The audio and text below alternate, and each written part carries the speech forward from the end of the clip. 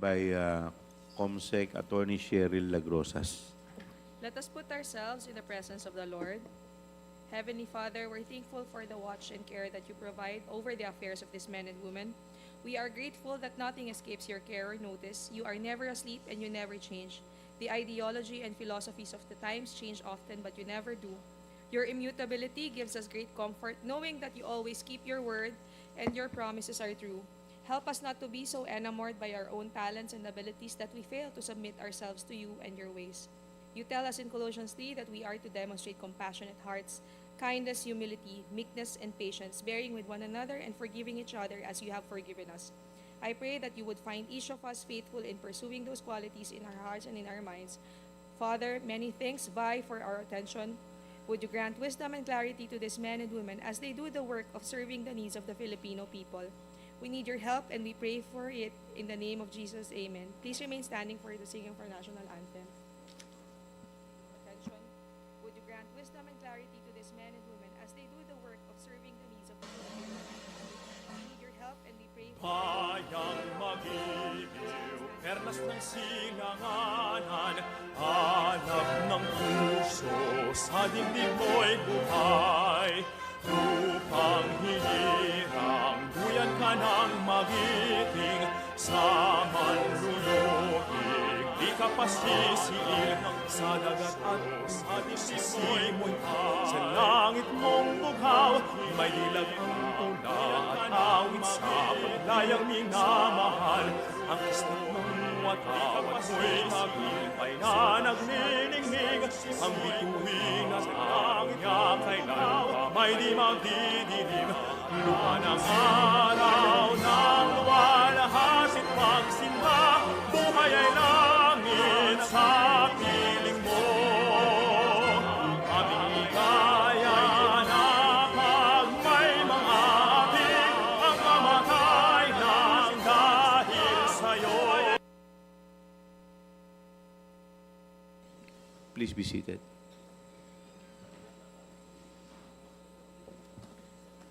We will now proceed to the roll call of the members. Do I hear a motion to dispense with the calling of the roll? Is there any second to the motion? Chair. Duly seconded. Is there any objection? Hearing none, the motion is carried.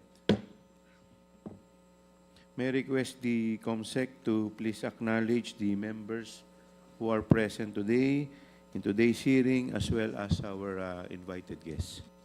Thank you, Mr. Chairperson. I would like to recognize Congresswoman Jervil Jinky Beatrix Luistro from the 2nd District of Batangas, Honorable Zia Alonto Adyong from the 1st District of Lanao del Sur, Honorable Arnan C. Panaligan from the 1st District of Oriental Mindoro, Honorable Ramon Rodrigo L. Gutierrez from One Rider Party List, Honorable Loreto S. Amante from the 3rd District of Laguna, and Honorable Lordan G. Suwan from the 1st District of Cagayan de Oro City. For our invited resource persons and guests, we have with us today from the Philippine Health Insurance Corporation, President and Chief Executive Officer, Mr. Emmanuel R. Ledesma Jr., Chief Operating Officer, Attorney Eli Dino Santos, Senior Vice President, Mr. Renato Limsiaco Jr., Vice President Dr. Francisco Soria Jr., Acting Senior Vice President Dr. Clementine Bautista, Acting Senior Vice President Ms. Nerissa Santiago, Senior Vice President Dr. Israel Francis Pargas, Senior Vice President Ms. Jovita Aragon, Vice President Mr. Lemuel Untalan, Corporate Legal Counsel Attorney Mauro Anthony Cabading III, Support Staff Dr. Adeline Masina, Ms. Jenny Escueta, Almira Sariba, and Ms. Veralyn Castro. From the Department of Health, we have with us today Dr. Albert Francis E. Domingo, Assistant Secretary, Support Staff Attorney Brigada Aquino Romualdez, Dr. Ian Makatangay, Ms. Arvelin Bernardo. From the Department of Finance, we have as an observer, Ms. Marisol Barbacena. Moving on to the members, may I recognize Honorable Wilbert T. Lee from Party List Agri. That's it, Your Honors. Thank you. Thank you, COMSEC. We will now move to the next item in our agenda. We have here the minutes of the December 17, 2024 meeting. Do I hear a motion to dispense and for the approval of the same? Mr. Chair, I Congressman respectfully move that we dispense with the reading of the minutes and for the approval of the same. So move, Mr. Chair. Duly seconded. Is there any objection? Hearing none, the motion is carried.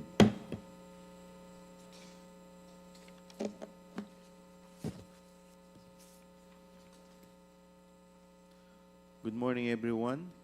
In the previous briefing, we were assured by Philhealth's official that even with zero government subsidy, it is financially healthy and can continue to provide services to the Filipino people.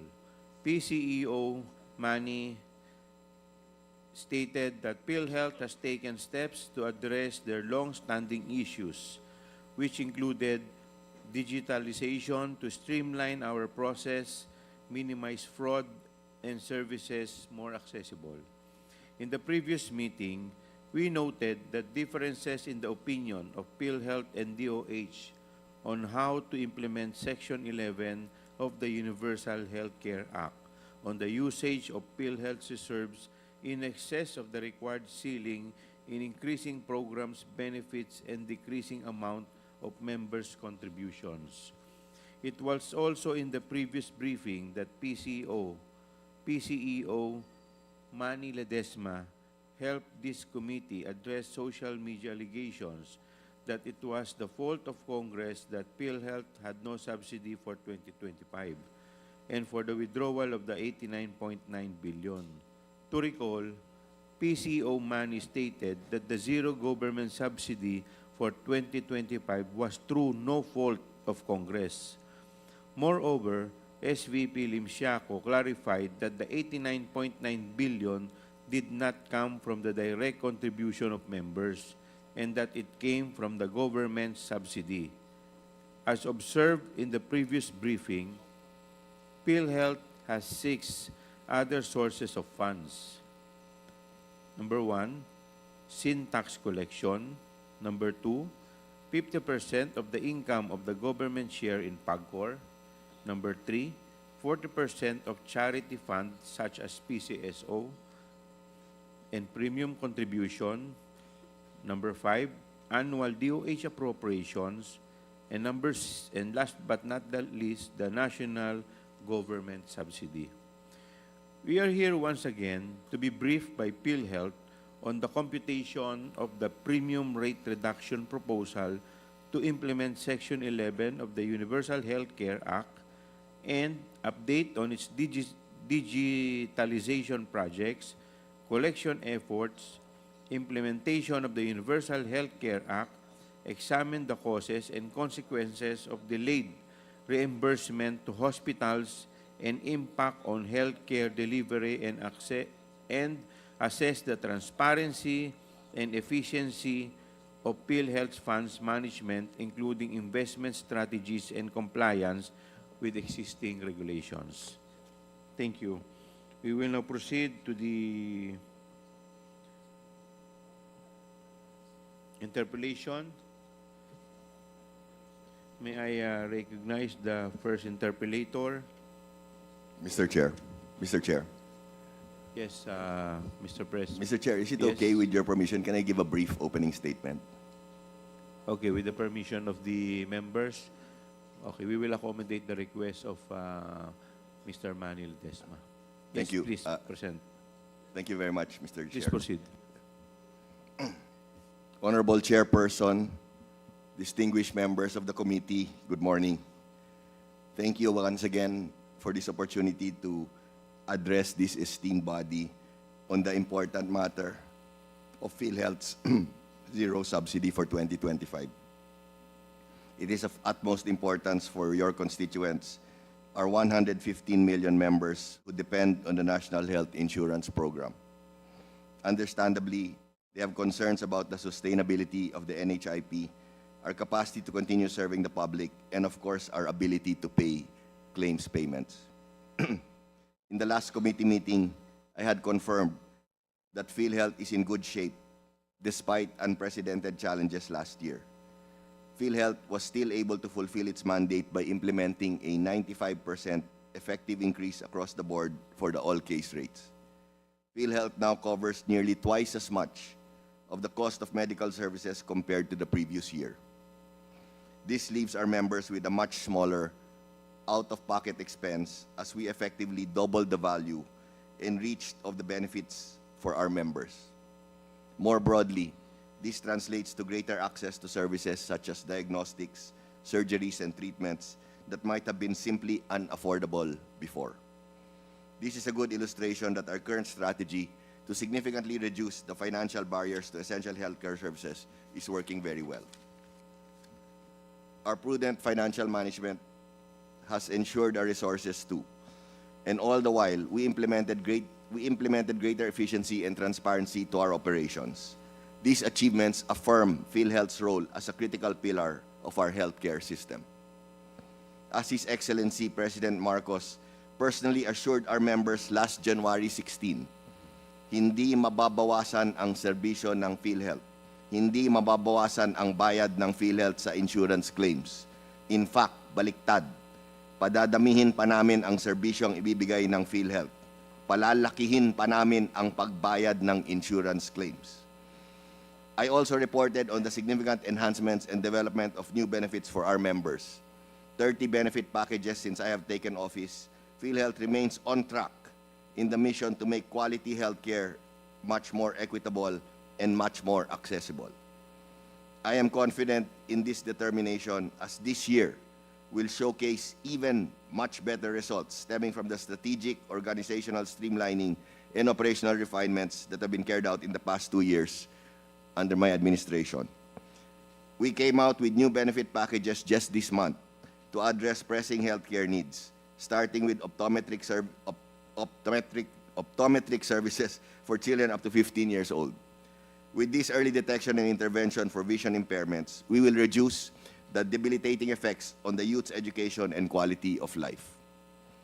We have also rationalized our package for cataract operations, a significant step toward reducing preventable blindness for elderly members. We also now offer coverage for pediatric cataract cases. And our most recent circular was to introduce our benefits package for physical medicine, rehabilitation services, and assistive mobility devices. Our members can now avail of the services of physical and speech therapists and assistive mobile devices like wheelchairs, walkers, rollators, and canes can now be procured affordably by our members with mobility issues.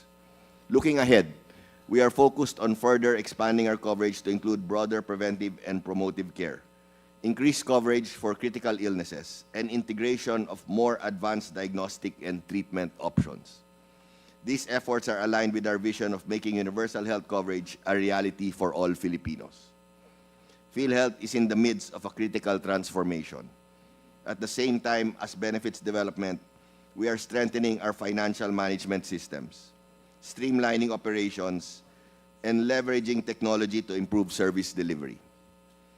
I talk of more than just modernization, but about building a resilient and responsive health insurance system that can adapt to the evolving challenges not just of the healthcare landscape, but of our society itself.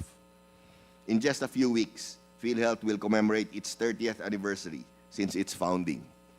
This year, we look forward to building on successes, pursuing reforms that strengthen our foundational values, and expanding our reach even further to deliver truly comprehensive and inclusive healthcare. In closing, we affirm, as always, our commitment to universal healthcare and the steady progress of our current plans towards its successful realization. The zero subsidy matter has certainly underscored the need for collaboration and shared responsibility between PhilHealth and the other organs of the government. We sincerely hope you will continue to work with us to craft solutions that ensure the financial viability of the National Health Insurance Program. Maraming salamat, Mr. Chair, for your kind consideration. Your honors, I look forward to your observations and recommendations for the future of healthcare in our country. Good morning po. Over. Thank you. Before I recognize the Honorable Jinky Luistro, the Chair would like to recognize the Honorable Francisco Paulo Ortega, from the 1st District of La Union. If I remember it correctly, Mr. Ledesma, during the last hearing, we requested for certain documents to your end. I think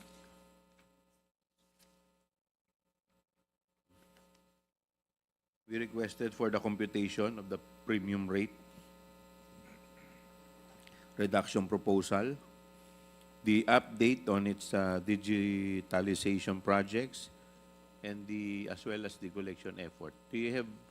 Were you able to submit it to the COMSEC? We are going to submit it this morning, Mr. Chair. In fact, I just requested for it now. Okay. All three documents? Yes, Mr. Chair, all three documents, Mr. Okay. Chair. Thank you. The Chair would like to recognize the Honorable Luis Toro. Thank you, Mr. Chair. Good morning to all our resource persons and good morning to the esteemed members of the Committee on Good Government. I wish to direct my questions to Philhealth, Mr. Ledesma.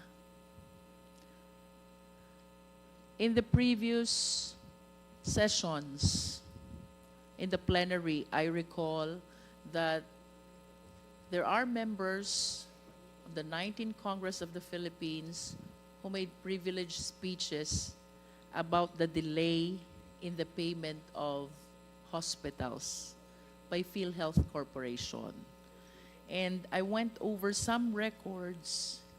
I found out that it totals to the amount of 59.6 billion. That is for the end of calendar year 2024. So, may I first confirm this amount representing the unpaid PhilHealth coverage to hospitals, Mr. President? Yes, Mr. Chair. And can we be enlightened? Ano po ba ang dahilan? What are the stories and the reason behind this huge amount of pending claims of hospitals? This is 59.6 billion. May I respond, Mr. Chair? Please continue, Mr. Ledesma. Thank you very much for your question, Mr. Chair. And we are very happy at least gives us a chance to explain our side. No? If Mr. Chair, if you may allow me to pass on the Sir Renet, our SVP for Finance, will address the query. No, before Sir Renet addresses the query, Madam Chair, I just want to highlight to this committee that the payments of claims to hospitals from a year ago have been increased by almost 30 to 40 billion pesos. No, it shows how aggressive we have been in paying the claims to hospitals. So roughly, we pay around close to 15 billion a month, no, from previously around 12 to 13 billion. But to address your question, Madam Chair, a lot of it's on the denied and RTH side. I will allow VP Renet to explain in detail. Just for purposes of clarity, Mr. Ledesma, you made mention about 30 billion and 15 billion payment of claims. Is that correct? What I mentioned, Mr. Chair, was our total annual payments of claims to hospitals increased by more than 30 billion from the year before. But aggregate, Mr. Does Chair. it have something to do with the pending claim totaling to 59.6 billion? Yes, Madam Chair, if I can ask Sir Net to explain in detail. Yes, please. Thank you, Madam Chair. Mr. Chair. If I may interrupt, for the understanding of the Filipino people, ano po ba ang kahalagahan nitong ating discussion about the delay in payment of claims of hospitals? Because in reality, with all due respect to PhilHealth, marami po akong naririnig na stories of hospitals who have suspended or even stopped certain hospital services. For some, they fully closed. And I even heard stories about employees, health workers, who were dismissed because of issues of delay in the payment of claims. So I am apprehensive that our intended healthcare system for the Filipino people might be affected already because of this delay, considering the alarming amount of 59.6 billion. Of course, we acknowledge na nakasandal din po, umaasa din po ang ating mga hospital dito sa claims na natatanggap nila from Philhealth. And if they will be suffering from delay in the payment of claims, chances are baka ma-derail po yung services, just like what happened to other hospitals who have stopped already certain services, and for some, they even fully closed, no?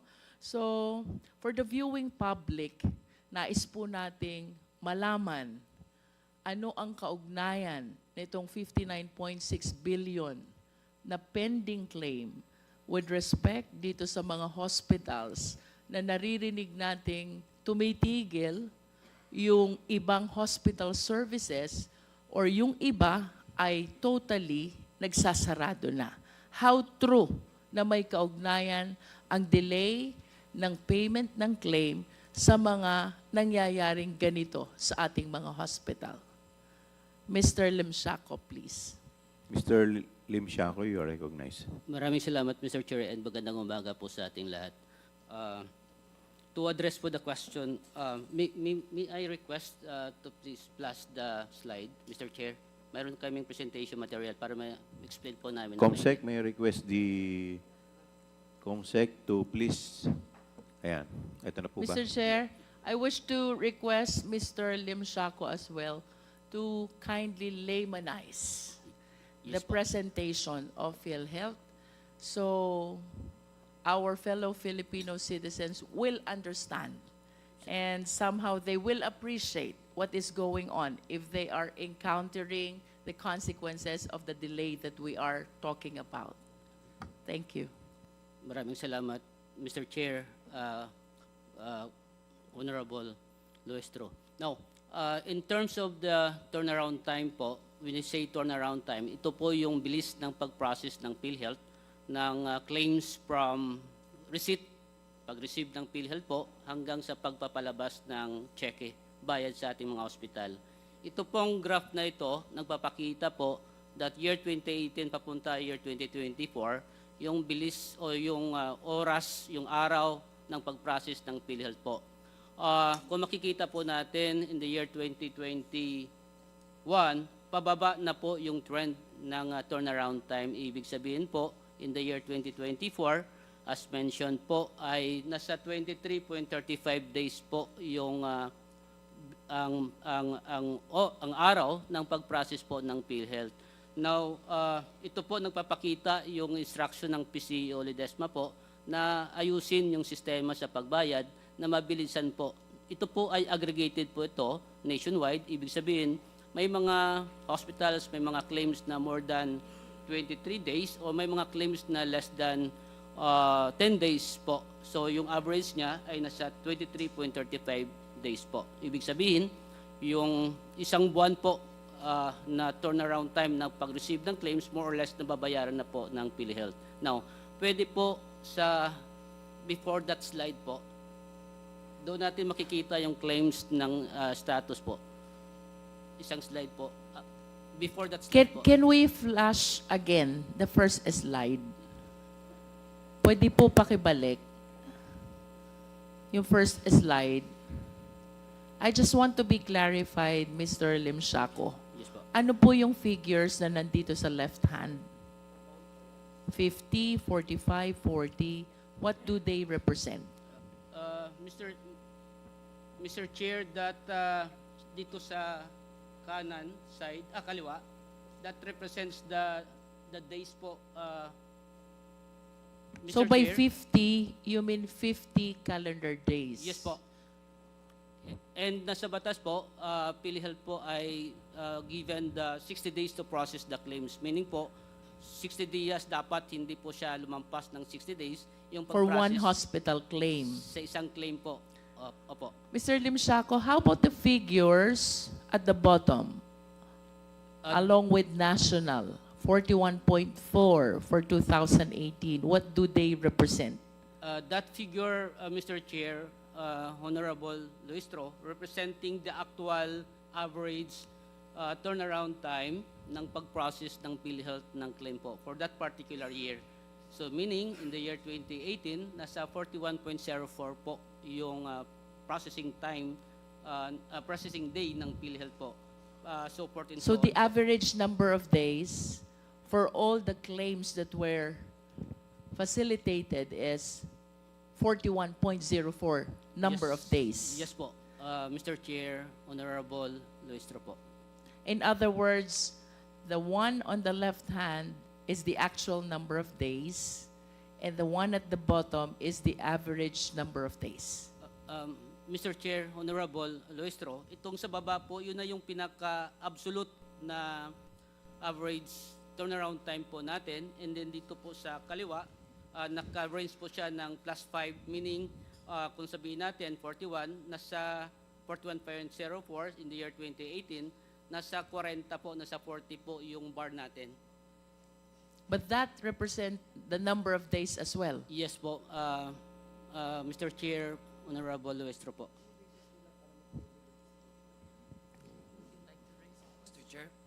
Mr. Chair, just a follow-up question po. If, Congressman Sia, you're Jinky recognized. allows his representation, can we go back to the slides because we want to understand. I think Congressman Jinky wants to convey to ito pong explanation po to the public Opo. as easily as they can understand. Opo. So pakibalik po. Ito pong nasa left side, that's clear, sabi niyo po, yung vertical, yung anyang arrangement is, yan yung number of days.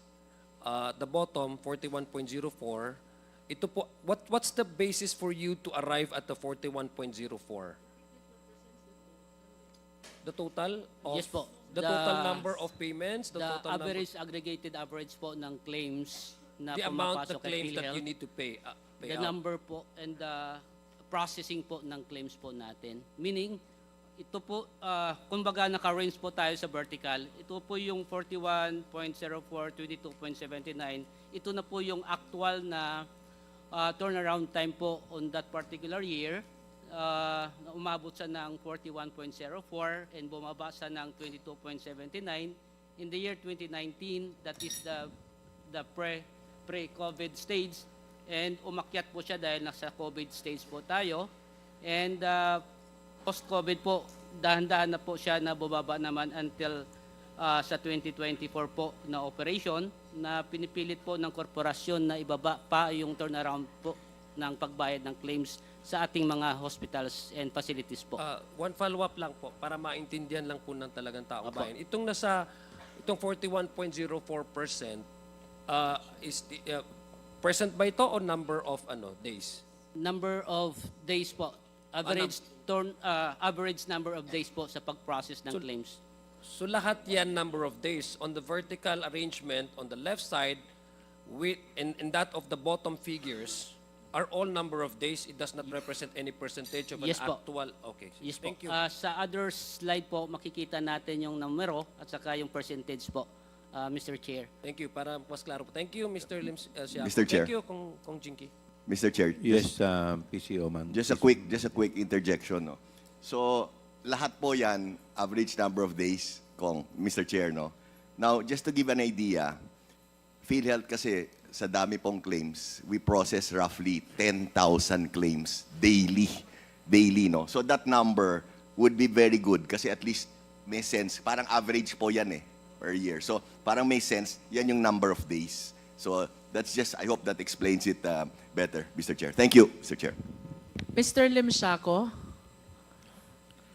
tama po Please. bang sabihin that your presentation pertains only to those claims which were paid already? Mr. Chair, Honorable Luistro, tama po, these are paid already claims. In Ang other napapakita words, po natin. in your presentation, hindi po kasama etong 59.6 na pending claim against PhilHealth. Yes po. Ang sunod natin na slide po, ipapakita na po namin yung anong ibig sabihin ng 59.6 billion po na binanggit nyo po na mga claims po. Isunod natin. Can we bring back the slide, please? Can you please educate us? Paano po kayo nag-arrive dun sa 41.04? Please present the actual computation. Yes po. Ito po, ang 41.06 po ay total aggregate claims po na na-receive po natin. Understand. Pero ano po yung mga figures na finactor in nyo to be able to arrive at 41.04? Kinukuha po natin kung kailan ng PhilHealth po na-receive yung claims, and kinukuha din po natin kung kailan po na-checkeyan ang claims. So, Can you please present to us the actual computation of that 41.04? Mr. Chair, Kong Luistro, dito po hindi namin wala kaming data na nadala po, but we can come up with that computation po. Perhaps we can ask Yes, po. your technical staff in the office, and before we conclude with our hearing today, Mr. Lemshaco, you will be able to present to us the computation that you did to be able to come up with that 41.04. Pakibalik po yung first slide. Because only if nasusunod natin itong presentation being shared by Philhealth with respect to all hospital claims, these are acceptable. 41.04 number of days, 22.7 number of days, 43.8 number of days, 47.5 number of days, 32.4 number of days, 34 and 23, all within the 60 number of days, which is mandated under your charter, correct? Is this correct, Mr. Limshaco? Yes, Mr. Chair. So if Honorable Luistro. only this presentation is being followed really by Philhealth with respect to all claims, I don't think we will be encountering this 59.6 billion unpaid claims. Mr. Chair. Mr. Chair, before Before I recognize Mandy, the chair would like to recognize the Honorable David J.J. Suarez, Deputy Speaker from the 2nd District of Quezon. The chair would like to recognize also the Honorable Vice Chairperson Romeo Acop from the 2nd District of Antipolo City. Please continue. Mr. Chair. Thank you, Mr. Chair. Mr. Chair, yes. Pardon me, Mr. Yes. Chair. Just With before we allow- indulgence of Yeah, with the indulgence of Kong Chair Jiki, would like to pasensya na po. recognize Gusto ko lang Congressman po Sia. maintindihan before we go to another slides, no? Pakibalik lang po yung first slide para we are on the same wavelength, no? Diyan sa baba, pasensya na po sabi niyo po that corresponds to the number of days. My question is, bakit mayroong 0.79? What's 79 and what 04, what 53 represent? Is it hours? 32.44. 34.20. Yeah. Sige po. Mr. Chair, Honorable Adjong, again, yung calculation po natin dito, kailan po na-receive ng PhilHealth and kailan po na-issue ng cheque ng PhilHealth. Now, ibig sabihin, lahat ng mga claims na yan, kinukuha natin yung number of days and tinototal po, divide by the number of claims po to, and then we can get that 41.04. Meaning, kasama po siya sa calculation natin na talagang may butal po na lumalabas po. Yung butal kasi in terms of days, this is not an amount to be paid, this is number of days, no? Yung question ko po, yung sabi ni Kong Jinky, kasi gusto natin maintindihan talaga at sa mga tao, what does the decimal point represent? Is it number of hours? If 41 is the number of days, what is decimal point represent? Is it hours? Mr. Chair, Honorable Adjong, meaning that butal po, that will represent a fraction of a day, meaning convert into hour po, pwede rin po natin siya ganun mangyayari po. So, kumbaga, nasa stamp po tayo ng pag-receive ng PhilHealth because automated na po to, and nakikita din po niya yung kailan na-issuean ng cheque po, and then add up and divide based on the number of claims processed on that day. Again po, on that year, I mean. Again po, this slide po kung makikita nyo po, national good that, meaning these are good claims. Meaning, ibig sabihin nito, yung mga claims na pumapasok po sa PhilHealth na talagang quality niya ay mataas, ibig sabihin free of defects na siya kumaga, na through and through yung processing ng PhilHealth ng pag-process and pagbabayad po, Mr. Chair, Kong Adyong. I just want to make a comment to what Ma'am, you said. Ma'am, sorry, can I address first so we don't get too far? Is it okay, ma'am? With all due respect, Mr. Ledesma, this has something to do with his earlier manifestation. If you are saying that those decimal numbers represent the fraction of day, then I wish to believe that they represent hour. Do you agree? Yes po naman. Yes po, kung Honorable Luestro po. Thank you. Maraming Mr. salamat. Chair, Yeah. that Mr. Ledesma wished to manifest something. Thank you, Mr. Chair. Can I proceed, Mr. Chair? Please proceed, Yeah. Thank you. PCO Mandy. Mr. Chair, actually, I think one of the reasons, kasi ang gaganda ng mga questioning, no, it's all very excellent, no. But I think why maybe the committee, it's a little misleading yet, because I want to highlight the slide Sernet showed is good claims, no. And the issue, I think what we're trying to discuss, Mr. Chair, is the 59.8 billion. Marami po dyan kasi is what's called denied and RTH, no? And actually, that will be explained in our next slide, no? So, I think, ma'am, medyo, it's a little confusing because, like you were saying kasi, ma'am, if with that amount of days, very good yan. Pero, I want to highlight, ma'am, good claims po yon. Yung 59.8, majority of that are anyway, Sir Net will elaborate more, no? Are what's called RTH, return to hospital, and denied claims, which don't fall under good claims po. Kaya doon medyo may konting, yes po.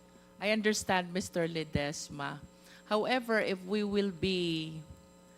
our intention is to make the presentation chronological, I think you should have started your presentation with the total claims, including both the good and the bad claims. And then We'll you do that, ma'am. separate the good and the bad. We will do that. Understood, ma'am. Thank you, Thank Mr. you. Chair. Mr. Chair, permission, Mr. Chair, that we will be showing Yes, our slide, Mr. Chair. but before you proceed with your presentation, may I know, ang sinasabi po ni Congressman Luistro na 29 billion, yun po yung nabayaran natin. Mr. Chair, the Tama one ba? mentioned 59.6. Parang 59.8 ata, Mr. Chair. Hindi, yung sinasabi niya yung unpaid 59 Oh, 59.6. Tama ba? Oo. Unpaid Yung pinakikita ninyo, 59.6 billion unpaid. So yung pinakikita po ninyo, magkakano po yun? Yung nabayaran ninyo ng 23 days, ilan po yun? Mr. Chair, sa 29? presentation makita po natin dito po. Okay, sige. Kung magkanong amount po dyan for year 2024 po. Okay, sige, please. Initially po, before inaayos nila po yung ating slide, that 59.6 billion, Mr. Chair, as discussed in our previous hearing, ay denied and returned to hospital claims. So, 37.1 billion are denied claims. When we say denied, talagang may reason tayo. And we will be showing that one, Mr. Chair. And 22.5 billion representing return to hospital. Ito ay for compliance, kulang mga dokumento. Of course, meron din tayong presentation slide. Ano yung mga rason po nito? So meaning, these are claims already in the hospital, binalik po ng PhilHealth. Kumbaga, because these are denied, these are returned to hospital. Mr. Chair, let me proceed to my presentation already. This one is the claims processing flow of good claims, Mr. Chair. So, hospital or health facilities submitting claims to PhilHealth to our regional office, and I would like to highlight, Mr. Chair, that we are using the e-claims already, meaning automated po yung submission of claims to PhilHealth. And it will pass through the medical prepayment review, adjudication review, payment preparation, and auto-credit payment to Land Bank, Mr. Chair. Now, as mentioned, in the year 2024, our processing time for the good claims is 23.35. And we have the definition of what is a good claim, what is a paid claim, and we have the turnaround time, Mr. Chair. Next slide, please. Of course, there are some instances, Mr. Chair, that there are defects in the claims submitted to us, Mr. Chair. So, kapag adjudication, nakikita na may kakulangan, so return to hospital, and talagang pag hindi siya sumunod sa palisiya, bigger, kumbaga, ang kanyang defects to the return to hospital claims, i-denied siya kaagad. So, Mr. Chair, binabalik po natin sa hospital for them to comply relative to the return to hospital claims na maproprocess nila, makompleto nila, Mr. Chair, yung mga requirement ng Philhealth. And on the part naman po ng denied claims, they can submit naman ng motion of reconsideration for Philhealth to process that one and then i-review if pumasa na okay na yung claims batay sa requirement ng ating mga adjudicator at the regional office, ay ibabalik siya sa claims processing po natin para mababayaran. Pag hindi po, yung ating CRC at the regional office, pag hindi po siya pumasok o hindi siya inalaw, ibalik sa hospital, and our hospital or health facilities, pwede po sila mag-appeal at our protest appeal review department. And if it will be allowed, ibalik sa hospital and ma-file sa regional office po natin. It will be processed and paid. Pero pag hindi po siya pumasok sa quality o sa qualification ng Philhealth, talagang final denied na po yung claims na ito. So yun po yung proseso po natin. Next slide po. Sa next slide po, makikita na po natin dito yung availment and If utilization. I may interrupt, Yes, Mr. po. Limshaco, so just so we don't get lost, you mentioned about denial of claims. Opo. Can you please give us a quick rundown? Ano bang nagiging cause ng denial of claims? Mr. Chair, Honorable Luistro, mayroon po tayo reason po dito sa slide po natin. The succeeding slide. Sa succeeding slides po. All right. Maraming salamat po. In this slide, Mr. Chair, this is the processing po ng Philhealth for the past year 2017 hanggang sa 2024 po. And makikita po natin that average of 93-94% po of claims received by Philhealth nababayaran po natin. Year 2024, mababa lang po siya sa 85% because ito po ay yung claims ng November and December na babayaran, pinaprocess po ng Philhealth sa January. Ganun po ang scenario po natin. So meaning, 94% of the claims makikita po natin talagang nababayaran po binayaran ng Philhealth sa ating mga health facilities po. Yun ang ibig sabihin nito po. Next slide please. And Mr. Limshaco, Yes po. since ang ganda nung average ng payment of claims mo, I just wish to be clarified. Ito bang 59.6 billion unpaid? What year does this represent? Yes po, ma'am. Mr. Chair, it will be shown on the next slide po. All Meron the pa po. answers are on the next slide. Yes po. Nandyan Thank po you. siya. Bilisan ko lang ng konti po para more or less maabot natin yung slide na yun po. Next slide please.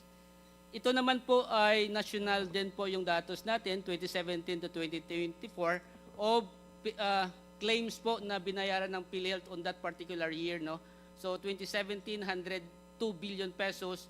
And of course, makikita po natin na tumaas siya ng 146 billion in the year 2024. These are claims received in 2024 and paid in the year 2024 po. So tumaas na po siya dahil sa ating 30% na increase that was implemented by the corporation in February 2024 po. Next slide please. Ito naman po yung claims lang po ng 2024 po natin, received in process, meaning 85% of the claims bayad na po tayo and in process po ay 9.3% representing 19.9 billion.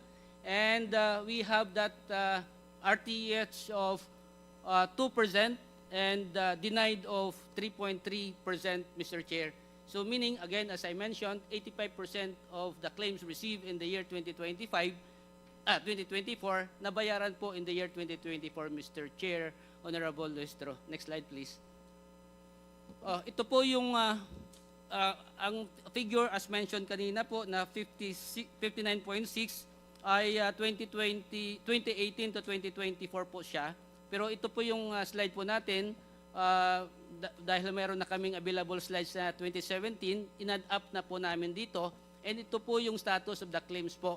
We receive a total of 101 million claims from 2017 to 2024.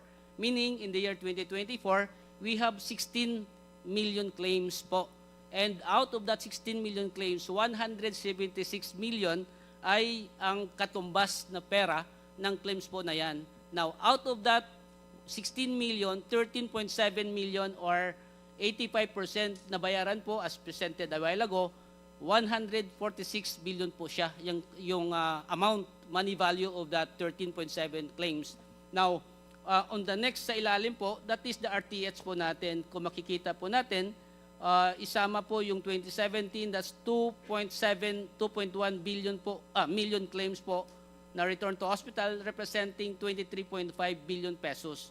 Again, ito po yung claims na binalik ng Philhealth sa hospital for them to process, to comply, in ibalik dapat sa Philhealth. Now, that represents 2% po of the total. Now, we have the denied. Ito naman po yung mga claims na talagang outright dininay na po ng korporasyon. But of course, again, they have still the chance to request for appeal. May proseso din po tayo sa pag-appeal po nito. So that's 3.8 million pesos. That's 39.8 million pesos. So ito po yung 23.5 at saka yung 39.8. Again, 2018 to 2024 po yung 59.6 billion natin. Now, dinagdag natin, again, may available kaming slide po na to para mapresenta po natin dito na isama namin po yung 2017, kaya po yung total na yan. Meaning, yung dalawang ng account po na ito, the RTS and denied, nasa hospital po to, hindi po siya considered namin na utang dahil po yung claims ay nasa kanila po.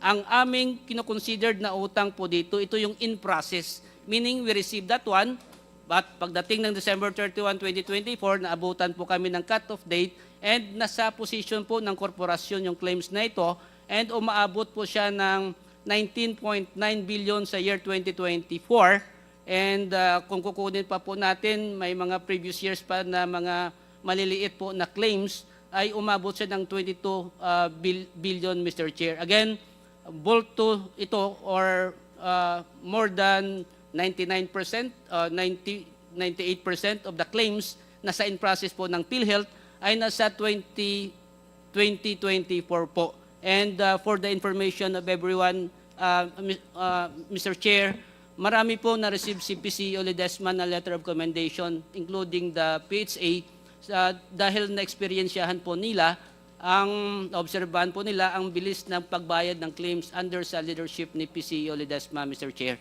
Next slide, please. Mr. Limsiaco, before you proceed to your presentation, Yes po, ma'am. I'm not a number person. So, the data you are presenting, the table below, are they representing also data from 2017 to 2024? Mr. Chair, yes po, Honorable Loistro. I believe that these are the data which are responsive to my question. The question, what year does 59.6 billion represent? Yes po. However, I could not tally the amount. Can you please illustrate to us where is 59.6 billion in your data below? Yes po. As I mentioned kanina, Mr. Chair, Honorable Loistro, that 59.6 billion representing 2018 to 2024. 2018 to 2024 po na RTS. Can you please cite the and amount? denied.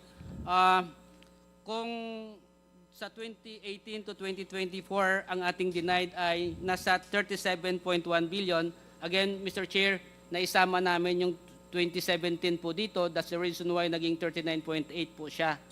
Now, ang sa RTS naman po, ang figure po natin sa RTS ng 2018 to 2024 ay 22.5 billion. Ang dito po ay nasa 23.5 because naisama po yung 2017, year 2017 Mr. po. Limsiaco, paano mo kaya palalabasin yung 59.6 billion from those figures? I tried adding Miss- the totals of RTH, denied and in process, remove in process, or remove RTH and denied. still they do not tally with 59.6 billion. And this figure is indicated in your audited financial statement. So please illustrate to us. Mr. Nasaan po Chair, dyan yung 59.6 billion? Mr. Chair, Honorable Luistro, ang 59.6 billion again composed of RTH and denied minus the year 2017.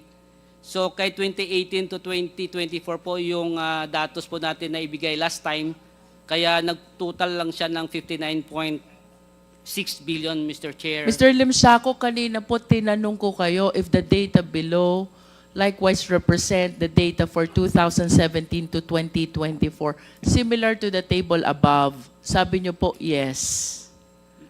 Yes po. You still confirm that? Yes po. Kukunin lang po natin ang 2017 po. Kung titingnan po natin sa RTS po, may 119,000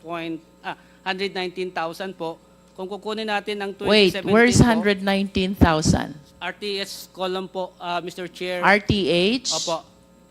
Yung column po na yan, na 2017 po, kung tatanggalin po natin yan, ay 2018. Sandali po, Mr. Limsiaco. Help us understand. Gusto ko po makita itong 59.6 billion because this amount is indicated in your audited financial statement. We are now discussing return to hospital, denied and in process. I believe that this should be reconciled to the data which are being presented right now. Mr. Chair, Mr. Chair. Yes, PC Omandi. Yeah. Thank you, Mr. Chair. Mr. Chair, I think there's a slight confusion, no, if I can clarify. No? Yes, Sir Net mentioned that the 59.8 is in the data. No? But ma'am, I think we should be clear that the 59.8 is from 2018 to 2024. The data in the screen includes 2017, ma'am. So, yes, it is correct. The data is all there. Pero ma'am, para hindi nakakalito, kailangan bawasan yung 2017. Dahil 2018 to 2024 lang po. Kaya atap po kayo nalilito kasi pati yung 2017 nadagdagan nyo po. No? Just wanted to clarify that po. Thank you, Mr. Chair. Are you referring to the total amount of RTH, total amount of denied? Ganun po ba yun?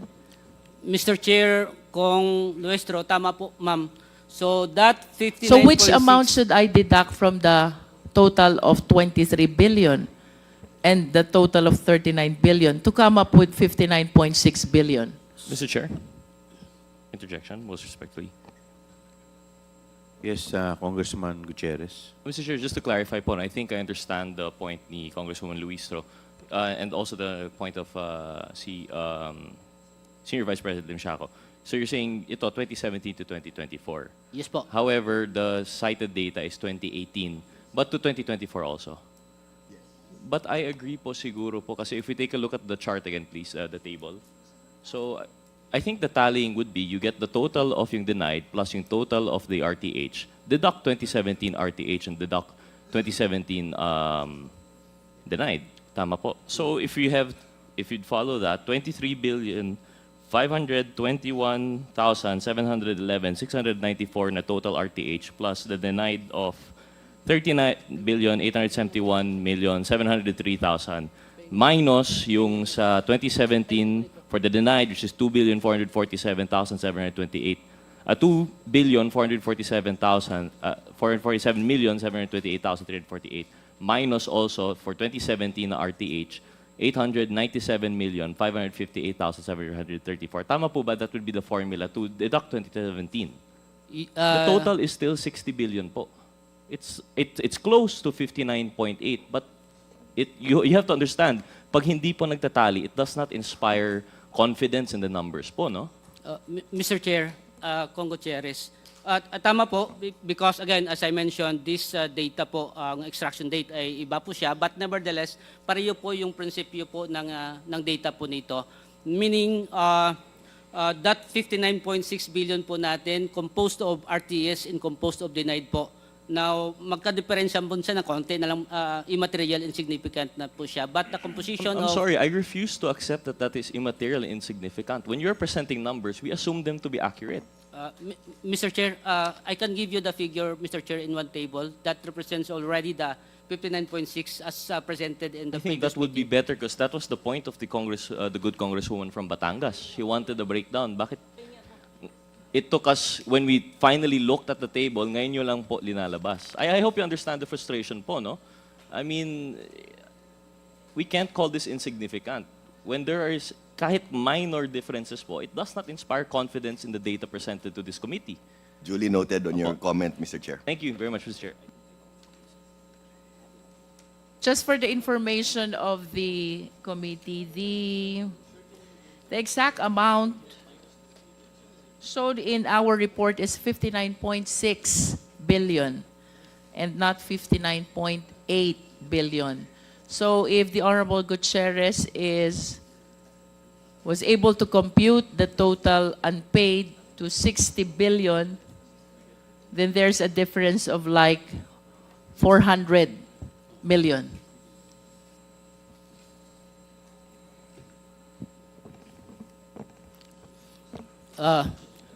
Mr. Chair, Honorable Luistro, tama po, as I presented kanina, I provided you with the details of that 59.6 already as presented in the previous hearing. And then our data here ay na-ready po natin for presentation composed of 2017 to 2024 po.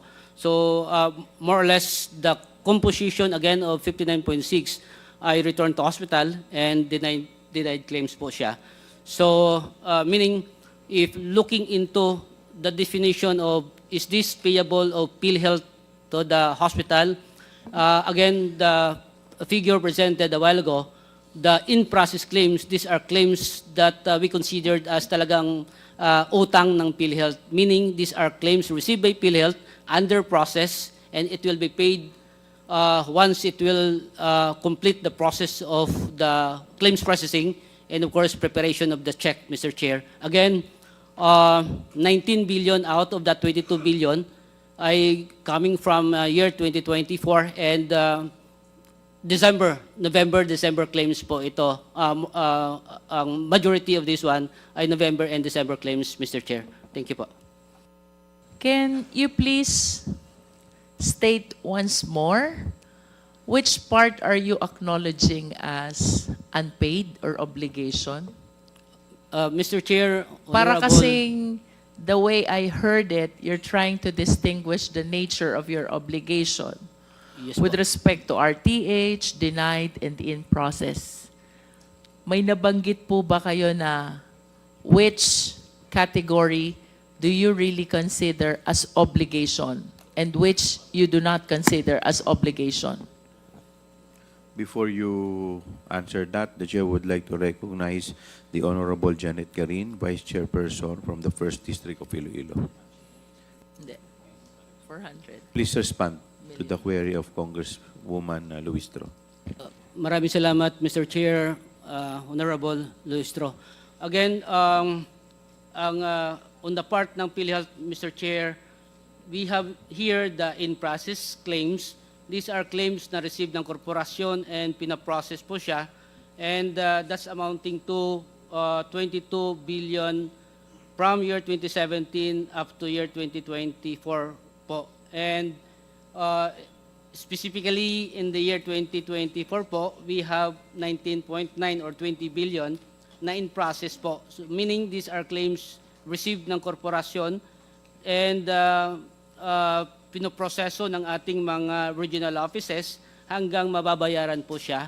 So ito po yung ang payable talaga o kaya claims na talagang inaasikaso ng corporation para mababayaran, Mr. Chair. As I mentioned kanina, the RTS and the denied claims, these are claims that we returned to the hospital in the accumulation and from year 2017 hanggang sa 2024 po, Mr. Chair, Honorable Luistro. Thank you po. Mr. Limsiaco, ito bang RTH na sinasabi mo, return to hospital, ito ba'y may prescriptive period when they are supposed to comply with the insufficient requirements? Mr. Chair, Honorable Luistro, ang ating prescriptive period, pag hindi nila na-comply yung 60 days, batay sa existing na palisiya po natin, ay pumapatak siya kaagad as denied claims na siya. Itong return to hospital naman, ito ay may mga kakulangan sa dokumento, kakulangan sa pagpirma ng mga dokumento galing sa ating mga healthcare facilities that na-submit po nila sa corporation po. So did the PhilHealth bother to identify how many of those claims have prescribed already? Mr. Chair, Honorable Luistro, on the part of the prescribed 160 days at 60 days, mayroon po tayong analysis on this one. And mayroon akong slide dito po, pwede siguro papunta na tayo doon para makita na po natin ang rason. I felt quite disturbed, Mr. Limshaco, when you said that the obligation that you consider of PhilHealth is the one in process represented by the figure 19 billion. I wish to believe that those in the RTH and the denied, for as long as the period has not prescribed yet, should be considered still as obligation of PhilHealth. In fact, I wish to ask further, after the remedies within the PhilHealth office, what other remedies are available to the hospital in the court, like the Court of Appeals and the Supreme Court? Because my humble submission is, for as long as all these remedies have not yet been exhausted, all these obligations remain as obligations of PhilHealth. Mr. Chair, Honorable Luestro, again, the RTH and denied claims ay, particularly return to hospital muna tayo. These are claims at the position of the hospital.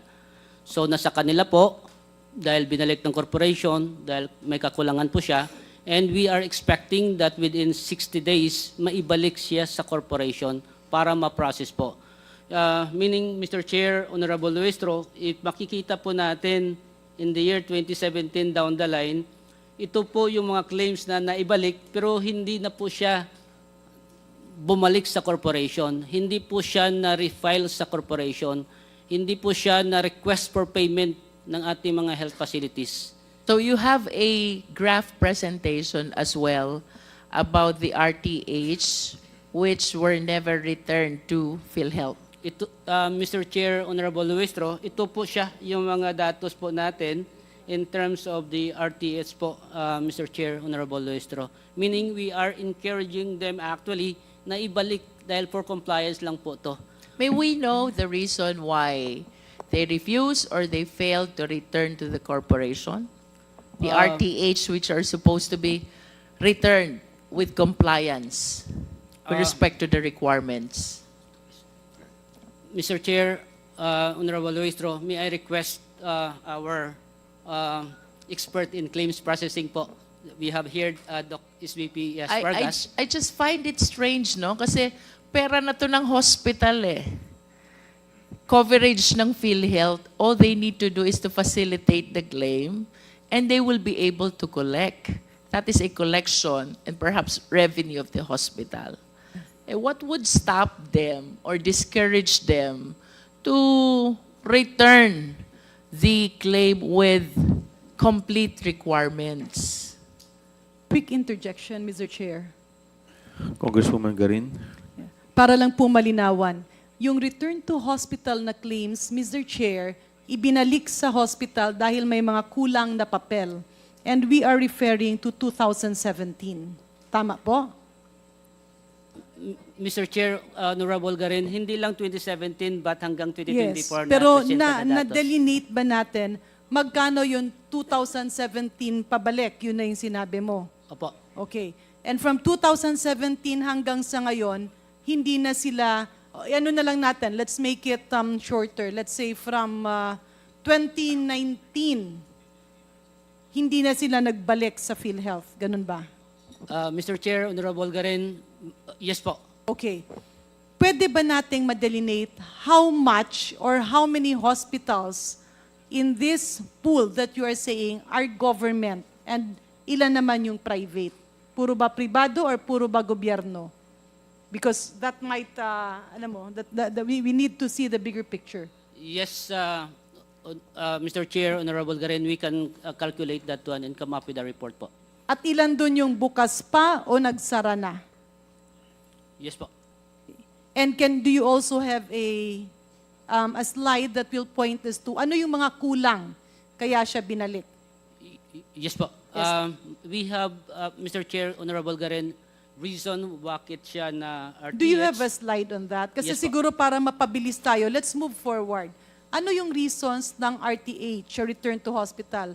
Ano yung reasons ng mga denial? Para makita natin kung doable ba o hindi ba. Opo. Meron If po the tayo. Honorable Luis will be willing, okay, you have the slide now. Mr. Chair, Honorable Garin, this is the top 10 reasons for return to hospital in current year 2024 po. So, other documentary required, may mga documents po na hiningi ang ating claims processor na isupport doon sa mga claims ng ating mga health facilities po. Of course, discrepancies sa ating nakikita po ng processor po natin. Mr. Chair, can Mr. Lim Siaco expand more, define, ano po ang ibig sabihin ng discrepancy para po maintindihan? Mr. Chair, Honorable Garin, may I request Doc Ispot to respond if allow po ng Chair. Dr. Pargas, Mr. Chair. Pargas, you're recognized. Thank you, Mr. Chair. Yun pong halimbawa po sa discrepancies would be, halimbawa po is, doon po sa isang form, yung age ng pasyente is 15, doon po sa kabilang form ay 17. Or halimbawa po, yun pong name, doon sa claim form 1 is different from that of the claim form 2. So, binabalik po yun para po maayos at maging pareho po yung data, Mr. Chair. As an example lang po. If the Honorable Luiso is very much willing, Mr. Chair, just another quick interjection. Kasi kung kunyari minor lang, let's say dito sa isang form yung age ganito, dito sa isa yung age ganito, and makikita mo naman sa birth year, if these are really minor discrepancies, kasi minsan yung pasyente, pag tinanong mo, the informant, kunyari yung nanay ang kasama, o ilan yung mga anak mo, 4, anong year ng birthday, minsan birthday, hindi na nila matandaan eh. So these minor errors, maybe if we can be a little bit lenient on this will solve the problem. Kasi yung, syempre ibabalik mo, kailangan, yung hospital, baka hindi na matrace yung patient. We need to quantify. I am more concerned on the denied claims. Kasi pag denied claims, ang ibig sabihin nito is the possibility of fraud. Tama ba? Mr. Chair, that's one of the reasons po for the denial of claims. Sa denied claims, yung how many % yung fraud?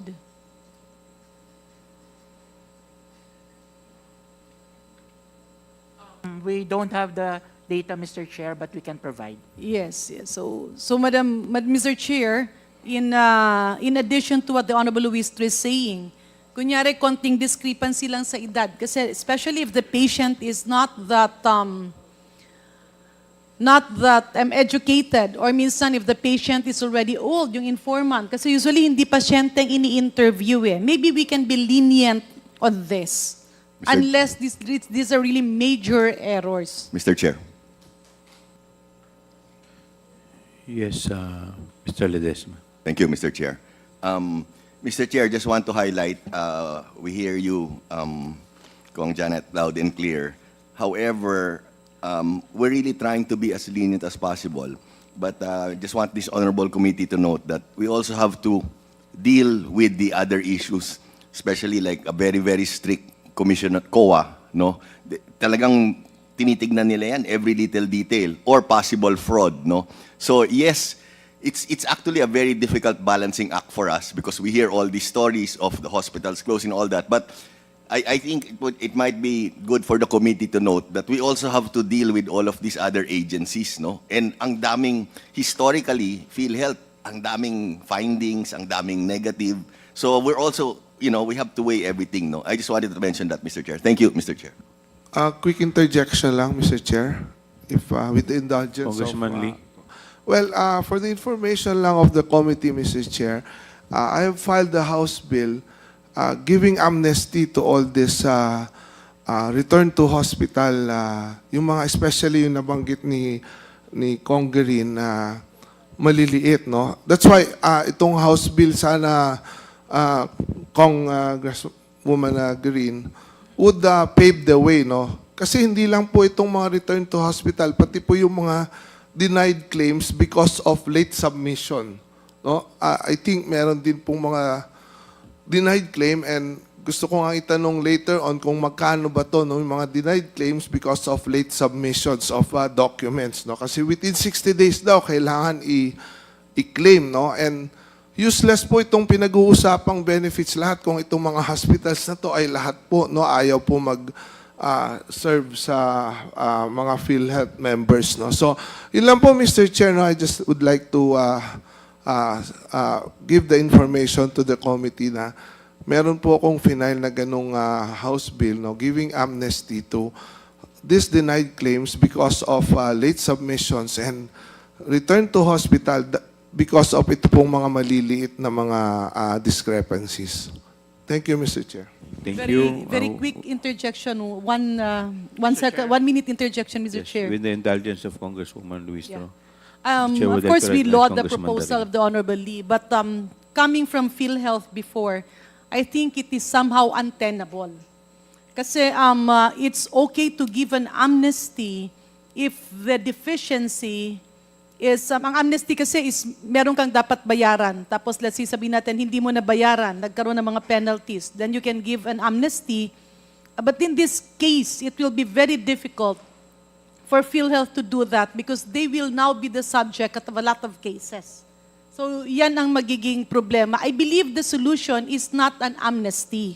The solution here is the IT system. Because if you have Philhealth claims, andun yung birth year, pag hindi naman tugma ang birth date, ang age na nalagay, makakapture ng computer yan eh. So it's the IT system. That's the solution, not the amnesty. Maraming salamat, Mr. Chair. Sorry, Mr. Chair, just very quick answer to the Honorable. Yes, with the indulgence of Congresswoman Luis. Please proceed, Congressman Lee. 1 minute. Well, tama po kayo, Honorable Green. No, but ang tinitingnan ko kasi dito sa amnesty yung mga dati, no. Moving forward, of course, the solution is the IT system really, no. So ang tinitingnan ko kasi dito is yung mga denied claims to hospital which affects their services, no. Denied claims because of yun pong late submission, no, of documents, no. Kasi reimbursement daw is within 60 days should be reimbursed, no. Marami po tayong hospital na deny yung claim, automatically denied because of late submission, no. That is the information I gathered from the last meeting with the group of PHA, no, and Philhealth also, no, have confirmed this during the last committee hearing on health, no.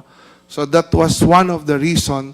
And then yung isa pa, ito pong mga small discrepancy that you have mentioned nga, no, na kung maaari itong mga na return to hospital na tama kayo, hindi na nila mahanap yung mga pasyente, no, hindi na nila matrace kung nasaan na to, no, paano nila ito aayusin, no.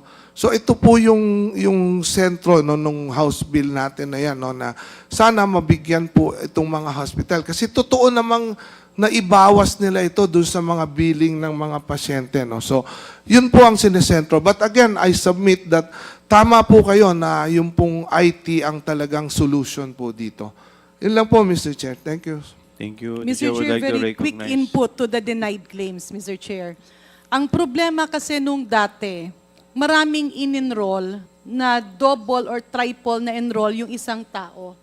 And there were also situations where names were actually fictitious. So in fairness to the people manning this before, they had to deny the claims, especially if fictitious yung tao. Ibig sabihin, napaka-imposible na yung isang hospital ay magkaroon ng ganitong number of operations. So, granting an amnesty will actually mean relieving them of their responsibility. So, I believe that will apply, your proposal can be considered on RTH, but definitely, Mr. Chair, on denied claims, it will send a wrong signal.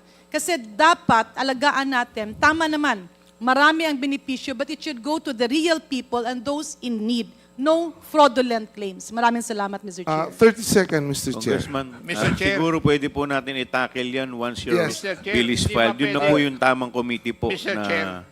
Yes, the Hindi Vice... po ba yung issue na yan, pwedeng pag-usapan pag nandun na sa proper committee? Ayun na po. Yun Thank na you, po Mr. yung- Chair. I submit. Nagtataas pa ako ng kamay kanina rito, pero parang nagdidebate na tayo sa Kaya isang nga po. issue na hindi dapat nandito. Yes. Thank you, Mr. Chair. I submit, Mr. Thank Chair. you.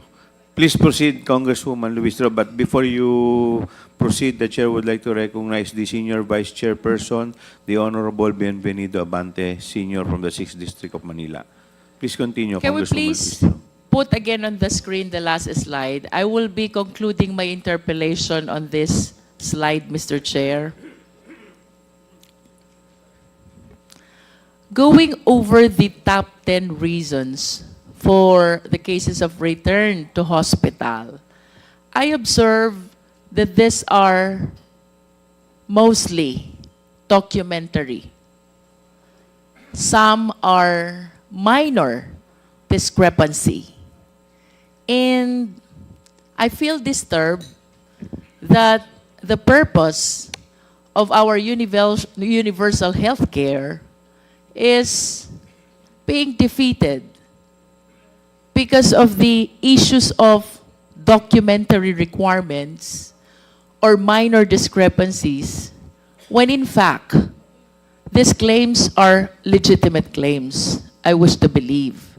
Now, I wish to ask Philhealth, ano po bang countermeasures ang inyong ginawa, itinulong sa hospital to facilitate this RTH and in order to give what is due to the hospitals who have rendered the services already to the patients?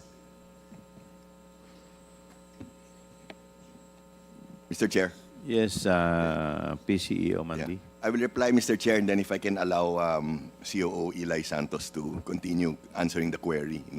Ma'am, we hear you loud and clear. What we are doing is we are encouraging, strongly encouraging, actually doing it, face-to-face reconciliation with the different hospitals and doctors. We are doing capacity building also. Kasi what we've found out historically after we have these face-to-face reconciliations, palaging very successful. Something good always comes out of the meeting. But aside from that, ma'am, to address your query, can I ask CEO to elaborate on the other measures we are taking to address this? Yes, Attorney Dino Santos. Mr. Chairperson, Honorable Representative Luistro, in line with the recommendation earlier of Honorable Representative Garin, Philhealth is also improving its system. So this system, Mr. Chairperson, Honorable Representative Listro, involves front-end evaluation, meaning the evaluation, the filtering itself is done in the front end. What we are doing right now, the process You mean is- in the hospital? Yes, Mr. Chairperson, meaning when PhilHealth fully implements that system, the evaluation now is front end. So in that case, all claims that enters PhilHealth will only be good claims, ready for processing and for payment. And if that happens, there will be no more RTH. That's correct, Mr. Because no Chairperson. claim will be reaching the PhilHealth if the claim is not compliant with the requirements. That's correct, Mr. Chairperson. But I Honorable wish to Representative- hear also, anong pong assistance ang binibigay nyo sa hospital, sa patient, to avoid non-submission or non-referral of claims to PhilHealth? Kasi yung statement natin na no claims will be reaching the PhilHealth unless they are complete, compliant, medyo disadvantageous po yun sa part ng patient, sa part ng hospital, na baka kaya compliant lahat ng nakakarating sa inyo is because walang assistance naman na nare-receive ang patient at ang hospital to make their claims compliant. Before I recognize you, the chair would like to recognize the Honorable Robert Ace Barbers from the 2nd District of Surigao del Norte. Please continue, Attorney Santos. Mr. Chairperson, Honorable Representative Luis Tro, at present, we have, in addition to the strategies mentioned by our beloved President and CEO, Sir Manny Ledesma, we also implement this program called Reach Out. So, Mr. Chairperson, Honorable Representative Luis Tro, we monitor the level of RTH and denied claims of each facility so that when it reaches a level above 3% or even 2%, Mr. Chairperson, we immediately contact the provider or the facility and inform them of that situation. So we reconcile data and immediately implement measures to prevent these from happening again. So we coordinate closely with the providers so that they will correct their practices, Mr. Chairperson. Probably what they need is more orientation, more training, more education on how to prepare and process claims from their end. So that again, the submitted claims will improve, Mr. Chairperson, Honorable Representative Luis. And if I may add, Attorney Santos, I hope we can provide also a Philhealth focal person, hospital-based, who can actually and physically assist both the hospital and the patient in accomplishing all your requirements. And for my second point, I hope there are still chances to simplify the requirements in the process.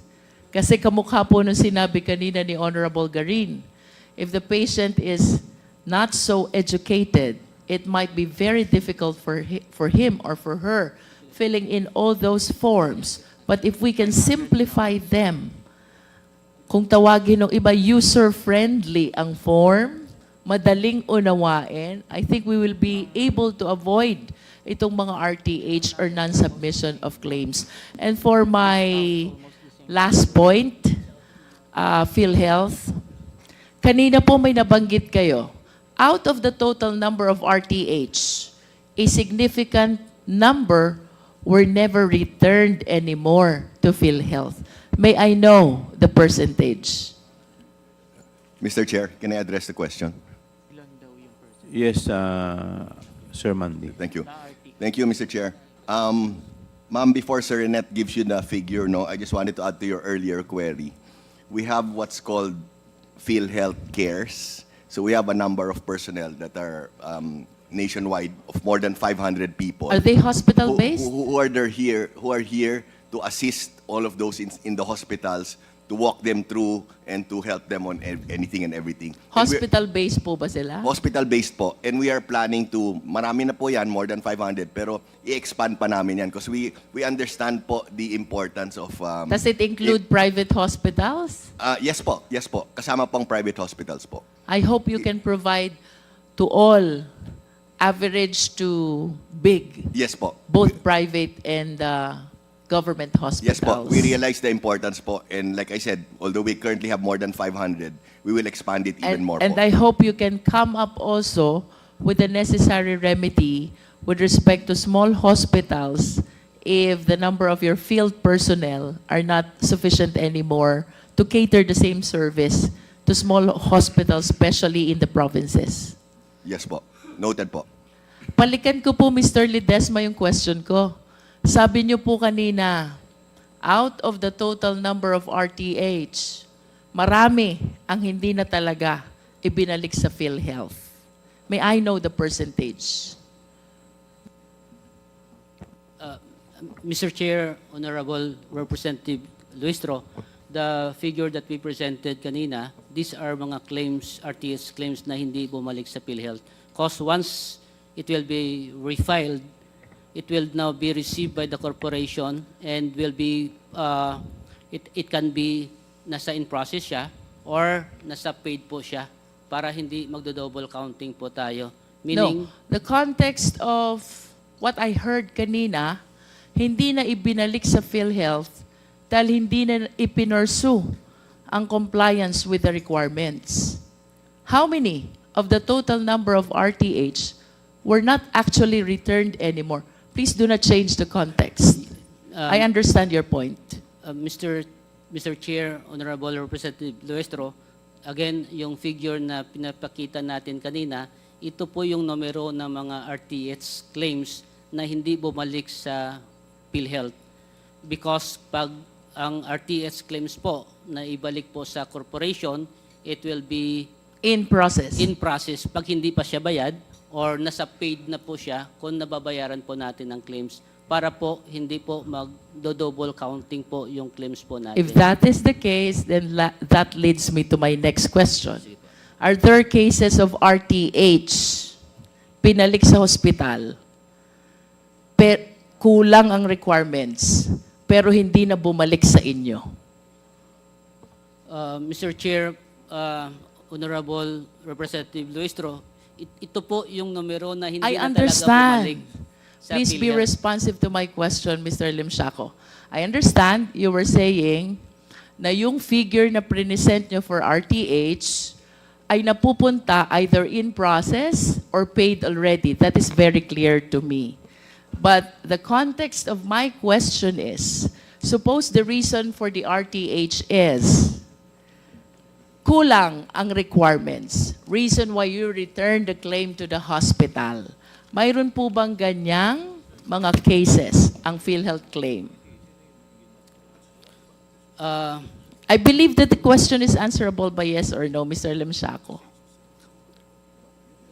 Mr. Chair, Honorable Luistro, this figure 2.174 million claims under RTS as presented earlier, ito ang claims na hindi na bumalik sa PhilHealth.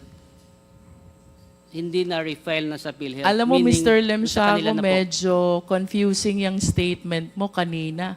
You even asked us to add up RTH and denied. And now you're giving us the impression na itong RTH either dininay, napunta yung figure sa denied. Either in process, napunta yung figure sa in process. Or nabayaran, napunta yung figure doon sa paid. Lalo tayong mawawala doon sa 59.6 billion na ipinapatali namin kanina sa PhilHealth. Are you following me, Mr. Limsiaco? Mr. Chair, Honorable Luistro, as discussed kanina po, as presented po, again, itong figure na napakita po natin dito, these are still return to hospital claims na hindi na bumalik sa corporation, meaning hindi na po siya na-refiled sa PhilHealth as of December 31, 2024 po. Can we bring back this slide? Yes po. Please. If you're saying that, Mr. Limsiaco, then that is my question actually, no? Pakibalik po yung RTH, denied, and in process na slide.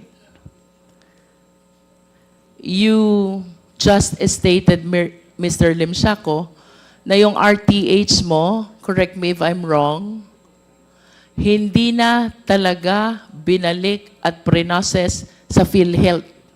Do you confirm that? Yes, Mr. Chair, Honorable Luistro. If you're saying hindi na binalik at pre-process sa PhilHealth, then why? Earlier you said, itong RTH, kapag binalik sa ospital, napupunta sa in-process. Okay. Or kapag nabayaran na, napupunta sa paid. So which is which?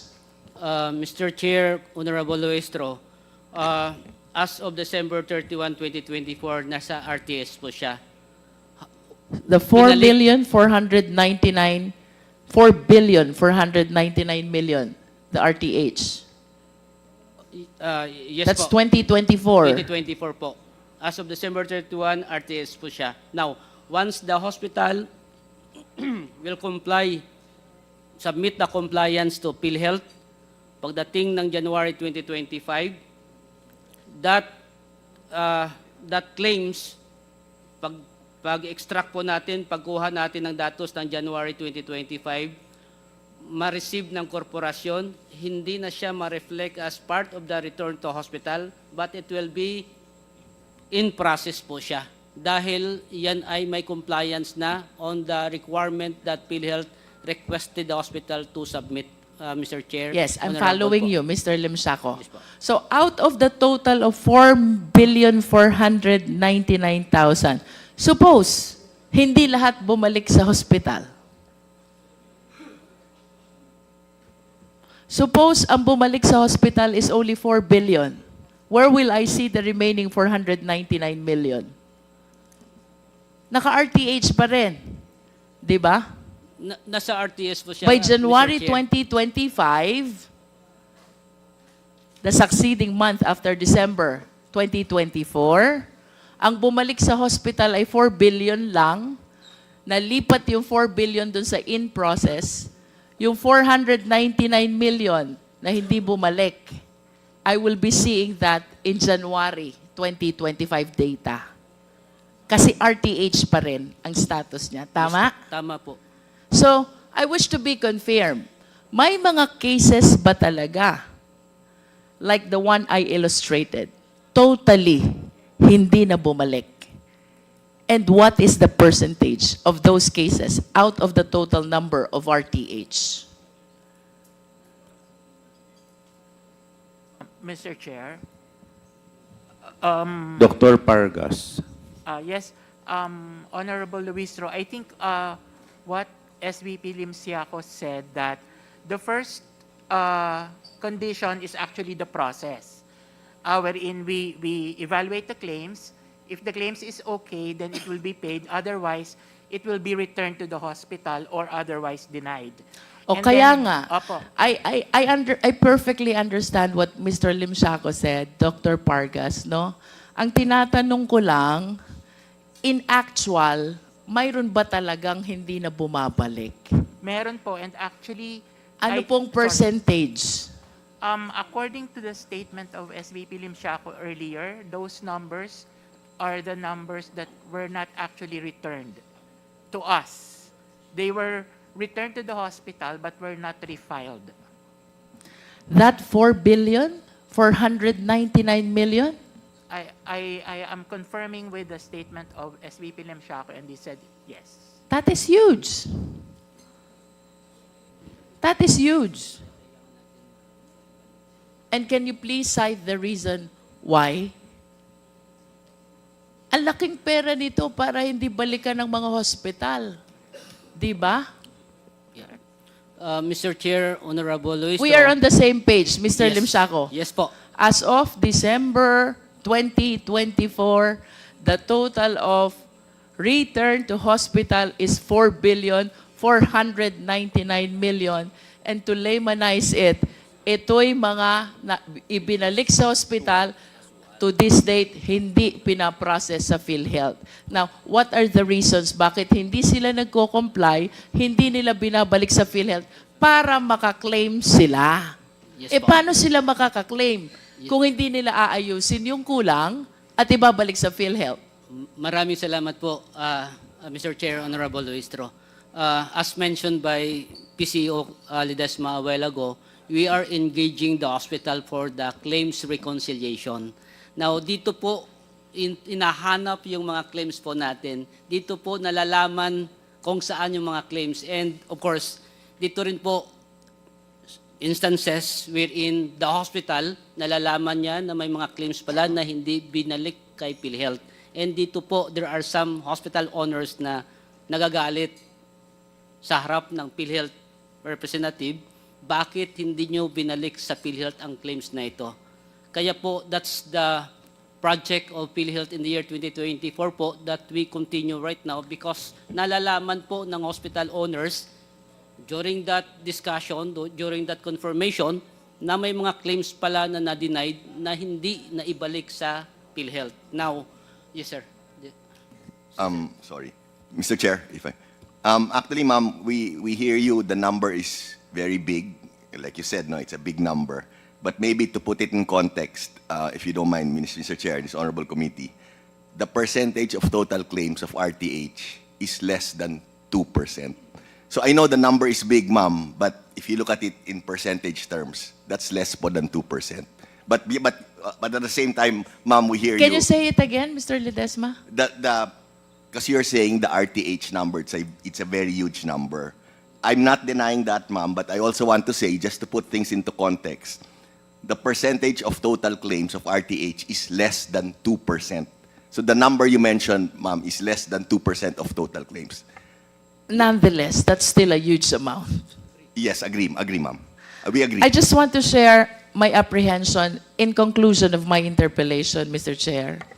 We have received reports that because of delay in the payment of claims, some hospitals have ceased in continuing the certain services of the same. Some fully closed already. I am apprehensive that perhaps one of the reasons kung bakit hindi sila bumabalik is because the hospital shut down already. And for us to be enlightened, Mr. Limshaco, I hope you can give us the details of that total amount of RTH. At least for one hospital, I can personally share with you that there is one hospital in my hometown, Mabini, Batangas. I hope I am wrong, but you can verify. I used to be one of the stockholders. The reason why they shut down is because of the delay in the payment of Philhealth. That's from the point of view of one of the stockholders. Sana wala nang ibang hospital na ganito. Because you know what? That is the lone private hospital in my hometown. And when it closed, it really affected the healthcare system in my hometown. No? And it is hard to understand why the Philhealth, the partner of the government, in implementing this mandate on healthcare system, is the reason why the hospital institutions will be closing. Thank you, Mr. Chair. That ends my interpellation. Thank you. Maybe we can request the DOH to provide us with the list of hospitals na mga nag-shutdown due to same reason na sinasabi po ni Congresswoman Luistro. Mr. Chair. Yes, the Vice Chairman Abante is recognized.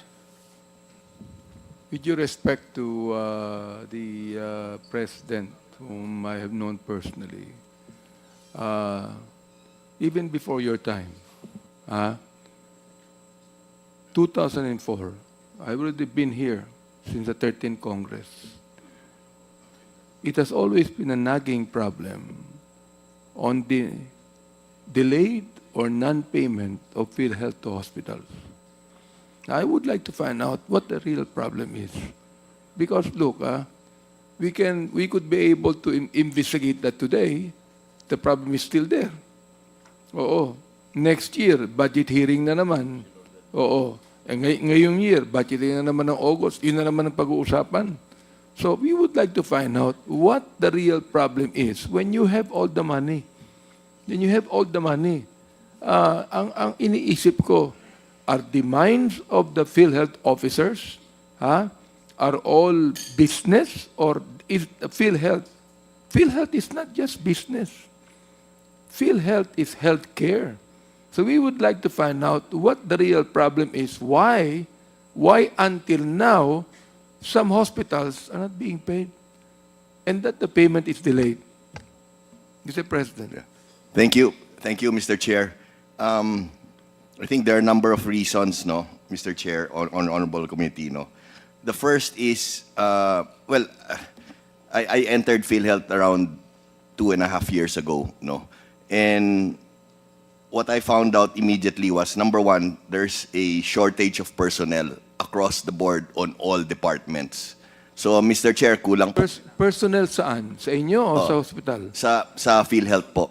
Sa Philhealth? Sa Philhealth po. So, for example po, kulang po kami ng mga abogado, kulang po kami ng mga finance people, kulang kami ng mga... That's why we have a pending reorg with GCG, which is about to be approved and implemented, wherein we will increase our personnel po by around 30%, no? Ang current personnel ng Philhealth ngayon, we're around 10,000 employees, no? So may increase yan by 30% po. That's the first.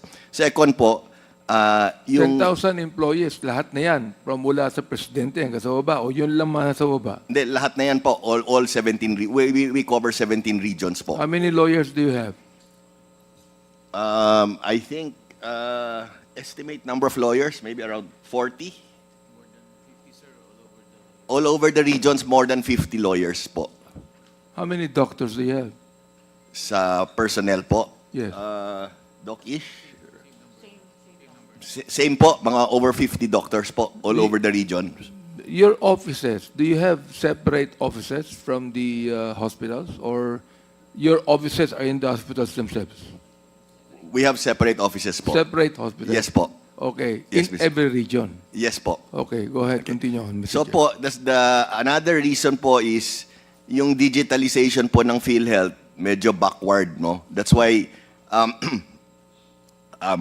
that's one of the advocacies and talagang tinutulak po kami ni beloved President Marcos, no, to focus on our digitalization, no.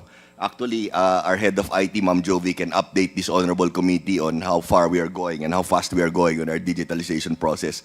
Sir, once that is, Mr. Chair, excuse me, once our digitalization process moves forward, a lot of these issues, especially the payments of claims to hospitals, will be addressed, no.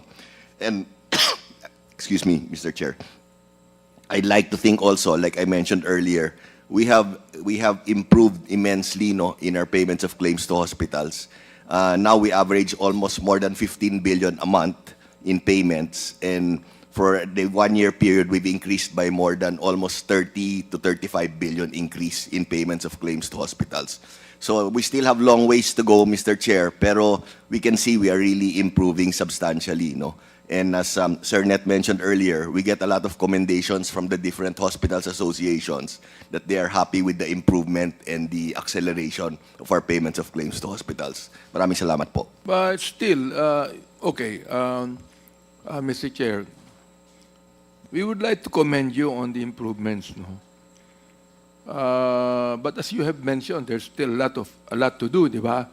So let me ask the IT about the digitalization of Philhealth. Find out, kasi digitalization not only speed up the payment, but also it actually checks on the corruption, di ba? So let me ask about the digitalization.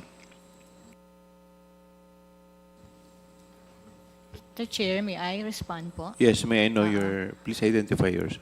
Yeah, I'm Jovi Argona, the SVP. Jovi Aragona po. Aragona, you're Yes po. recognized. Okay. I would like to talk about the digitalization initiative as well as the roadmap of Philhealth. So right now we have we called legacy systems. Some are automated but not fully. Evidence from the fact that there are documents still being submitted. For the legacy systems, we have actually identified 4 of that major system. Yung po yung tinatawag na health insurance system, the automating of the core processes po ng Philhealth, everything about the processes, accreditation, membership, contribution, collection. Then we have also the business intelligence for our data analytics. We have the internal system support services management information system. And as far as the requirement of the UHC, meron pong National Health Data Repository. Now, the strategy for the integrated health insurance systems actually focuses on the following strategies. So meron po tayong tinatawag na process streamlining of the processes operation. Because if we talk of IT, we don't automate what we have in the existing, but there will be some process automation in that. Number 2, we have client-centric applications wherein we have notification and information immediately after a transaction is conducted in Philhealth, reduction or totally elimination of all the paper transactions in Philhealth. Yun po yung naka-timeline sa aming automation. Introduction of technological advancements like artificial intelligence and machine learning, and a lot more. So ang status po ngayon, we are in the stage of outsourcing via managed services yung 4 na systems na mention, no, na sinabi ko po, while we are maintaining po yung legacy system. Last year po, we bidded out these projects Yung health insurance system po, we have 3 bid fail, pero ang status po ngayon, ika-4th bidding na po namin. So there's one who passed the technical and financial evaluation already, and hopefully we will come into negotiation and post-qualification. For the business intelligence system, ito po yung mga data analytics na pwede nating maran yung artificial intelligence. So nagkaroon po tayo ng bid fail last time sa support services. Pero ngayon, meron isa pero ongoing technical evaluation. And then yung ating National Health Data Repository, na bid out last year, na bid fail naman ng one time, and then it will have to be rebidded out still this year. So, hinihintay po namin, ang timeline po namin, since may mga bidded na projects last year na nag-fail, first quarter of this year, we are pursuing rebidding, negotiation, and everything. Second quarter and third quarter of this year, the development po of the projects via those firm na ma-outsource natin. And then beginning fourth quarter of this year, we shall be doing modular deployment. Until by 2016, marireplace na po natin yung ating mga legacy system. By modular deployment, together with the assistance also of the DICT, we shall be migrating na po to the new systems that we have. So those po yung mga key strategies and mechanisms that we have lined up po for our, what we call the Integrated Health Insurance Digital Transformation System. So it will not be totally internal who will be doing it, but we are going to outsource it via the managed services. And technology-wise, so again, example of the technology adoption, we're moving into the cloud implementation and deployment also. Managed services because we need key expert to be introduced and to help po the internal staff of Philhealth. So those are among po the strategies and mechanisms of the Integrated Health Insurance Digital Transformation System. Mr. Chairman. Yes, with the indulgence of Congressman Suwan, the Honorable Barbers, Ace Barbers, you are recognized. Just a short question kasi just following the statement made by Ms. With regards to the digitalization of the whole system, correct? Yung pong cyber security nung I remember that if it's not last year or 2023, there was a hacking that happened in the system of Philhealth, di ba? What have you done after the incident occurred? Sir, Madam, after po the Medusa, that's called the Medusa attack, although we are strengthening already the systems, more strengthening happened, and there are different tools, mechanisms that are already lined up for procurement, like the bigger managed security operations center, so we will be procuring and having that for this year. That's one. And then the total data encryption of all the systems and all the data that we have. So we have an office, which is the Information Security Department, which is looking into this one. And they have actually presented the Managed Security Operations Center, which this is a big amount actually. And together with that, and together with the innovative systems that we have, so we have, or we shall be part of those should be part of the digital transformation. So security is a prime consideration, sir. Thank you. So we will be assured that there will be no more data breach or hacking that will happen in the system of the Philhealth. That's the target, sir. That the target in terms of the performance with those innovations that we will be introducing. Napaka-importante po niyan kasi yung data niyan can be used for other cyber crimes. In fact, it's not just the Philhealth who's a victim of these hacking. A lot of government agencies which store data related to information to our people have also been breached and have also been hacked. So, dapat pinakamahigpit na sistema ang ating i-implement, protect all the data that is being stored in your system. Kasi yun, all walks of life, all members. Practically, you're talking of a significant percentage of the population. So, I think it's not just one of those strategies to Philhealth. It should be the strategy to protect this data from ano. And if this would entail cost, ang dami nyo naman pera eh. So kayang-kaya nyo yan. Thank you, Mr. Chair. Thank you, Congressman Thank you. Suwan, too. The Chair would like to recognize the Honorable Warden Suwan. Thank you, Mr. Chair. Before we proceed, may I just manifest that we should remember that this inquiry is not just about systems, policies, or even institutions. It's about lives, including the sick and vulnerable who are relying totally on our hospitals, and the nurses and doctors who work tirelessly on their behalf. And of course, the dignity of every Filipino who deserves a health system that works.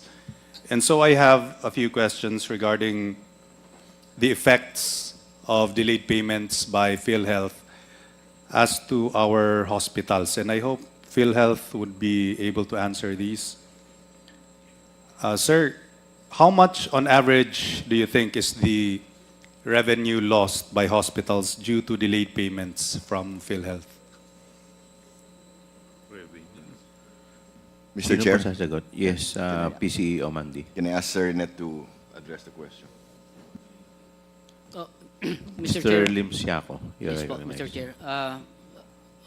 Honorable Suwan, we do not have the data as of this time, Mr. Chair, on the study on the loss of the hospital for the delayed payment. What we have, Mr. Chair, as presented kanina, that in the year 2024, upon the instruction of PCO Ledesma, somehow PhilHealth finds ways to address this one, and again, as presented, 23.35 days turnaround time posted or recorded in the year 2024 po, Honorable Suwan, sir. So you're saying that there's only 23 days delayed? Or That's the number of days that we That- are processing the claims, Honorable Chair, Honorable Suwan, sir. But do you consider those, for example, those returned to hospitals as delayed payments? Mr. Chair, Honorable Suwan, these are claims returned to hospital because of the claims defect or may mga kailangan i-comply. Now, these are claims in the hospital that we are expecting them to return to PhilHealth within 60 days so that PhilHealth can process immediately. We are always expecting or informing the hospital that they should submit these claims to us so that we can process and pay on these particular claims, Mr. Chair, Honorable Suwan. Yes, Mr. Lim Siaco, but that already has an effect on the revenue of our hospitals. Is that correct? Yes, Mr. Chair, we understand that one very well, Mr. Chair, and it's now the instruction of PCEO to further fast-track the claims processing and look for ways in order for us to address this one. Fast-track the claims processing, reduce the turnaround time, reduce the RTS, and reduce the denied, meaning strengthen the information drive, capability building sa ating mga hospital, and of course, with the relationship of PhilHealth and the Philippine Hospital Association, and of course, we have the Philippine Private Association and other organization. Ito po ay pinag-uusapan and ina-address po ng korporasyon in collaboration with our major stakeholders of the corporation po, Mr. Chair, Honorable Suwan. Mr. Lim Siaco, do you think there are other financial effects on the hospitals because they were not able to process the return to hospitals, which they were supposed to return to you after they were denied due to the grounds? Yes, Mr. Chair, Honorable Suwan, we understand that one very well. That's the reason why we are requesting the hospital, Mr. Chair, Honorable Suwan, two things po. To submit the claims quality, meaning as much as possible compliant to the requirement, and pangalawa, mas mabilis po. As the hospital has also 60 days, we are encouraging them to submit the claims in less number of days so that pagdating sa PhilHealth, maipaprocess din po natin ng mabilis, Mr. Chair, Honorable Suwan, sir. Do you think that smaller or rural hospitals are more affected compared to hospitals in larger cities due to these return to hospitals or delayed payments? Mr. Chair, the way we see it, tama po kayo. As ang ating mga big hospital has the information system, then may mga tao sila to process the claims and make sure that the submitted claims are free, more or less free of defects, Mr. Chair.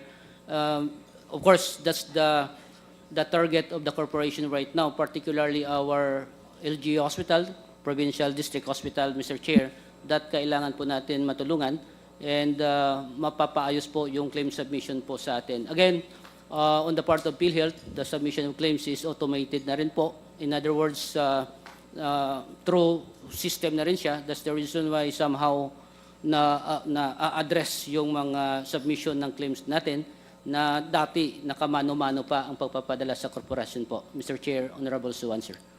So you're confirming that the return to hospitals and those that we consider as delayed payments really have a huge impact on those in rural hospitals. Yes, Mr. Chair, Honorable Suwan, sir. And especially in rural areas where the nearest hospital may be hours away. So what does a financial crisis mean for the availability of basic medical services for such hospitals? Mr. Chair, Honorable Suwan, of course, it will redound to, even though mayroon silang budget, sabihin natin, district hospital, provincial hospital sa probinsya, but of course, the money coming from PhilHealth is very critical as well in their operation as mas malaking huge part of their cash flow ay manggagaling sa corporation po. Kaya klaro po sa amin, sa corporation po, with the instruction of PCEO, na babayaran po natin ang claims ng mas mabilis at saka maayos po yung claims processing po natin. Mr. Chair, Honorable Suwan.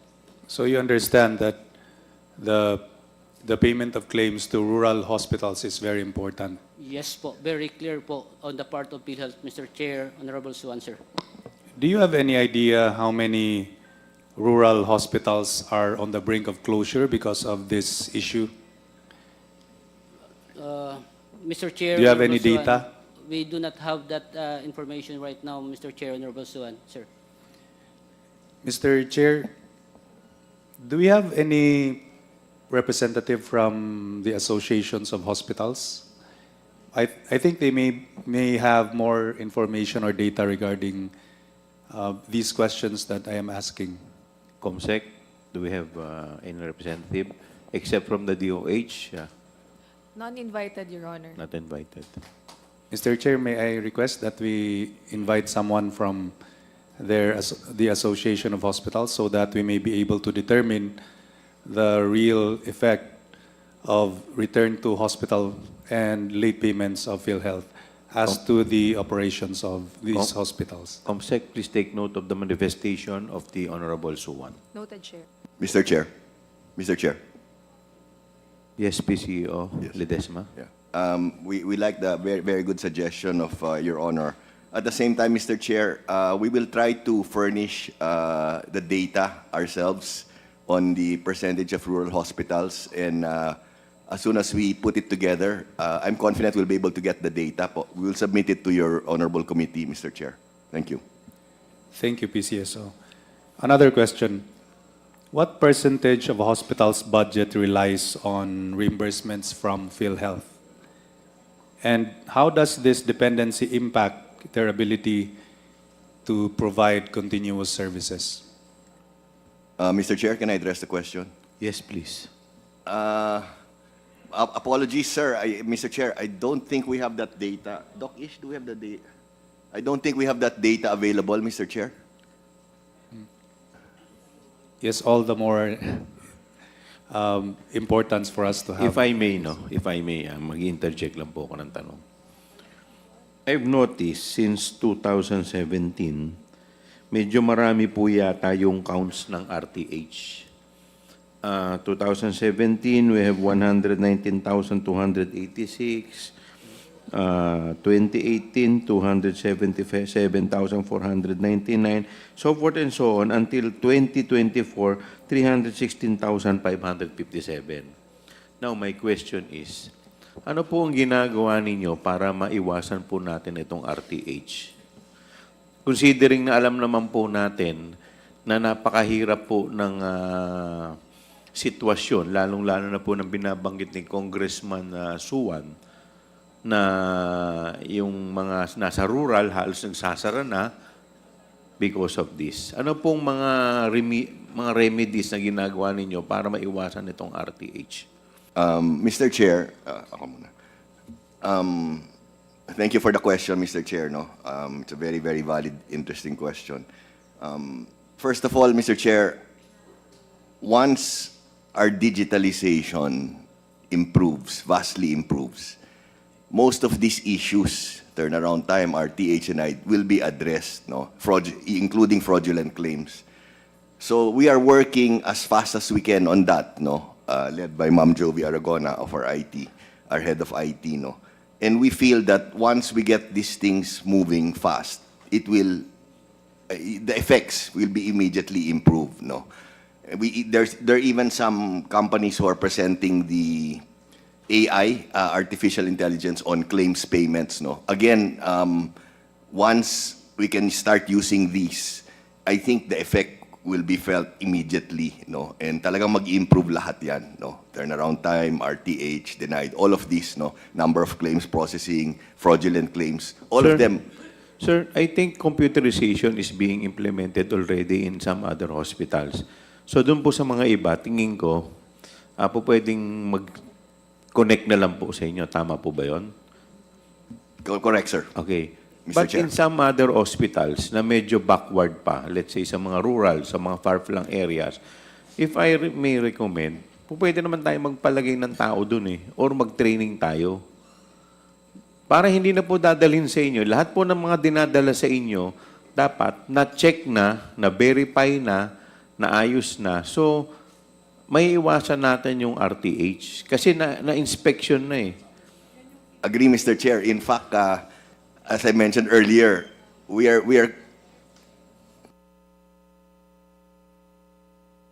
sinabi ni Kong Janet yung Philhealth cares. So we have more than 500 already, and dadamihan pa namin po yan. We hear you loud and clear, Kasi Mr. po pwede naman po i-prioritize natin yung mga hospital na, let's say, alam natin na mga nasa far-flung areas. So doon talaga i-prioritize. Kasi sa Metro Manila, halos lahat naman po yata yung mga hospital dito nasa computer na kailangan lang siguro i-connect doon sa, like what you've said, more than 2 years na po kayo. But this problem has been going on since 2017 or mas matagal pa. Even further. So, Yes, Mr. for 8 years, medyo ang tagal na po yata na itong problema to. And yet, hanggang ngayon, di pa nasusolusyonan. Samantalang simpleng-simple lang.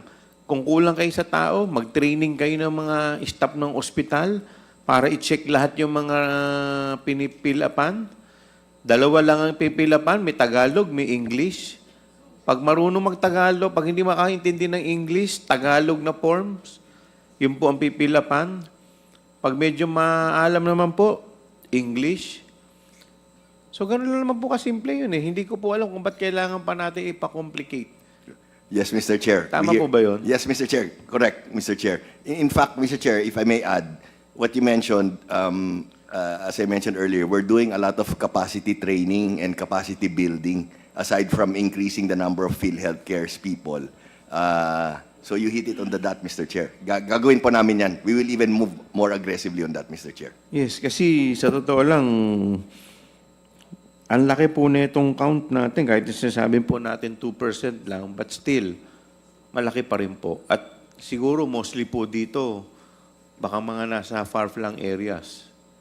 Noted, Mr. Chair. Okay. Please, Thank you, Mr. Chair. please continue, Congressman Suwan. Thank you, Mr. Chair.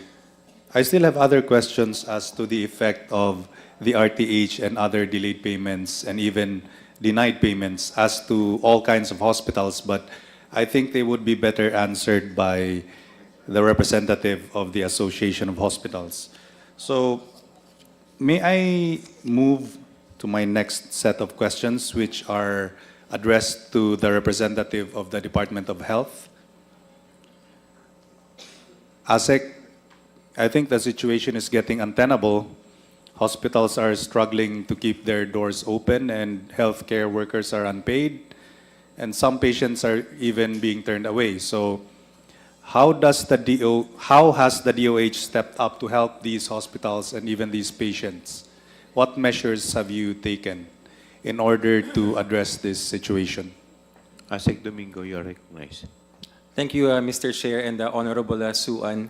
In the health financing of our healthcare, sa pagbayad po ng singil ng mga ospital sa pasyente, ayon po sa ating datos, simula 2014 hanggang 2023, ang pinanggagalingan ng bayad ay ang mga sumusunod.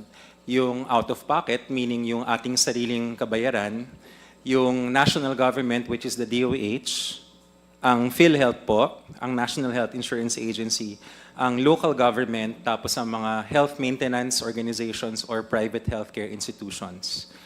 Sa pinakahuling datos na available, 2023, ang binabayaran po ng ating mga kababayan ay sa bawat ₱100 piso, 44 pesos. Ang binabayaran po ng Department of Health ay 23 pesos sa bawat ₱100 or 23%. Ang binabayaran po ng Philhealth ay 10 pesos, 10%. Ang binabayaran ng mga local governments ay 9 pesos. At ang binabayaran po ng mga HMOs ay 13 pesos. Para masagot po ang katanungan ng ating butihing Congressman na Suan, yung tulong po ng DOH ay nasa mga sumusunod. Una po yung tinatawag na quantified free service. Madali pong makuha ang no balance billing sa DOH kasi pag sinabi po ng ospital, lalo na po sa mga ward nito na hindi nasisingilin yung pasyente, nakakarga po yun sa budget ng ospital. Ang binibigay po ng Kongreso, salamat po sa Kongreso, yung ating GAA for the hospitals. Kung kulang naman po yun, pwede namin siyang punan ng ating tinatawag ngayon na medical assistance for indigent and financially incapacitated patients. At meron rin pong tulong kung yari pag sa mga local government hospitals, yung kanila po namang mga local government budgets. Depende po sa local government. Pag mataas po yung antas ng syudad or munisipyo, nakakayanan po nilang punan yung bill. Tapos sa ating pong mga may kaya, yung mga middle class pataas na nakakabili ng HMO, yun po yung tinasabing 13 pesos out of 100. So total, Mr. Chair, Congressman, ang tulong po ng DOH ay dun sa aming budget na galing rin po sa Kongreso, ang GAA line item, ang MAIFIP na galing rin po sa Kongreso. Tapos siyempre, meron rin po naman tayong kinukuha sa Philhealth. Yung nga lang sa ngayon, yung performance, kailangan pataasin kasi yung pinakahuling datos, 10% lamang po. Thank you. Are these measures that you have just mentioned, do they apply to private hospitals also, or are they only applicable to public hospitals?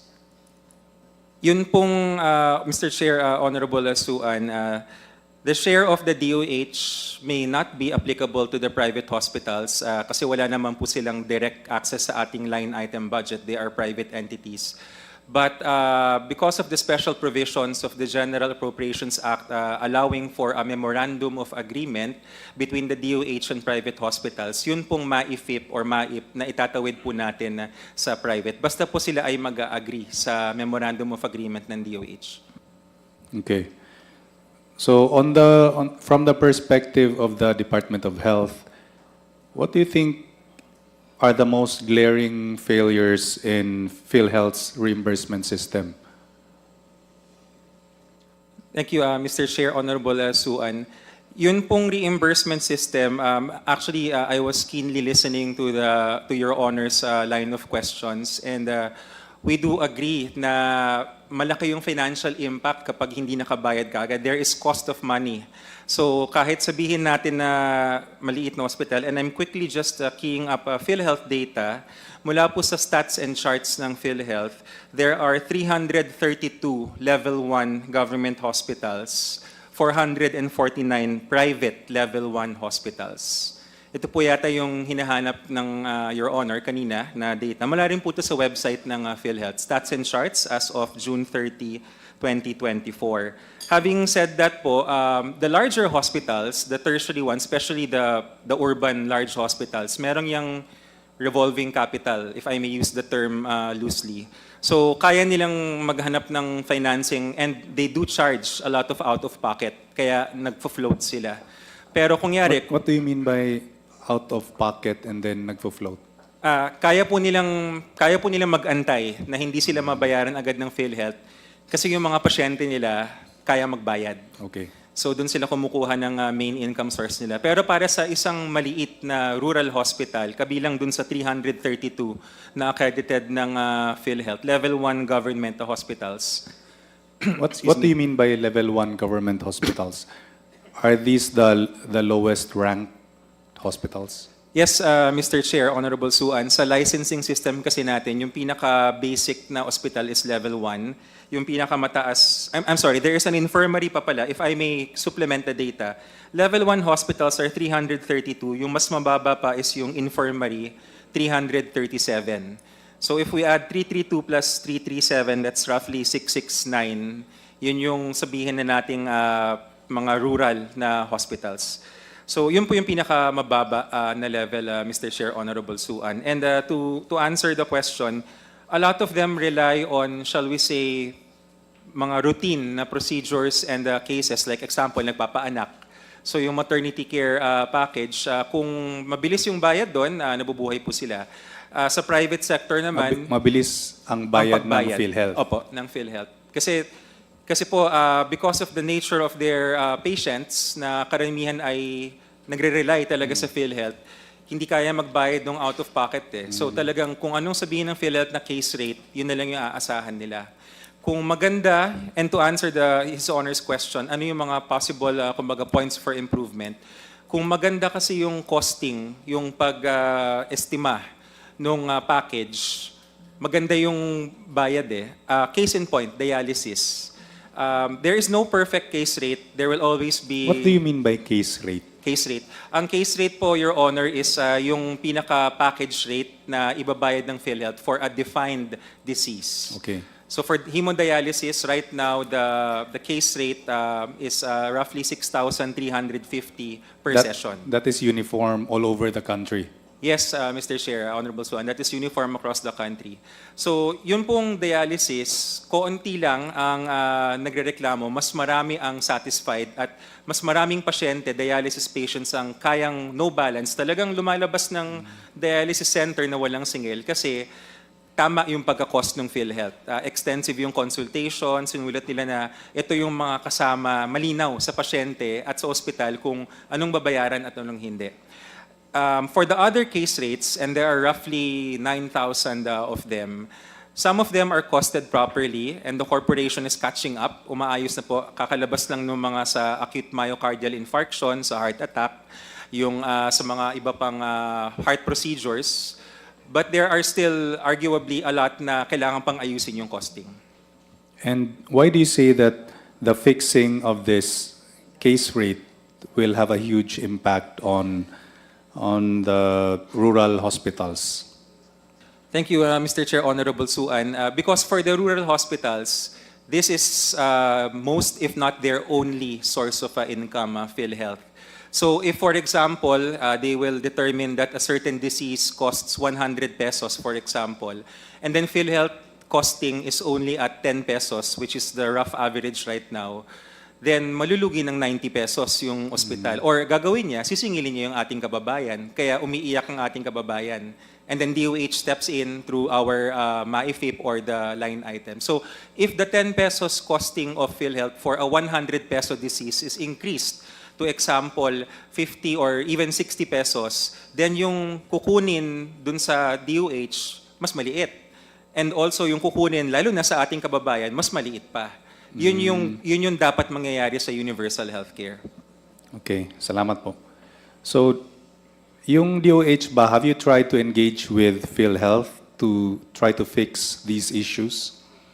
Yes, Mr. Chair, Honorable Suan, we are very happy to work with PhilHealth. In fact, yun pong, so organizational arrangement, the Secretary two committees now, yung Governance Committee and yung Committee on Appealed Administrative Cases. Yun pong Benefits Committee, which is the key committee na nag-handle nung pag-costing, nung pag-check ng mga case rates, it is the Secretary himself, Secretary Erbosa, who has been sharing for almost 3/4 of a year, halos 1 year na rin. So siya yung nag-chair mismo nun, and it is through that interface, and also informally, they will ask us, or maybe the Philhealth technical staff will get in touch with us, will convene meetings, we will attend the meetings. Yun po yung nangyari dun sa mga recent packages na magaganda yung costing. Okay, so at least the DOH is already doing something para maano tong sinasabi yung case rate na problem, tapos yung costing of package. Meron na kayong mechanism ngayon. Yes, Mr. Chair. Very, very quick interjection, Yes, Mr. Chair. with due courtesy to indulgence, our representative Congressman from Suwan. the DOH. Yes, Congresswoman Garin is The recognized. review of the case rates has been initiated in 2016. This is not something new. In fact, there was a body created.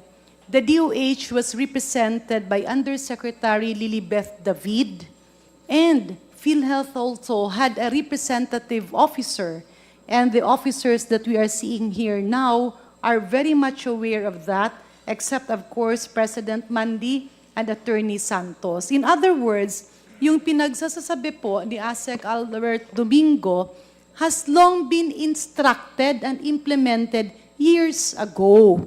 Hindi po ito bago. I believe the problem started when that coordinating body was collapsed. Diba? Let's call a spade, ASEC Albert. Hindi kasi natin pwedeng paasahin yung mga tao sa salita lamang. You have to walk the talk. If you remember during the APRO oversight hearings, this was also discussed. And the DOH promised that in 1 month's time, there will be proposed solutions. Pero walang nangyari. And these were pre-budget deliberations. Now, Mr. Chair, I don't want to prick the bubble of ASEC Domingo, but to be factual about it, yes, you are saying that Secretary Herbosa is the chair of the board at doon na pag-uusapan. But mind you, Mr. Chair, again, let's be factual about the real situation. Yung walang maraming icing. Because I cannot swallow the responses to our dear colleague, Congressman Suwan, na tila pinapalabas natin na hindi masusolusyonan yung problema ng case rates.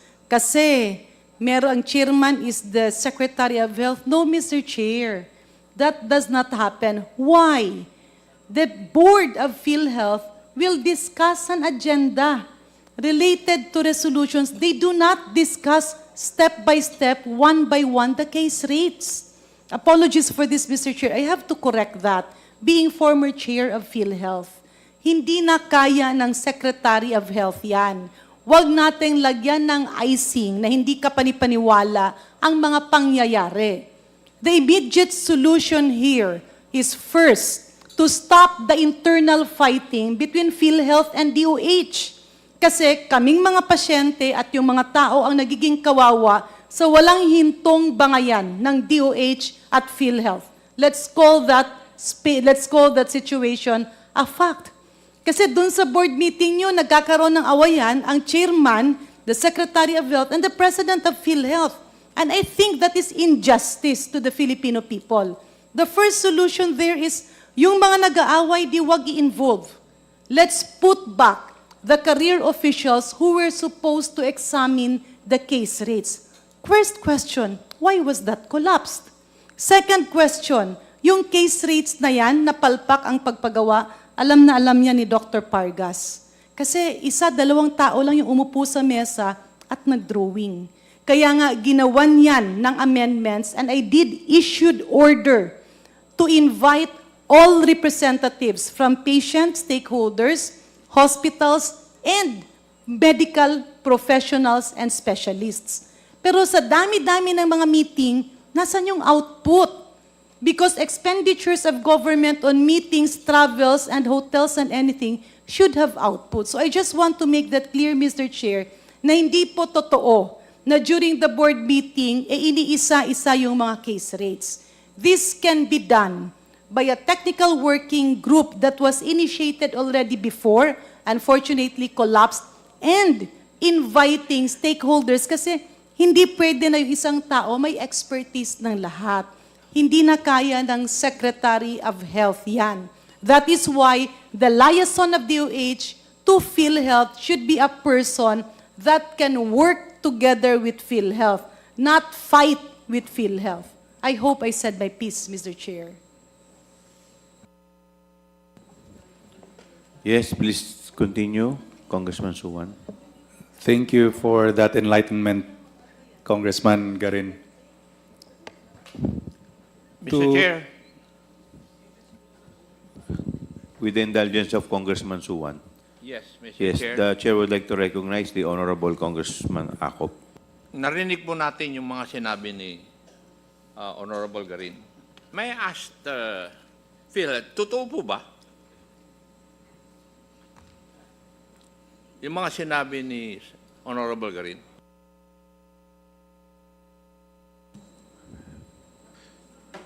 Philhealth po ba? PCEO Mandy, would you like to respond?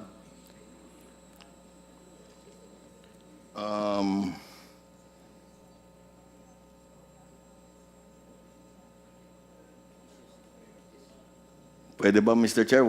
No comment muna ako. Or maybe we can ask the ASEC from the DOH if he wants to respond. Mr. Chair, Yes, Congressman Akop. basahin ko man yung minutes in the previous meeting. Yung statements ni ASEC Domingo ba yung kwanon? Contrary dun sa mga sinasabi ng Philhealth eh. Kababasa ko lang dito sa mga dokumento na nasa harapan ko. That is why I'm asking kung totoo po yung sinabi ni Kwan, ni Honorable Garin. Kasi how can we solve a problem if we do not know the real score? Di po ba? Basic yan eh sa problem solving. Now, if we do not accept that there are problems, how can we solve that problem? Siguro mag-conduct tayo ng inquiry in aid of legislation para ma-contempt natin yung ayaw sumagot. Di po ba, Mr. Chair? Yes, Congressman Akop. If they're not going to answer that, I will file a resolution, Mr. Chair.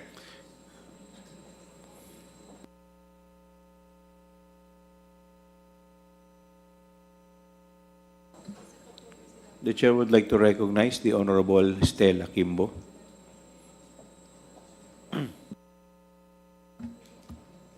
Mr. Chair. Mr. Chair. Yes, PCEO Ledesma. With your permission, Mr. Chair, can I go back to the issue being addressed by Kong Suan on the rural hospitals? Mr. Chair, point of order. Yes, Has my Congressman concern Akop. been addressed already?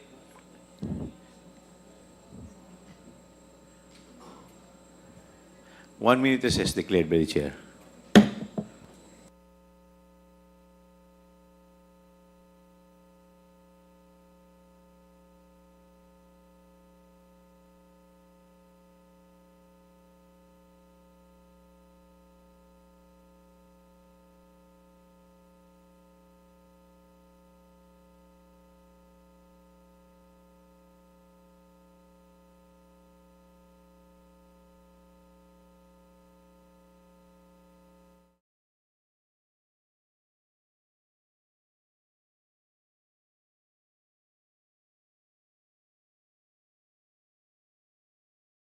Assumes the chair would like to recognize PCEO Mandy Ledesma. Thank you, Mr. Chair. So going back to the question of Honorable Congressman Akop, I think like any normal, happy family, Philhealth as an attached agency of the DOH, no? So we are like one family po, no? Like any happy family, we have disagreements, we have issues, we have different points of view. And I'd like to think, since we have very close coordination with the DOH and Philhealth, no? I think both sides, no, both parties. Point of order, Mr. Chair. What is the point of order of the Honorable Abante? I don't think it's a happy family. It's an arguing, quarreling family. Actually. Please continue, Honorable Ledesma. So, what I wanted to mention, Mr. Chair, is that yes, we have differences in policy direction. Yes, maybe we have differences in personalities, but I'd like to think, no, since we all work for, we all have the same boss, no? We all work for the beloved President Marcos. I think we have learned, both of us, no, have learned to find ways to work together and to try to put as much harmony and courteousness in our dealings with each other, no, and also our dealings between Philhealth and DOH and vice versa, no. So we are working hand in hand with Secretary Herbosa, no, and again, I will not deny that there were policy differences, maybe also personality differences. Mr. Chair, while I still have word, no, I'd like to say this. Your boss is not the president. Your boss are the contributors of Philhealth. I am contributing 2,500 a month for Philhealth. That is your boss. Correction. Mr. President. Correction, sir. Chief So- Executive Officer. Yeah, so it's the Filipino people. Correction, Your Honor. Therefore, iwasan na natin yung mga happy family ninyo. I mean, tinan nyo na ang pangangailangan ng contributors ng PhilHealth more than anything else. My goodness, why would you always have this argument in the board meeting when the Filipino people are actually suffering? Di ba? Yes, Your Honor. Yes, Again, please continue. again, my apologies, Your Honor. It's the Filipino people who we are working for. So that's basically it, Your Honor. Again, I categorically I will not deny that there have been differences, policy differences, and like I said, maybe a difference in personality. But I think both sides have found ways to work together, no. And I think I'm speaking not just in behalf of myself, also in behalf of Honorable Secretary Ted Herbosa. Thank you, Mr. Chair. Well, I think we have a representative here from the DOH. Maybe we can also get the side of the DOH. Would you like to give your brief comment? Thank you. Dr. Domingo. Thank you, Mr. Chair. I cannot speak on the person of Secretary Herbosa, but I am witness to the healthy debate in the board meetings. There are a lot of questions and answers. Tagalogin ko po, nagkakaroon po ng sagutan. Ngunit ito po ay para rin sa mga debate na naririnig natin kapag hinahanap po natin yung pinakamagandang benepisyo, pinakamagandang solusyon sa mga problema. And at the end of each board meeting, nagkakaroon naman po ng resolution. Kaya lumabas po yung ating mga bagong benefits, Mr. Chair. Okay, Congressman Acop, does that satisfy you? Or Mr. Chair, yes, Congressman Acop. I asked that question when I heard the comments of the Honorable Garin. Kasi nandito po sa akin, may constituent ako na nagsabi, nagre-request lang. Also, is it possible that they align with DOH when it comes to providing a license to operate from DOH and accreditation from Philhealth, given that the two institutions should be working hand in hand and not adding another layer to it? Marami pong duplicity na nagaganap which could be addressed more effectively if only both look at their objectives and align with one another. Magaling yung nagsabi sa akin nito. And that is why this is proof na hindi kayo nagkakaugma ng kilos. Mr. Chair. Kasi yung tao nagre-request na nga na mag-align kayo towards your objectives. That is the reason why I asked that question, Mr. Chair. Marami pong salamat. Mr. Chair. Yes, Honorable Ledesma. Yeah. Thank you very much, Mr. Chair. Thank you very much, Honorable Acop. I would also want to add, yes, we do have policy differences. Nagde-debate po kami sa board. Pero I think if we also look at the good things that has happened in Philhealth in the last 2 years, or even in the last year, since Secretary Herbosa has been secretary for a little over a year, marami po kaming nagagawang positive accomplishments, no? So, yes, there are debates, yes, there are disagreements, differences in policy, but the fact that we're able to increase the case rates by 95%, we are able to enhance so many of the benefit packages, we've been able to increase the payments of claims to hospitals, we've been able to move forward in our digitalization process. We have done so many positive things. So, there are always two sides to a coin po, no? Pwede natin tignan yung hindi masyadong maganda, pero marami rin po tayong magandang accomplishments, no? But thank you very much for all of your inputs po, Honorable Acop. Thank you, Mr. Chair. But could you imagine what you could accomplish kung align kayong dalawa? Yan pala, hindi pa kayo meron pa kayong konting misunderstanding, and yet, you are telling us na marami kayo nagiging accomplishment. So, could you imagine kung lalob na kung align pa kayo? Diba? Duly noted, Mr. Chair. Mr. Chair. Total, bagong taon na naman na po. Magcha-Chinese New Year na. Yes, the Honorable Janet Garin, you're recognized. Again, with due courtesy to Congresswoman, because I can see Congresswoman Stella Kimbo, who was actually one of the referees when Secretary Herbosa erupted and was saying all words, and President Mandi also was somehow responding, but later on apologized. Parang siya na nga ang nag-give way. Pero ganyan talaga eh. But then, Mr. Chair, let me reiterate the question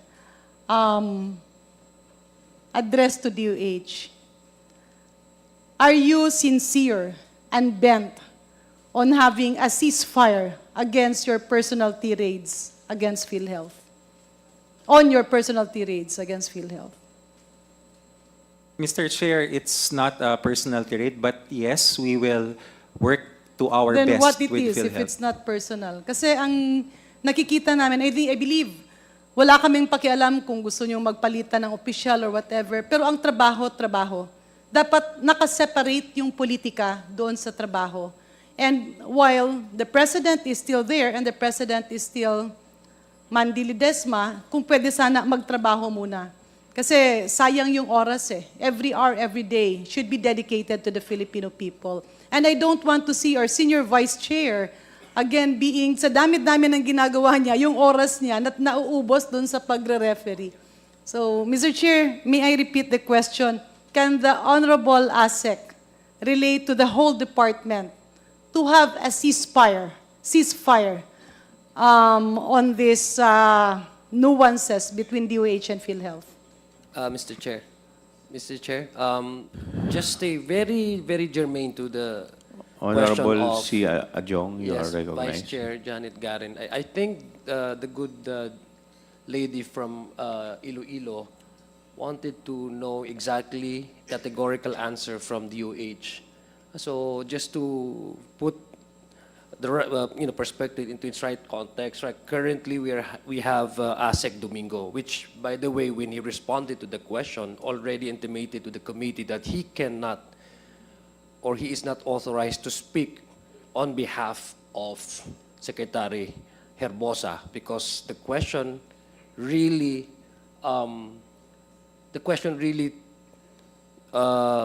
delves around the issue on personal dynamics between Secretary Herbosa and President Mandi. So just to be fair to our resource person, if he answers the question, his capacity as an assistant secretary, is he authorized to speak on behalf of the entire department? Or if he answers positively to the question of Vice Chairman Janet Garin, is he answering only sa kanyang sariling opinion?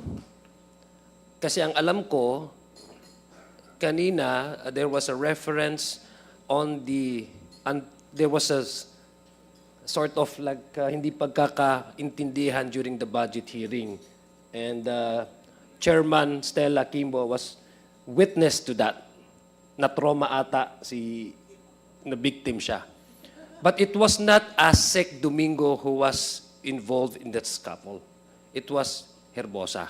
So in reference to the particular happenings during the budget hearing, can he speak on behalf of Secretary Herbosa para at least ma-tone down at saka mapanalig itong committee na to na hindi makaka-apekto sa magiging direksyon ng Philhealth at DOH? Just to be fair to our guest right now, si ASEC Domingo, just to put things into its right perspective po. Thank you, Mr. Chairman. ASEC Domingo.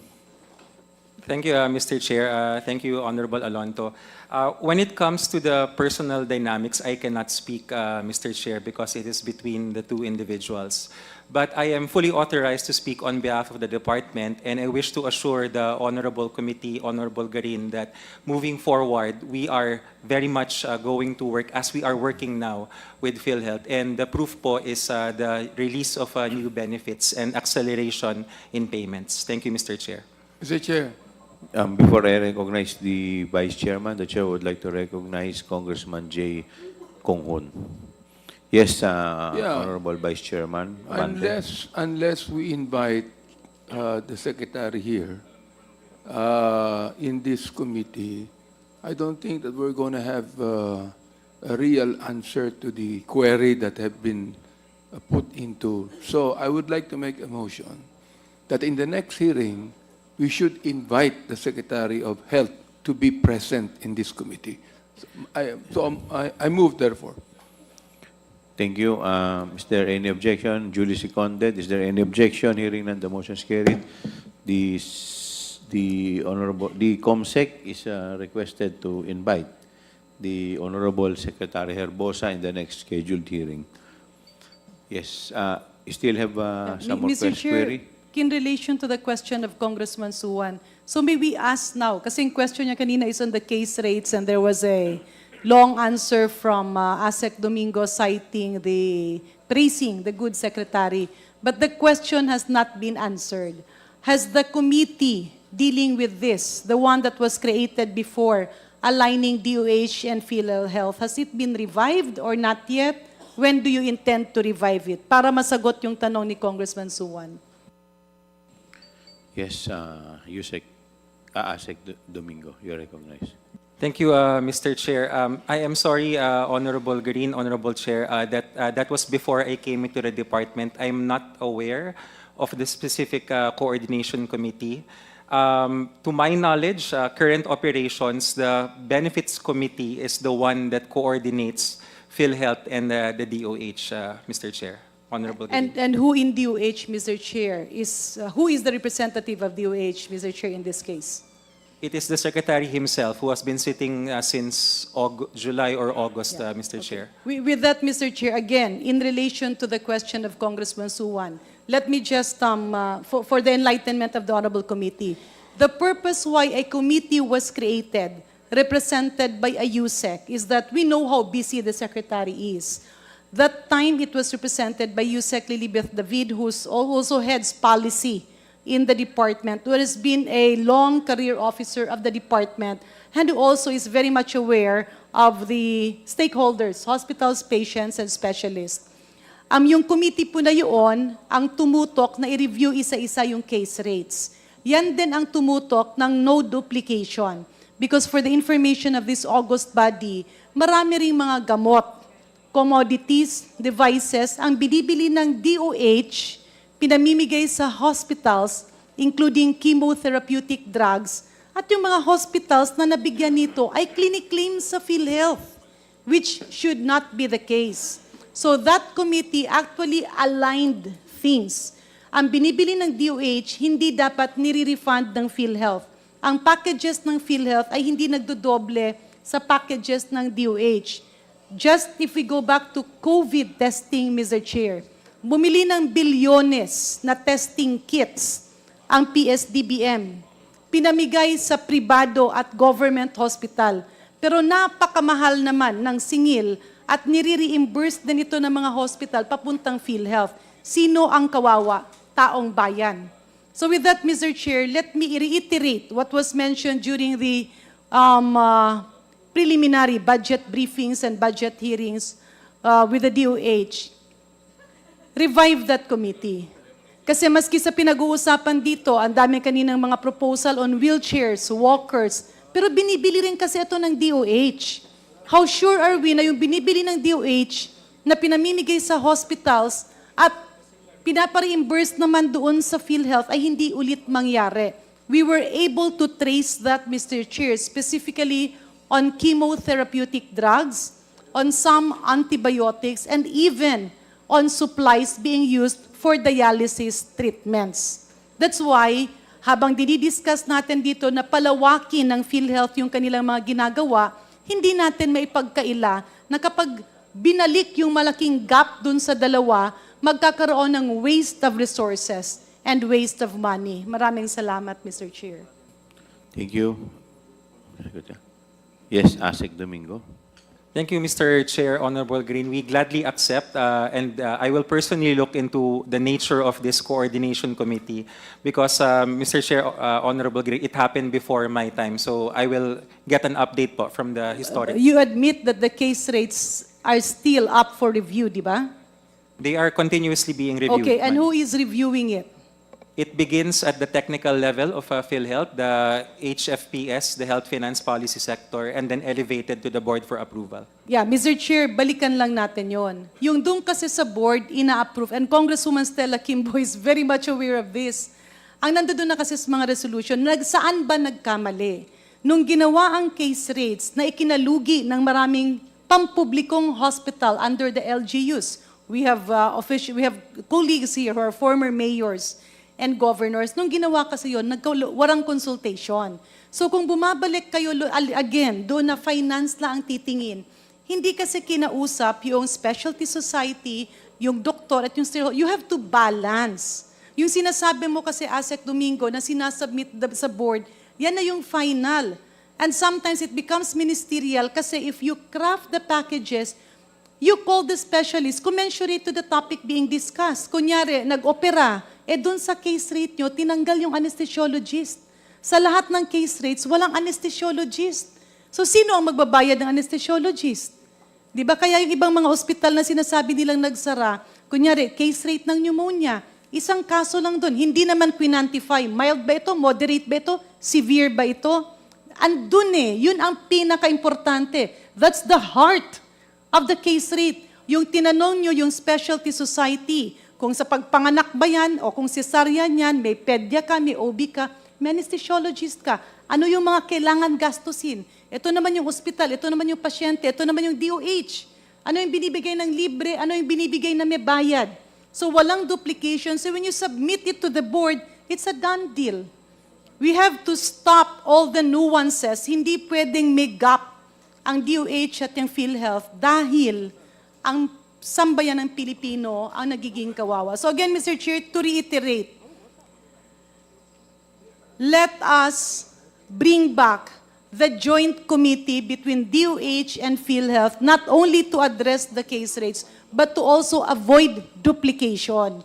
Na yung pinamimili ng PhilHealth at ng iba pang ahensya ng gobyerno on health-related medicines, vaccines, and devices will not be charged to PhilHealth.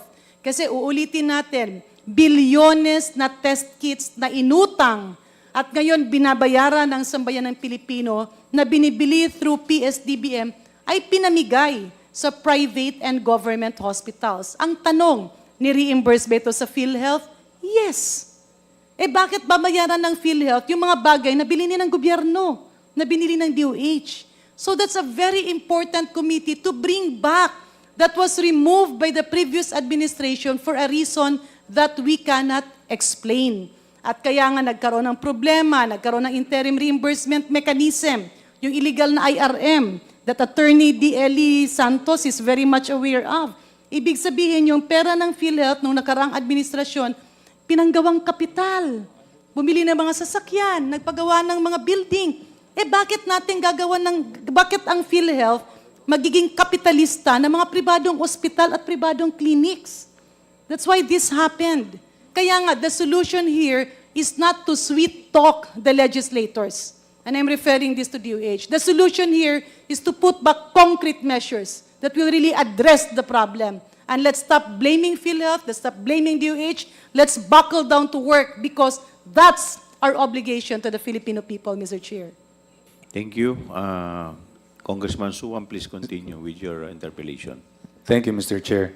So going back to the measures that the Department of Health is taking up to try to help these hospitals survive, as we are still on the determination of the impact of delayed payments of PhilHealth as to the hospitals. So what else is the Department of Health doing in order to help these hospitals stay afloat, aside from the MAIP and aside from this benefits board regarding the case rates? Mr. Chair, Honorable Suan, so those are the levers. The way that we approach it is, kung kailangan pong taasan yung budget as Congress has given for the hospitals operations in GEA 2025, yun po yung financial intervention. Kasi yung tinatawag po na yung line item, we call it internally quantified free service, yung sweldo ng mga doktor, yung pagbili ng mga commodities. Another one I'd like to add to the discussion, Mr. Chair, Honorable Suan, and also this is where Congress can help us. Yun pong Philippine National Drug Formulary. Yung Philippine National Drug Formulary po, it was established by the Generics Act of 1988. But there is a 1993 executive order. The number escapes me now, Mr. Chair, but we can provide it this specific EO number. It's a 1993 EO that requires that all government procurement of medicines has to be found inside the Philippine National Drug Formulary. That is a sound concept, Mr. Chair, Honorable Suan, except that the speed by which new molecules are included, mga bagong gamot po, new molecules are included into the formulary, yun po yung nagiging challenge. So the approach that Secretary Erbosa, this current administration is doing, yun pong Formulary Executive Council na nawala for quite some time, nire-reconstitute na po para bumilis yung pagpasok ng mga new molecules. The reason being, Mr. Chair, the current interpretation of the Health Technology Assessment Council is everything has to pass through them, which the department respectfully disagrees with. And we think there is a role for the Formulary Executive Council to accelerate inclusion. So matotal, Mr. Chair, Honorable Suan, pag wala kasi sa formulary, hindi siya mabayaran ng PhilHealth, hindi siya pwedeng i-procure ng DOH hospital yung gamot. Kaya ang nangyayari po yung pasyente, bumibilis sa labas. Nagkakaroon ng out-of-pocket charge. Okay. Thank you for that. So I guess that what the Department of Health is doing is, there is not much that the Department of Health is doing right now to help these hospitals, aside from your suggestions of increasing the budget of the DOH through Congress and through this formulary. Mr. Chair, just a couple more questions which I would like to address to PhilHealth. Sir Ledesma, do you know how many hospitals have shut down because of the RTH or delayed payment or failure to pay? Mr. Chair, we'll try to get a copy. We don't have the data currently, but we'll try to furnish the data and then submit it to this honorable committee. Okay, sir. I will ask for that during the next hearing. Yes. Mr. Chair, sorry. Mr. Chair, Yes, President Ledesma, you're recognized. in relation to Honorable Kong Suwan's earlier queries on the rural hospital, if I may be allowed, Mr. Chair, I have with me a copy of a General Assembly resolution which was signed by the League of Provinces of the Philippines, mainly Governor Dax Cua and Governor Ray Tamayo. With your permission, Mr. Chair, it's related to your queries. It's a little wordy. Is it okay if I read it very quickly? Can you summarize? Basically, okay, it's congratulating and recognizing the performance of the Philippine Health Insurance Corporation under the leadership of its President and Chief Executive Officer Emmanuel Ledesma and all its current officials. And then there are 7 or 8 whereases, no? Maybe if I can read the first few ones. So the first one is, whereas Philhealth has long been a partner of the LGUs in ensuring that all their constituents have access to basic and quality healthcare services as mandated by Section 17 of Republic Act Number 7160 or the Local Government Code of 1991. Second one, whereas over the past year, Philhealth has accomplished a lot in terms of improving its services and increasing the benefit packages of its members under the leadership of its President and CEO, Emmanuel Ledesma, and all its current officials. The third whereas is, last year, Philhealth launched the Primary Care Provider Network, PCPN, contracting arrangement through their Consulta package in selected sandbox sites to prepare LGUs for the implementation of the Special Health Fund under the Universal Health Care Act. And I'll read one more whereas. The next one is Philhealth has also started the digitalization of its key processes to ensure more efficient delivery of services such as accreditation of healthcare providers, premium collection, and members registration. So basically, what it's saying, and it's signed by all of the national officers, sir, Mr. Chair, is that Philhealth is trying its best to do its part in improving the healthcare of the rural services. Thank you very much, Mr. Chair. Thank you. One last question, Mr. Chair. I would like to thank you for that information, PCO. Yung mga concerns ng mga hospitals when they say that they have not been paid or yung mga RTH, dumadating po ba yan sa inyo na may mga hospitals na in dire straits because they have not been paid or because of delayed payments from Philhealth?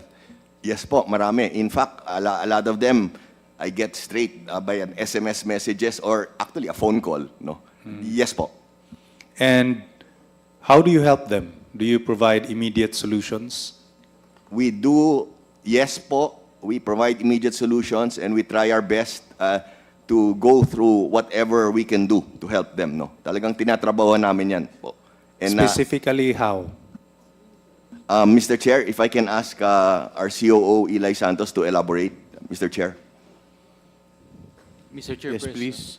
Mr. Chairperson. Tony Santos. Honorable Representative Suwan, so what, when the Office of the President and CEO directs us to coordinate immediately with these hospitals, we schedule a meeting immediately and reconcile whatever data we have regarding the status of the claims that they have submitted to Philhealth. Most of the time, Mr. Chairperson, Honorable Representative Suwan, we are able to resolve these issues on payment. If there's a need to accelerate the payment, then we inform and even direct the regional offices to fast track, not only for a particular hospital, but everything, all of facilities, Mr. Chairperson, Honorable Representative Suwan. So how do these hospitals reach Philhealth? Sino yung tinatawagan nila? Paano yung mga tao na, yung mga hospital owners na walang direct contact kay PCO? Usually, Mr. Chair, usually, Kong, they go to the 17 regions yung Philhealth. Each region has a regional vice president who oversees the region, no? So usually po, yan yung first point of ano nila. Kumokontakt nila sa RVP ng region nila. So, or the LEO head po. okay. So there are cases where hospitals who are on the verge of closing are being helped by Philhealth.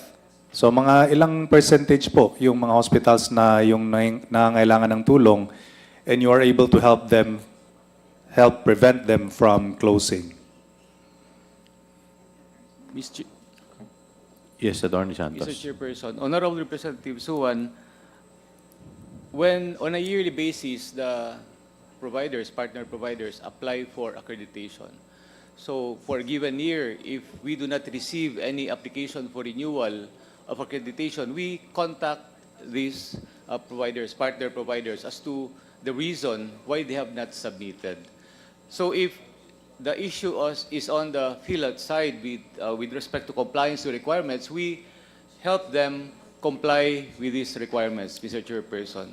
So on our side, we proactively communicate and meet with our providers, especially those that... What about those cases where yung hindi sila nabayaran or late payments from Philhealth tapos nag-close sila? Paano nyo sila tinutulungan?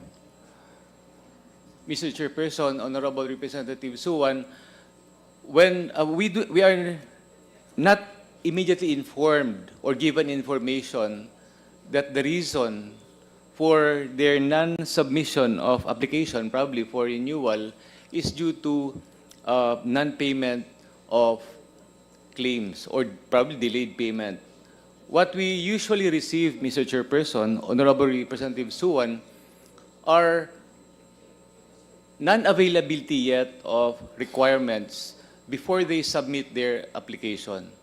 As to this reason that they do not submit their application for renewal on a given year because of non-payment, personally, I have not yet received such information or such reason for non-submission.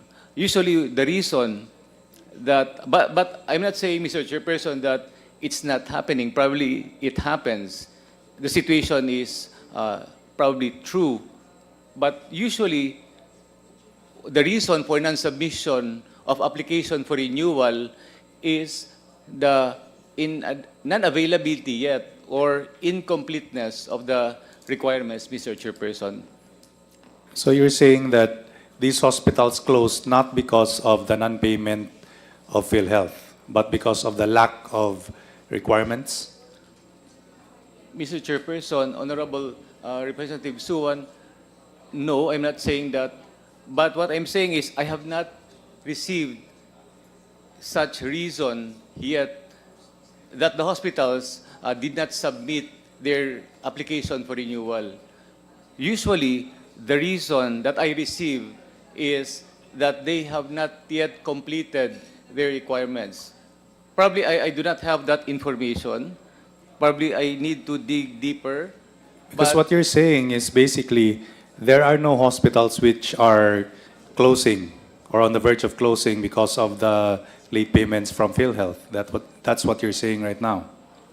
Mr. Chairperson, Honorable Representative Suwan, I apologize for probably conveying that message, but I do not, that's not my message, Mr. Chairperson, Honorable Representative Suwan. It's just that I have not received any information that the reason for closure or non-submission is the late payments. Yes, we admit that there are late payments, there are claims that are returned to hospitals, there are denied claims, but insofar as their application for renewal on a daily basis, I have not received the reason, that particular reason of non-payment.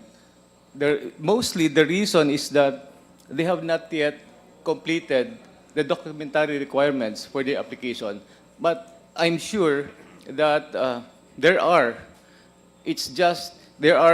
hospitals that are suffering from delayed payments or probably denied claims. It's just that the reason for non-submission is because of the lacking documents. Mr. Chairperson, Honorable Representative Suwan. What if they are no longer interested in submitting an application for renewal because they no longer exist due to the lack of payments? Paano nyo tinutulungan yun?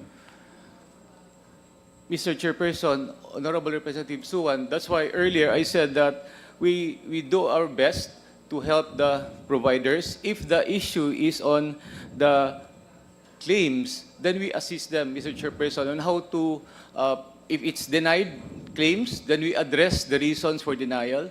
If it's returned to hospital claims, then we address the reason for the return to hospital. So, based on my experience, Mr. Chairperson, we usually have meetings with these providers and address their problems and the reasons why they do not submit their application for renewal. Mr. Chairperson, Honorable Representative Suwan. Thank you, Mr. Chair. No more questions.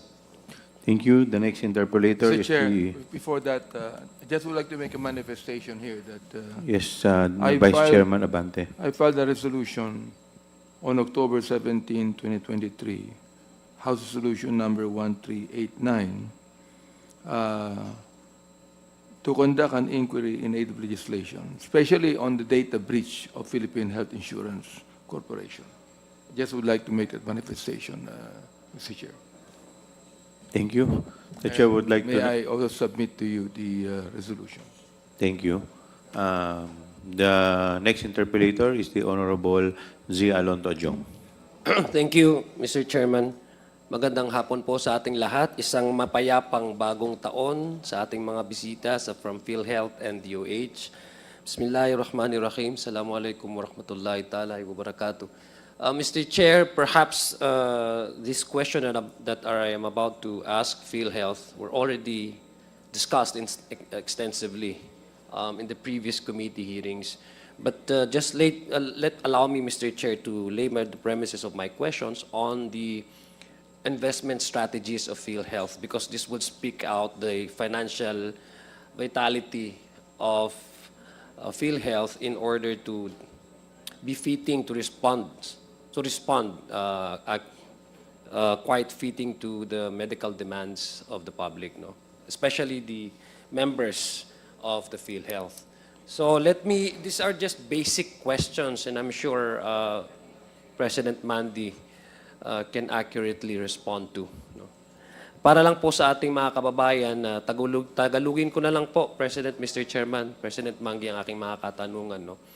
Meron po tayong tinatawag sa PhilHealth na reserve funds. No? Ito po yung isang portion doon sa hindi nagagamit na pondo na yung nakokolekta po ng PhilHealth diretso po sa ating mga contributor, mga members, no, mga contributors at yung mga ibang na-identify na po na pwedeng pagkunan ng koleksyon ng PhilHealth. Tama po ba yun, President Mandy? Yes po, Mr. Chair. Yes, okay. Ito pong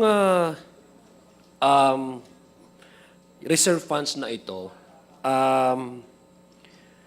asan po normally ito ginagamit at may limit po ito? Paano po natin madetermina yung isang amount na nakolekta ng PhilHealth para masabi po natin ito ay reserve funds?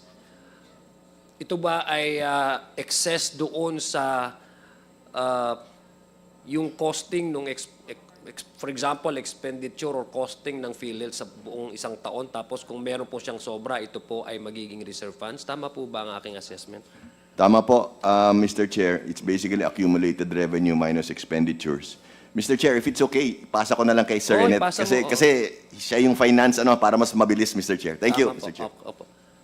Yes, before I recognize Mr. Lim Siaco, the Chair would like to recognize the Honorable Busita from the One Rider Party List.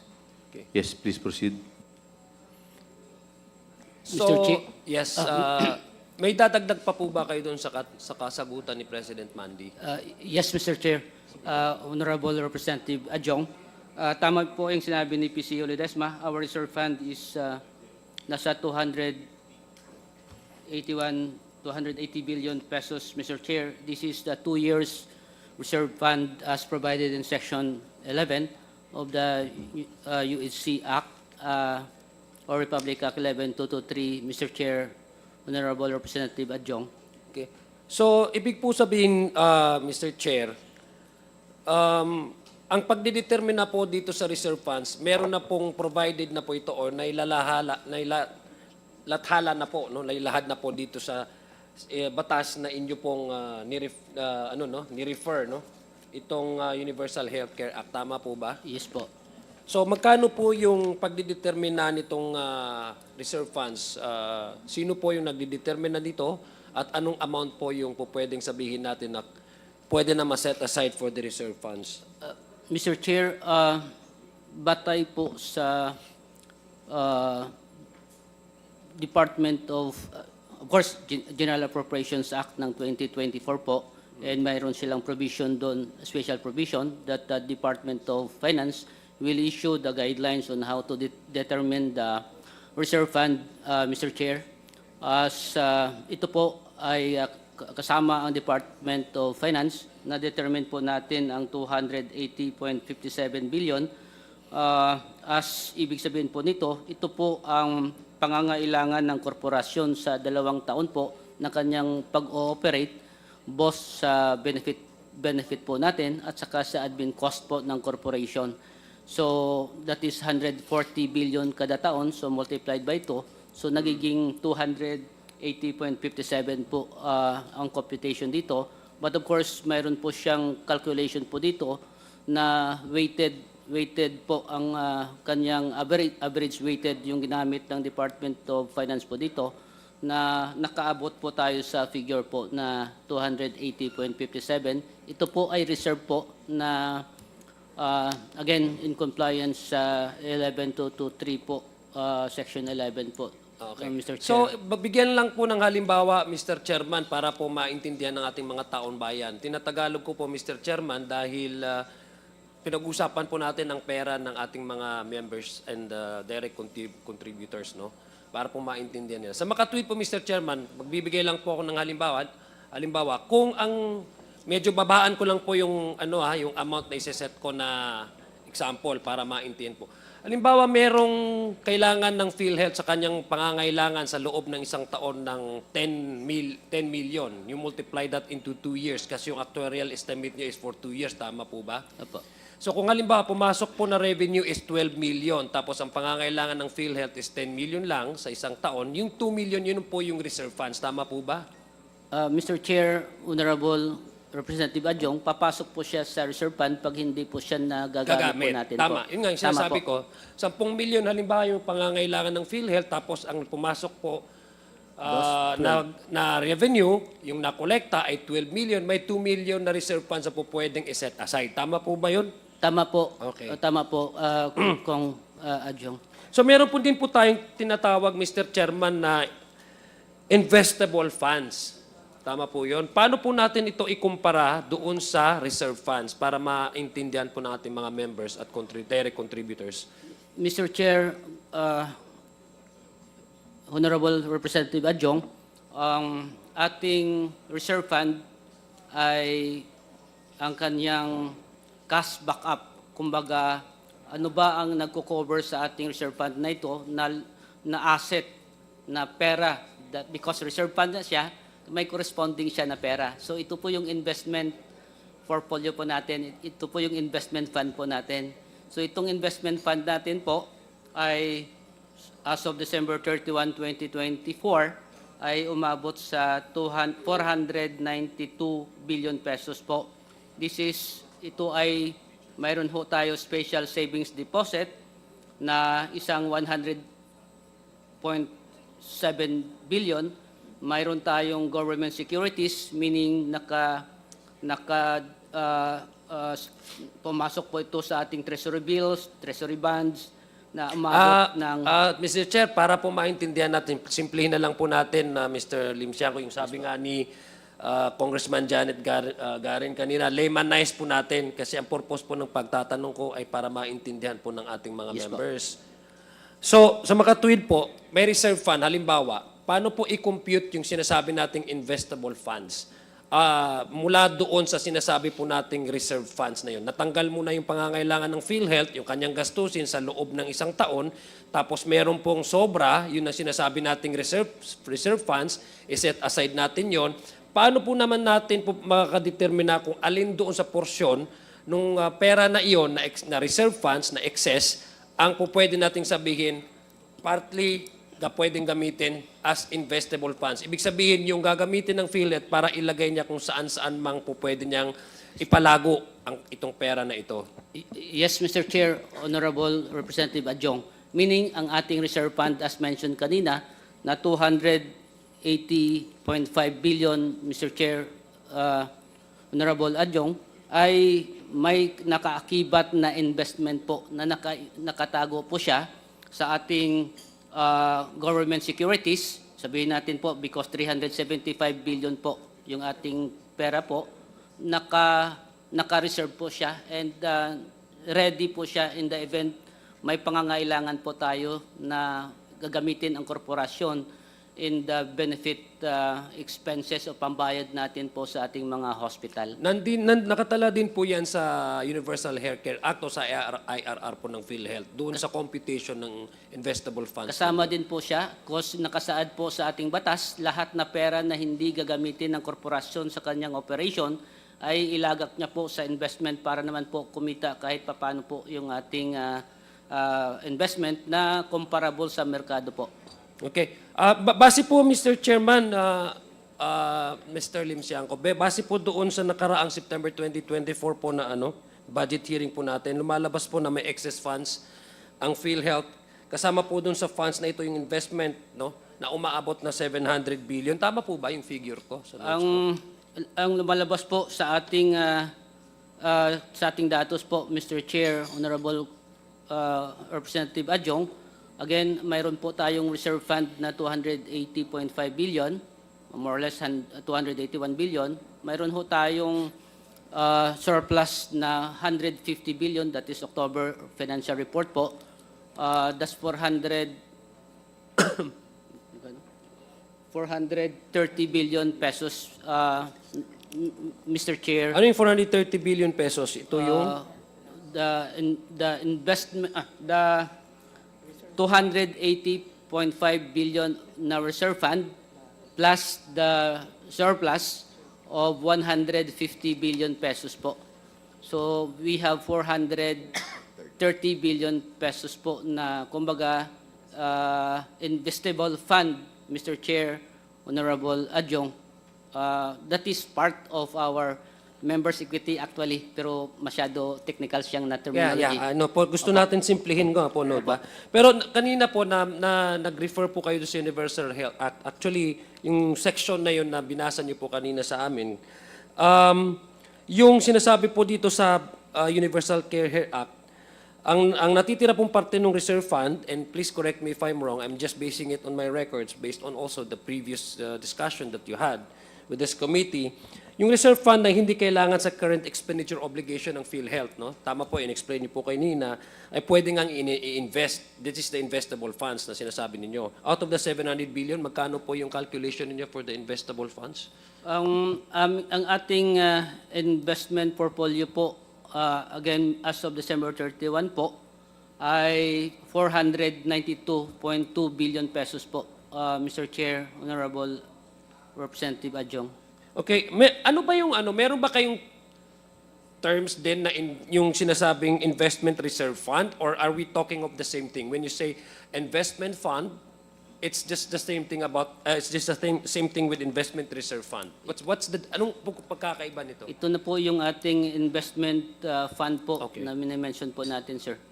So yung sinasabi po nating investable funds, ito po yung mga possible na category na po pwede nating sabihin na iyon yung pwedeng pero pag sinabi pong investment reserve funds, yun yung actual kung ano po ang hawak natin. Yes po. Tama po yung aking...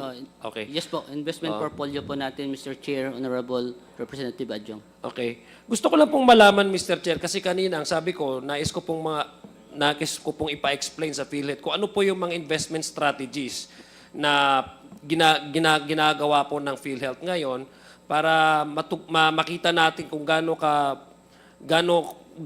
ka husay, halimbawa, mag-respende at maka-accumulate at magpalago ang pera ng PhilHealth, no? So nais ko lang pong malaman, Mr. Chair, kung ano po yung mga sektor na ayon sa PhilHealth ay naaayon para doon po nila i-invest ang kanilang investable funds sa ngayon, currently. Yes po. Mr. Chair, thank you, Sir Net.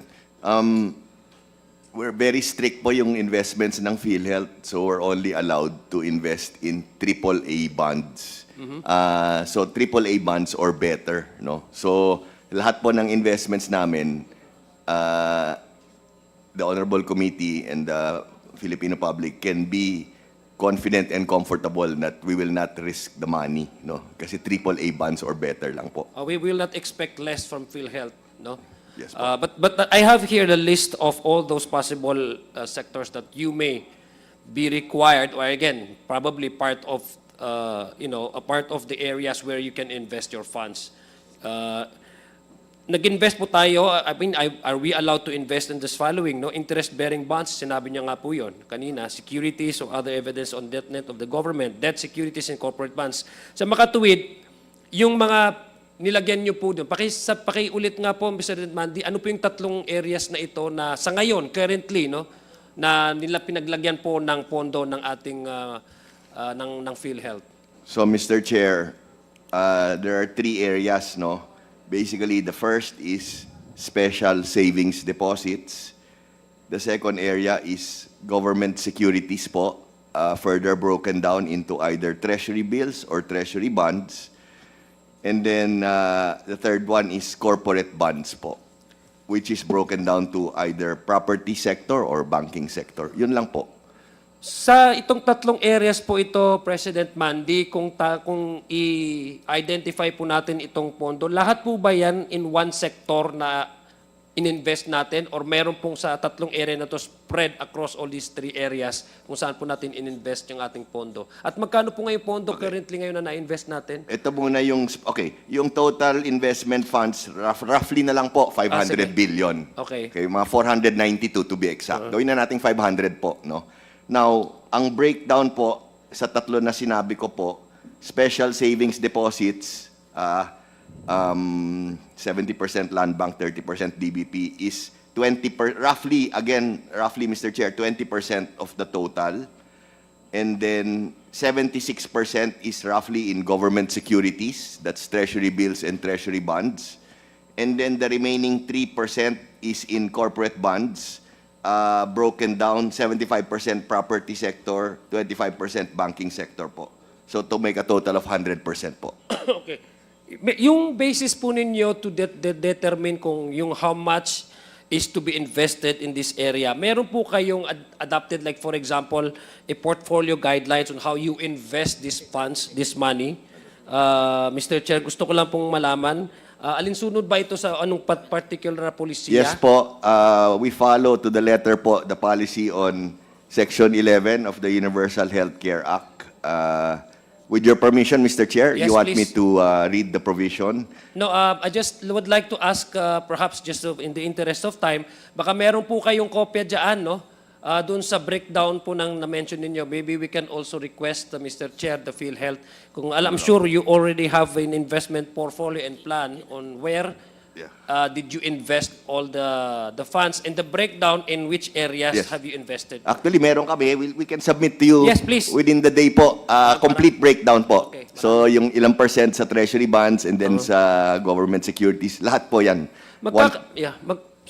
Magkakapare-pareho ba ito ng interest, commercial interest rate doon sa lahat po ng pinag-investan ninyo? Hindi po. Just to give you an idea po. So, ito yung yield percentage to return on investment, no? For the special savings deposits, again po, roughly, Mr. Chair, if you don't mind, mga 6%, no? Yung sa government securities, treasury bills, also 6%. And then yung sa treasury bonds, 4.7%, no? So yung days to maturity sa treasury bills is roughly 78 to 100 days po. And then the treasury bonds, the days to maturity is around 1 to 6 years po, no? And then sa corporate bonds, the yield percentage to the return on investment is 6.2% po, slightly higher. And the yield days to maturity is ranging from anywhere from 0 to 6 years po. So, ang total investment portfolio yield percentage to return on investment is around 5.13% po. 5.1. 5.13. Of what, how much amount?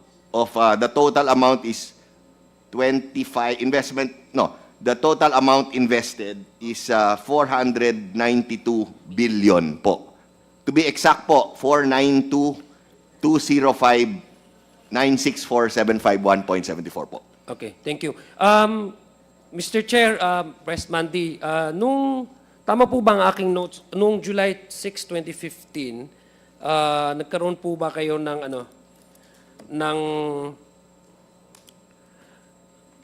investment management agreement with the Banco de Oro, BDO, Unibank? Tama po ba based on I'm sure you were not still the president at that. You were not the president at that time, but in 2016, based on my records, there was a investment management agreement entered into between Philhealth and Banco de Oro, Unibank. Mr. Chair, for smoother flow, if I can allow, please. kasi Thank they you. were around, Yeah, I no? know. You Para were mas not part madali, of- Mr. Chair, if Yeah, it's okay. you were not part of Philhealth that time. So just, I would like to ask anybody from Philhealth. Mr. Chair, Honorable Adjong, mayroon po fund manager na pinocure si PhilHealth and then na-implement po siya. And eventually, nasara din siya, na-close din siya. May, of course, isang provider lang po to and hindi na po siya tinuloy. Mr. Chair. Ilang providers po ba yung pinurchase ni Philhealth dun, under the itong IMA? Isa lang po, Mr. Chair, Honorable Representative Adjong. Ano yung gusto ko lang pong maintindihan. So what was the result of this? Kasi ang pagkakaalam ko po, you procure yung manage under the under po dito sa investment management agreement, the BDO would be acting as the one who would instruct, for example, or plan out your investment portfolio. Tama po ba? Tama po ba akong pagkaintindi? Mr. Chair, very sorry kung Representative Adjong, during the time wala pa ho ako sa fund management sector and hindi ho kami preparado sa report na hinihingi niyo po. Can you We will submit the report if possible po. Yeah, Mr. Chair. I think it's important, Mr. Chair, that we request Philhealth to provide us with this document. This was done. It was entered. Perhaps si Attorney Eli Santos, can you provide us an information on what has been achieved or what has been accomplished or what were the benefits that Philhealth get from entering into this IMA with the Banco de Oro on July 6, 2015? Mr. Chairperson, Honorable Representative Adjong, Yes. I returned to PhilHealth only in 2020. In 2015, I resigned from PhilHealth Regional Office 11, Mr. Chairperson. So at that time, I was not yet with the PhilHealth Central Office. But as to reiterate the manifestation of SVP Renette Lim Shaco Jr., we will submit the required documents, Mr. Chairperson, Honorable Representative Adjong. Okay, thank you very much, Attorney Eli Santos. It's important, Mr. Chair, that we get the documents that I am requesting. Kasi nakala naman din po ito doon sa under section 11.7 po. Doon sa ayun po doon sa Universal Health Act, yung implementing rules and regulation po ng Universal Healthcare Act, no? That dito PhilHealth, maaari naman pong kumuha ang PhilHealth ng institution na may valid trust license bilang external local fund managers, no? And I think that's the basis, legal basis for the PhilHealth to enter. But we just want to know exactly what was the result of that agreement, no? Why do you need to come up? Why did PhilHealth need to come up with hiring or purchasing these services from BDO? Gusto ko lang po malaman, Mr. Chair, Your Honors. So let me proceed po. Again, meron po bang investment guidelines o rules na naging gabay sa pag-invest nitong current funds na to, Mr. Chair? What Yes, are the Mr. guidelines? Chair. Kasi I was asking earlier kung which areas that you have invested your money into. But I just want to know exactly kasi when we talk about investment portfolio, it covers many things, including those guidelines. Mr. Chair, gusto ko lang pong malaman. Actually, Mr. Chair, yes, we do have. In fact, we can furnish this honorable committee a copy of the investment guidelines within the day po. Can you explain maybe briefly on what are the salient points Yes. under these guidelines that may require the attention for us to understand correctly? Kung Sure ano po, yun? Mr. Yes, Chair. thank you. Sure po. Mr. Chair, Yes, Mr. Lim Siako. maraming salamat, Mr. Chair.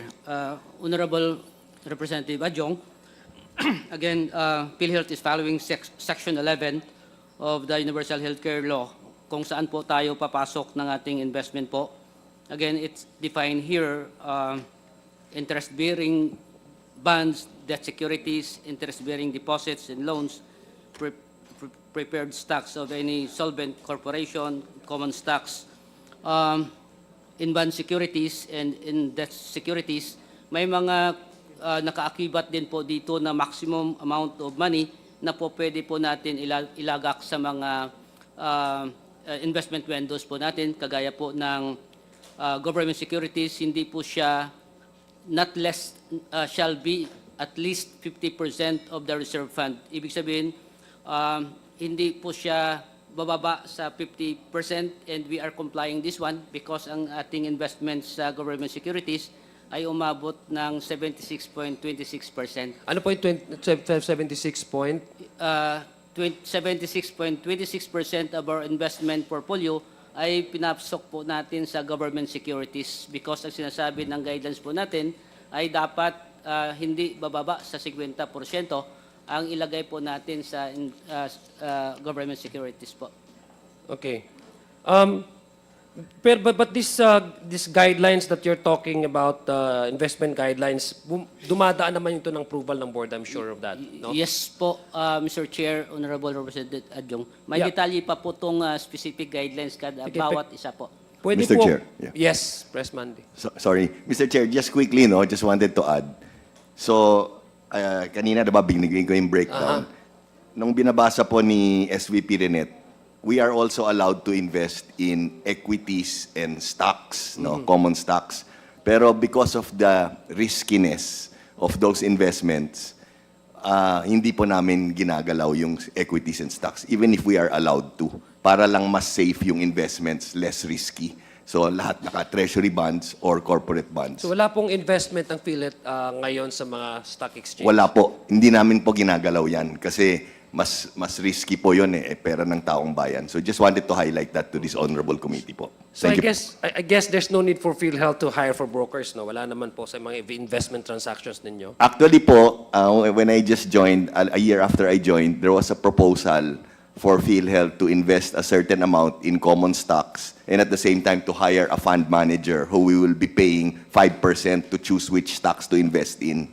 So sinuggest ko, well, hire pa tayo ng manager and then mag-invest pa tayo, riskier investments, baka mawala pa yung pera. So I just suggested that we just stick to the plain investments of corporate bonds and So time lock ito ng mga investments ng PhilHealth sa ngayon? Sorry po? Time lock ito. You don't need to hire any brokers whatsoever. Because Wala it po. never changes. Wala. Wala. So you categorically say that there's no investment of PhilHealth in the stock exchange? Wala po, wala po. At saka yung maturity, as I mentioned earlier, Mr. Chair, around up to 5 to 6 years, 0 to 6 years maturity po. Naka-time lock, yes po. Naka-time lock nga siya, Yes di po. ba? Yes po, yes, Mr. Chair. So yung sinasabi niyo po, can we go back to your response kanina lang, just what you just heard earlier, just now? Yung fund managers, ito po yung isa sa mga dinidiscuss ninyo or was it discussed in the board? It was discussed in the EXECOM po. In the EXECOM? EXECOM, yes. Okay. Among internal PhilHealth EXECOM. Would this be a same replica of the one that I just mentioned and asked you about, the Banco de Oro? No po. Sorry. I thought kasi po, remember I mentioned that PhilHealth is allowed also to invest in equities and stocks. Yeah. No? So sorry, nothing related to the Banco de Oro po. Kasi all three of us were not around when that happened po. So we will look into it po and just furnish your good office with a copy po of our findings. Okay. Gusto ko po lang pong tanungin, and let me go straight to your audited financial statement no, in 2023. Meron pong 580 million pesos which is lodged under identified as expenses for other professional services. May we know, would this be connected with hiring or procuring services for Philhealth to invest its reserve investable funds? Mr. Chair, Honorable Representative Because you've said Adjong, there's no need for Philhealth to hire a middleman or broker in anything like that because you've never invested in a stock exchange, di ba? Time Yes, lock naman yun eh. So yes po, can yes. we gonna check our record, Mr. Chair. Tingnan We have po now? namin. Meron po kayo? Tingnan Ah, namin sige kung po. meron kaming dala po dito. Okay.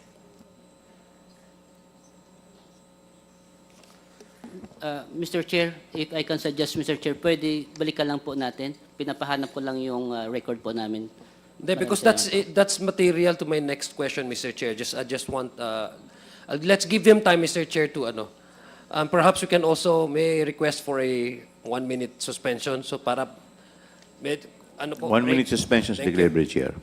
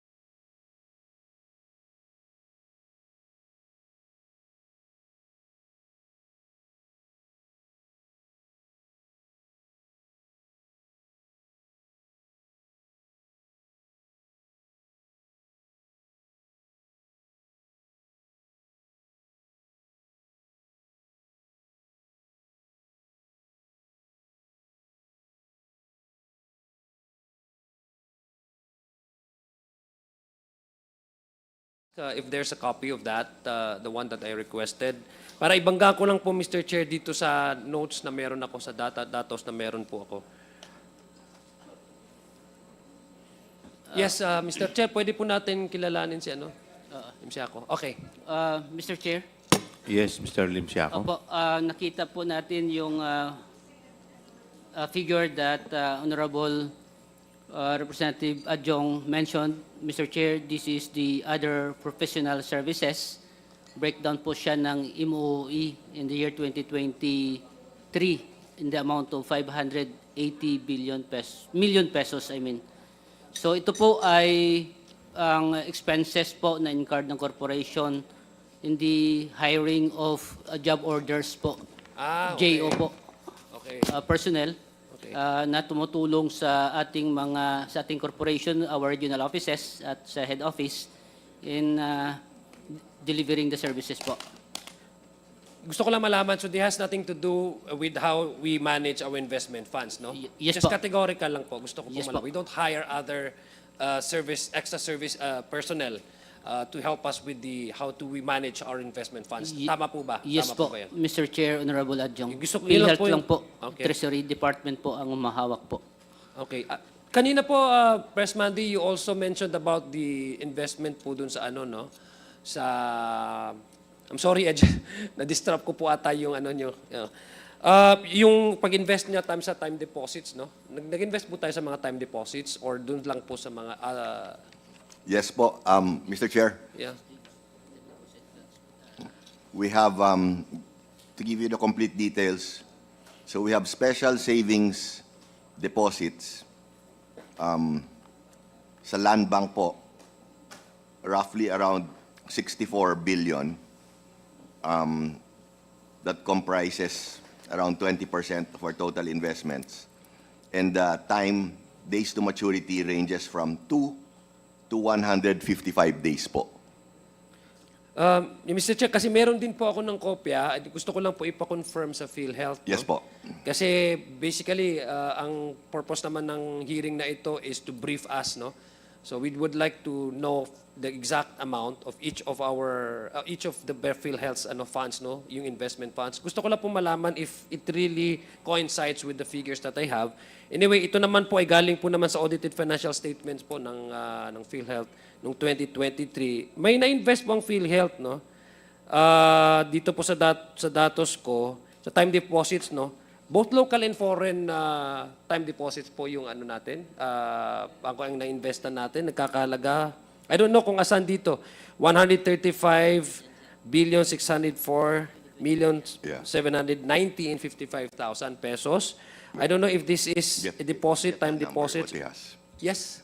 Sorry, Mr. Chair. No, pinapako ko kasi, Mr. Chair, These are all, I think these are both foreign in Yeah. foreign currency. And No, understood, local Mr. currency. Chair. The thing is, what the figures I'm giving you kasi, Mr. Chair, is as of December 31, 2024. So Kaya that's hindi more, tayo nagmamatch eh. Oo. kaya that's Hindi- a more updated. More updated, Okay, more sige. recent po. Better. Yes. Oo. Actually, maybe, Mr. Chair, we can give you a copy. Yeah, please. Oo, We'll give para you a mas- copy now, Mr. Chair, kasi this is more recent naman. And Yes. it's all Okay. explained. It's just a one-pager. Yeah. Paano po yung nyo, yung how do you arrive into deciding how much percent of the reserve funds that you will invest? May nagkakaroon po yan ng bidding in terms of which one offers a much higher rate, because I guess magmamatter po yung rate niyan di ba?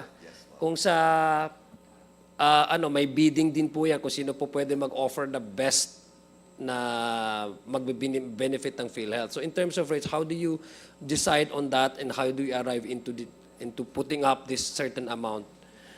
Meron po kayong guidelines dyan or is it Yes po. decided by the Meron by po. the board? Sige po.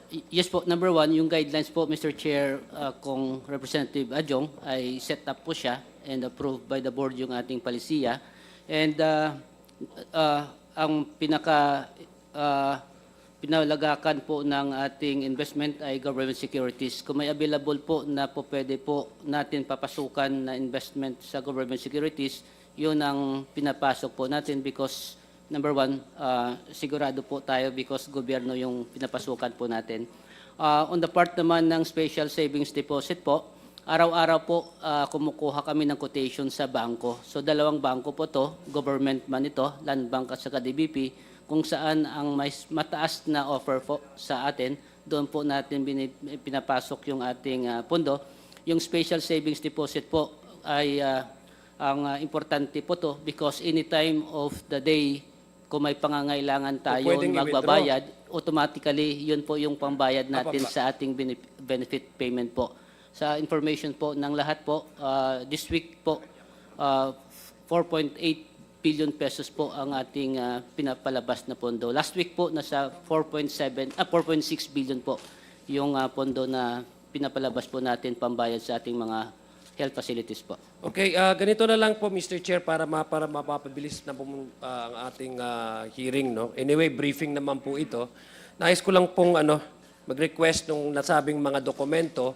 I think mas updated po yung kanila dahil kaysa may datos na hawak ko po ngayon. Yung sa investment and time deposits, pwede pong paki-furnish ang committee na ito. Meron din po kayong investment securities, no? At yung sinabi niyo po kanina, Mandy, yung mga stock, yung bonds, treasury bonds, do you have also in the corresponding amount that you have invested? Yes. I can give you the corresponding amount now, then we can give you to follow the breakdown of Yes, each please. specific bond. No? Okay. Sa corporate bonds, Mr. Chair, the total investment amount is roughly 16 billion. That represents 3.28% of total. No?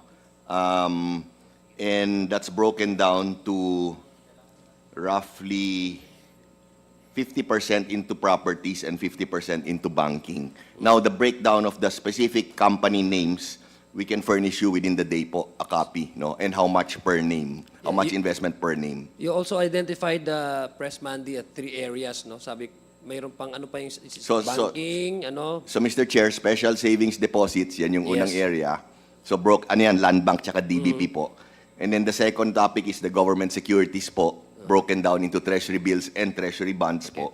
Then the third one is corporate bonds, broken down into properties and banking po. Okay. So, thank you very much. Expect lang po namin itong mga documents Yes na po, ito. within the day po, Your Honor. Okay. Now, let me go to another topic po, Mr. Chairman, Press Mandy. Kanina po nakikinig po ako sa pinag-usapan kanina. Yung questions ni Congressman Suan. Hindi lang ho ito limited yung kanyang issue within his district, but it is being felt all over the country. In fact, yung na-mention yung out-of-pocket expenses ng ating mga pasyente, talagang gusto natin ang Philhealth ay maging responsive. Meaning to say, pag responsive ay yung talagang intensyon ng batas ng Universal Care Health Act ay maibigay natin. That's why napag-usapan nga po, nagkaroon ng medyo apprehension or yung fear ng ating mga publiko nung napag-usapan about the zero subsidy. Tama ho ba? And I thank President Mandy for coming out with this statement na tama po ba yung pagkabasa ko dun sa statement ninyo na may enough funding naman ang Philhealth despite the zero subsidy para tugunan yung mga pangangailangan ng ating mga members at contributors at ating mga kababayan. Tama po ba? Yes, Mr. Chair, that is correct. And just to add to that, we are financially healthy. Yeah. That's the reason why I was premising my questions on how you manage the funds of all the members, no? Saan nyo nilalagay yung mga pondo? Kasi that would also spell out how financially, yung financial vitality ng Philhealth para mag-respondi po sa pangangailangan. Now, I'd just like to ask, connect ko lang po kanina sa questions po kanina ni Congressman Suan. Aware po ang Philhealth ng mga cases where ang patient, kasi nangyayari po ito and I have talked with several of my constituents, pag sila po ay lalabas ng hospital and ask for a billing, pag hindi nila sinabi na Philhealth, mababa yung medical bills. The moment that they mention that they are a member of Philhealth, nag-iiba yung billing medical bills. Are you aware of this? Because this is something controversial. I'm Mr. talking Chair. about yung 10%. Is that correct? Let me ask again, ASEC.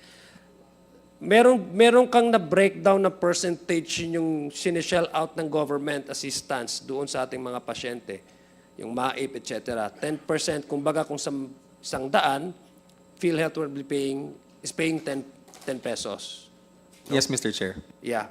So, if that would be the case, and with all these complaints that I'm receiving from my constituents, is Philhealth aware of this, that once they request for a billing, for discharge, pag di-discharge po nila, pag sinabi nilang members sila ng Philhealth, medyo tataas daw. I just want to know from Philhealth, kung are they aware of these complaints?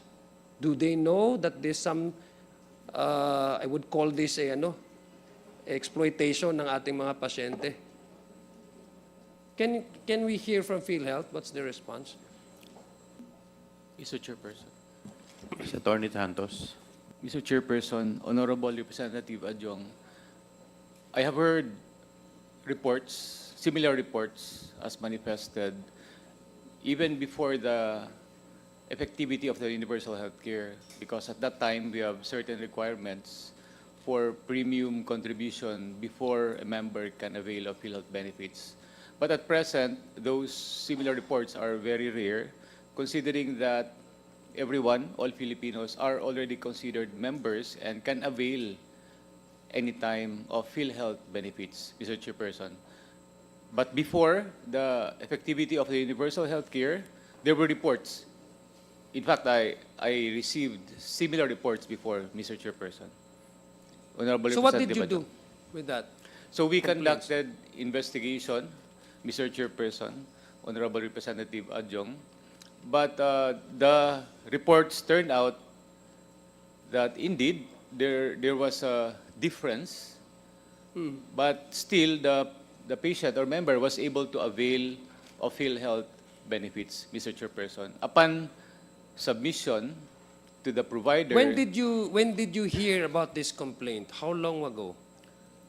Mr. Chairperson, Honorable Representative Adjong, I was investigator of Philhealth Regional Office 11 until 2015. So there were reports, similar reports during that time. Again, before the effectivity of the universal healthcare. At present, I have not received similar reports, Mr. Chairperson, Honorable Representative Adjong, because of the universality of the UHC right now. All Filipinos are considered Yeah, but members. apparently, Mr. Chair, Mr. Chair, the same problems, kanina ngayon lang sinabi mo in 2015, the same complaints and the same problems have reached the attention of this representation. That's why it's very alarming. I think the Philhealth needs to do something about this. And maybe in the next committee hearing, I would require, Mr. Chair, a assessment or report on this, no? Kasi sabi mo, this has been happening nung panahon pa, pero Attorney Santos, nangyayari pa hanggang ngayon. So gusto ko lang po magkaroon ng konkreto na measures. Pina-investigate niyo po ba ito? Mr. Chairperson, Honorable Representative Adjong, yes, sir. We conduct investigation on all complaints filed in Philhealth, Mr. Chairperson. Okay. Honorable Representative Adjong. Thank you. I think for my last two lang, Mr. Chair, just wanna, again, gusto ko lang po din tanungin kanina, yung case rate po na sinasabi ni Congressman Suan at saka ni Congressman Janet Garin. Yung determination po, yung pagbabayad po nung klaseng medical services, base po doon sa, halimbawa, sa disease or sakit, no? Flat rate po ba ito? Halimbawa, kung pneumonia, tapos nag-avail ka ng isang medical assistance yung based on yung licensing accreditation level ng hospital ay na-acquire lang niya is level 1. And then, kung halimbawa, yung packages na binibigay natin sa ibang levels of hospitals, flat rate lang ba ito halimbawa? Halimbawa sa pneumonia, kung halimbawa, for example, 15,000, the same lang din sa level 1, level 2, level 3 na hospitals, flat rate ito? Mr. Chair, before I allow Doc Ish to give you the details of your query, I just want to highlight to this committee yung case rates. So there are a total of around 9,000 case packages. Now, we did last year on February 14, we did a 30% increase almost across the board. And then last month, we did an additional 50% to the 30% increase almost across the board. Dahil compounded yan, that's a total of 95% increase on almost all of the 9,000 case rate packages. Now, with regards to your query, Mr. Chair, if I can ask Doc Ish to... Yes, President Mandy, ang gusto ko lang pong malaman, I'm not asking you about the percentage of how much or the volume of patients that already been serviced by the packages. I'm asking about kasi yung ibabangga ko ito dun sa out-of-pocket expenses ng sariling tao, pasyente. Halimbawa, pumunta ako sa isang tertiary level hospitals. Of course, we expect a more advanced in medical care, mas mahal kasi meron silang equipments, etc. Tapos, kung flat rate lang, halimbawa, pneumonia, 15,000, example lang. And then I availed of other services because tertiary level hospitals are more equipped with other services. They have far more advanced compared to the secondary, tertiary. Naturally, mas mahal yung ibabayad ng pasyente. Ang tanong ko lang, kung flat rate siya, at kailangan kung mas malaki yung out-of-pocket expenses na isang pasyente, hindi naman ako po pwedeng, or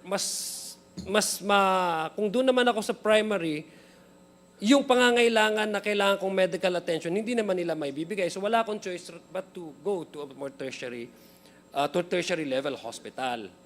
So gusto ko lang po malaman, what determines, for example, PhilHealth to decide on having a flat rate case? Kasi ang sa akin, naiisip ko, maybe we can rationalize it depending on the level of hospitals and the capacity of health facilities so that hindi masyadong malaki. Halimbawa, kung pupunta ako ng isang tertiary hospitals, di ba? Para maramdaman na yung mga ating mga members, yung pinibigay talaga na serbisyo ng PhilHealth para ma-cover nila. Kasi kung ang sakit ko requires me to avail of a more advanced medical, say for example, assistance, kung kailangan ko ng mga oxygen, halimbawa, etc., dahil wala naman, hindi naman yan available sa primary, sa infirmary, sa secondary, natural, doon ako pupunta. Pero flat rate yung kanyang pagbabayad sa mga hospital, regardless whether you're a primary, secondary, tertiary. So, kumbaga, have you ever decided maybe rationalizing the case, the expenses and the subsidies and the packages that you are shouldering for these patients according to the capacity of medical facilities? Actually, Mr. Chair, that's an excellent question. Dr. Ish heads our health finance policy sector. He's in charge of all of these case packages. No, Doc Ish, can you address the query? Yes, Mr. Chair.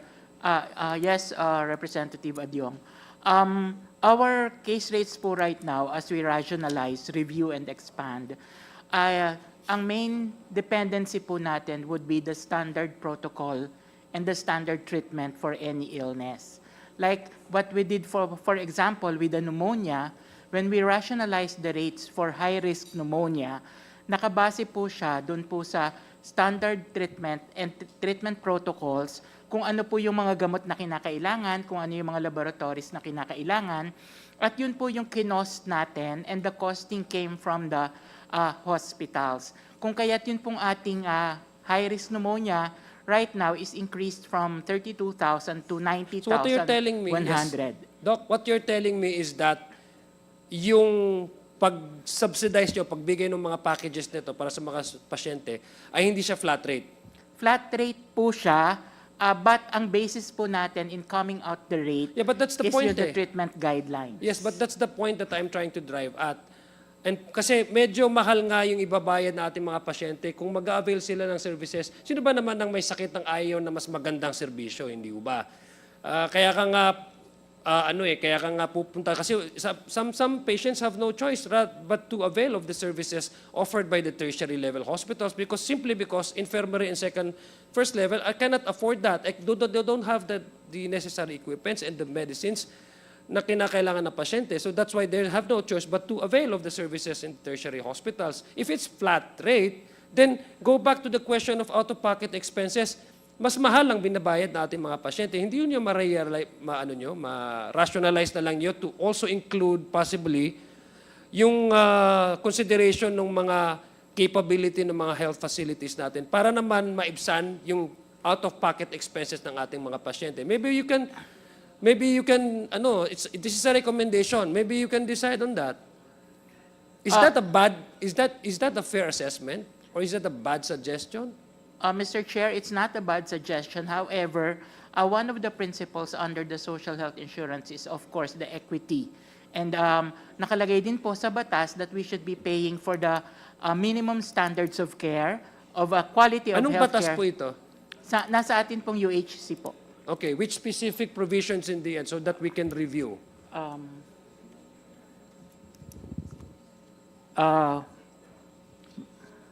I will provide, Mr. Chair, sorry. I don't think the Universal Care Act wants to at least Hindi ko alam sa minimum standards. Check mo lang kayo. limit the packages or to kasi that would tantamount in that's the opposite. I think what you're saying is the opposite of the intention of the UHC. Kung if I get what you're driving at, yung point po.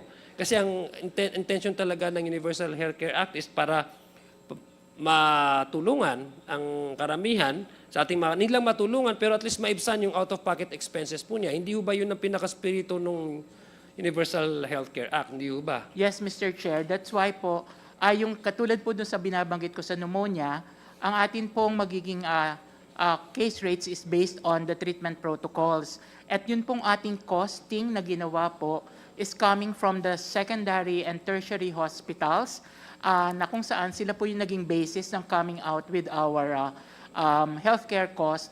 Kaya po lumabas na ngayon na 90,100 yung ating benefit. I'll give you a specific example po, President Manny, para po ma-consider ninyo itong suggestion ko. Galing po ako sa isang rural area sa Mindanao. Karamihan po dyan, paswerte po kami, may Amay Pakpak Medical Center, but I'm talking about 39 municipalities. Ilan lang po mga first level hospitals dyan. The tendency is that, minsan, yung flat rate kasi, yung mga first level hospitals, hindi na ho sila mag-avail ng accreditation for second level because pare-pareho naman ang bayad natin eh. Pare-pareho naman yung package na binabayad. So sometimes it becomes a deterrent for this hospital to upgrade its services, which is detrimental to the health requirement and demand of those yung mga constituents. Yun po yung nangyayari sa akin. That's why I'm suggesting to Philhealth, maybe you can also explore more on how we can assist the patients doon sa issue ng out-of-pocket expenses. I don't know how you can go about with this, but I think this is not a bad suggestion. Would you consider this as a fair assessment? Actually, Mr. Chair, it's not a bad suggestion. In fact, it's actually a good suggestion. So, Mr. Chair, maybe we can discuss this internally. We'll take a closer look into it. Actually, we welcome all inputs and suggestions and comments. No, so we hear you. We hear your suggestion. It sounds, to me personally, it sounds like a good suggestion. So maybe we will discuss it with the team and look into it and see how we can move forward with your suggestion, Mr. Chair. Thank you very much, President Mandy.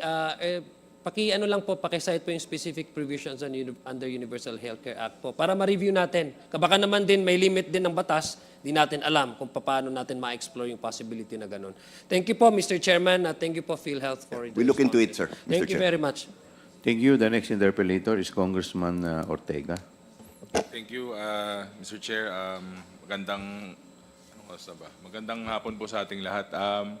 Alam naman po natin na kahit ano pong preparasyon ng budget, syempre, it takes good fiscal management po. No? So, naiintindihan po natin na importante po yung paggamit ng pondo. Yung utilization rate / yung burn rate po natin, naiintindihan po natin. Sir, Mr. Chair, with the indulgence of our chairman, maaari po ba natin na i-request po para sa isi-schedule po natin na committee hearing natin na makuha po natin yung comparative na utilization rates po for the past 6 years, Sir Mandy, yung previous administration saka yung current administration for the past 3 years para ma-compare po natin at saka makita po yung utilization rate po ng bawat taon. Kasi nga po, if I may read lang po, yung sa deliberasyon po ng proposed 2025 budget po under DOF Secretary Ralph Recto ay nasabi po na pati yung past administration opted to utilize the Philhealth funds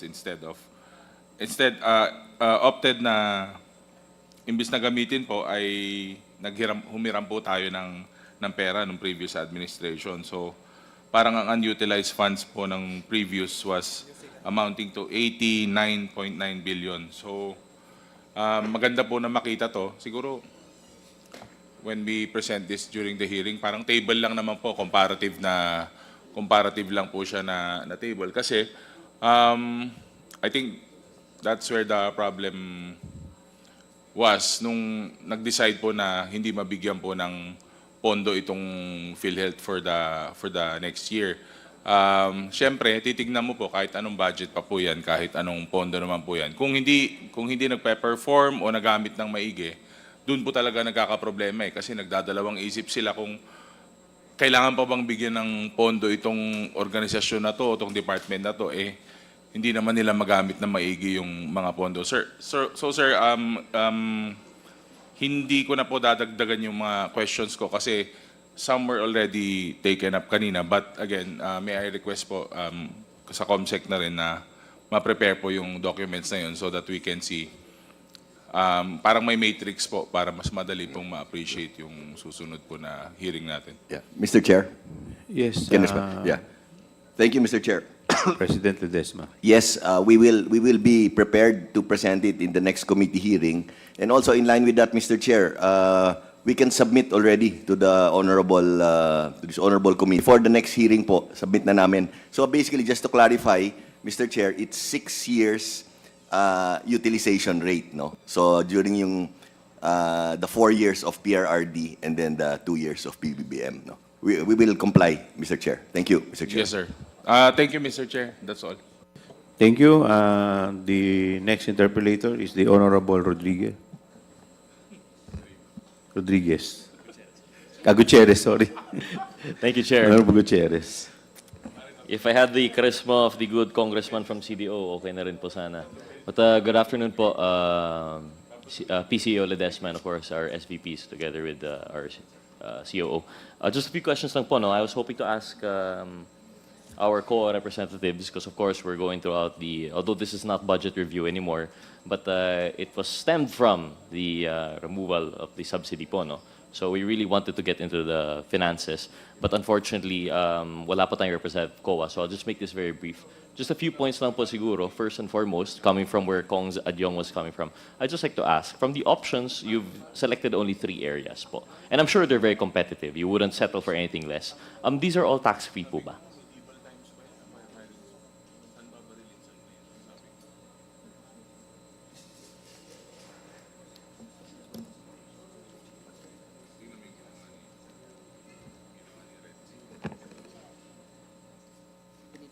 Mr. Chair, to answer your question, yes on all. However, on the corporate bond side, we're just double-checking. But definitely on the special savings deposits, on the government securities, treasury bills, lahat po yan tax-free.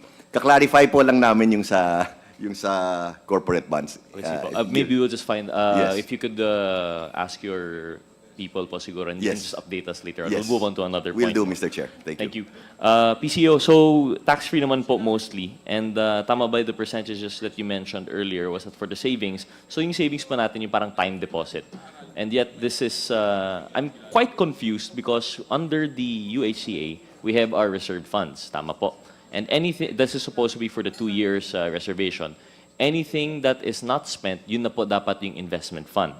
Now, based on our contributions, it's around 200 plus billion, tama po, no? And the expenses we're basing po kasi on 2023, that's what I have. So I hope you'll bear with us, it's not the 2024 AFS that you have. So for 2023, it was around 180 billion yung cost.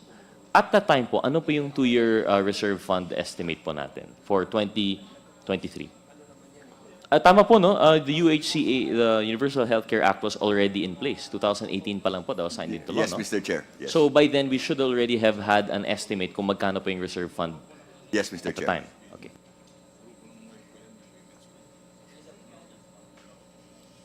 Mr. Chair,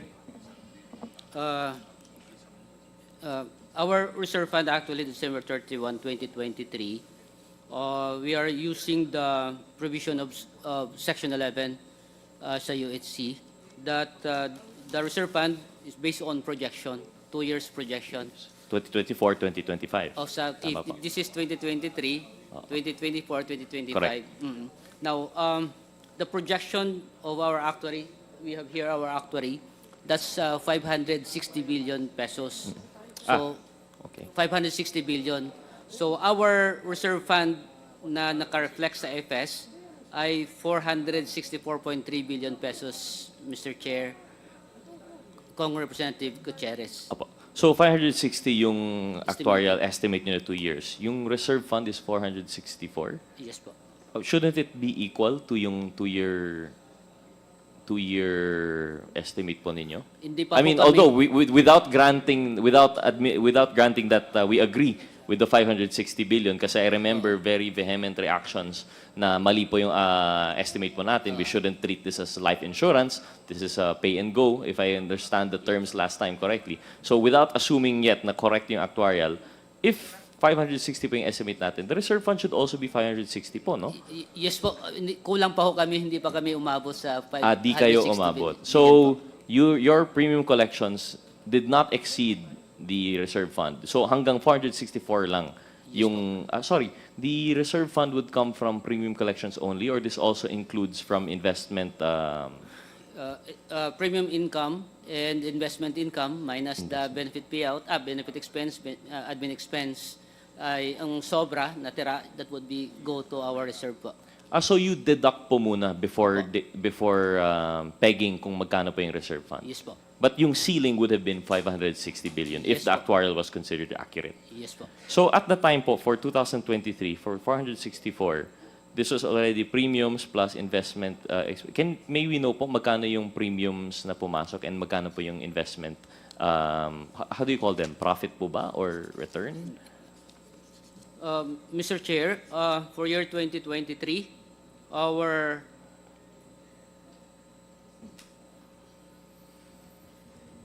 premium income amounting to 236.2 billion and our investment amounting to 21.5 billion pesos, Mr. Chair. And at the time po in 2023, were you also adopting a, how do we call it, conservative approach? This was all, what did you call it? Saving, the first savings? You had a term for that, no? It's out of the three po. No? This one, Mr. Chair, because this is income statement, we are adopting the accrual basis of accounting, Mr. Chair. I mean, the term, sorry, Mr. Chair, the term is special savings. Special. There we go. Thank you. Thank you, PCO. You understood exactly what I was going for. So, yung at that time po in 2023, yun pa rin yung strategy natin. It was special savings, T-bills, and then yung corporate bonds. Yes po. Tama po. Mr. And it Chair. was roughly around the same percentage, no? It was 20%, 76%, 3%. Yes, more or less similar, Mr. Chair. And during that time, our investment portfolio ay 498 billion, Mr. Chair. Okay. So this has been the strategy of the administration of PCEO Ledesma, which I personally appreciate. I'd rather that we have a conservative approach to this. But and you see for the foreseeable future, for as long as during your tenure, you think we will be adopting a conservative approach? Most definitely, Mr. Chair. Okay.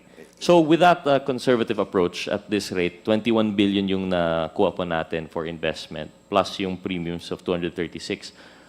Am I missing an income there? Because 236 billion premium contribution and 21 billion investment is only 277. Mr. Chair, the net income ng 2023 is amounting to 174 billion.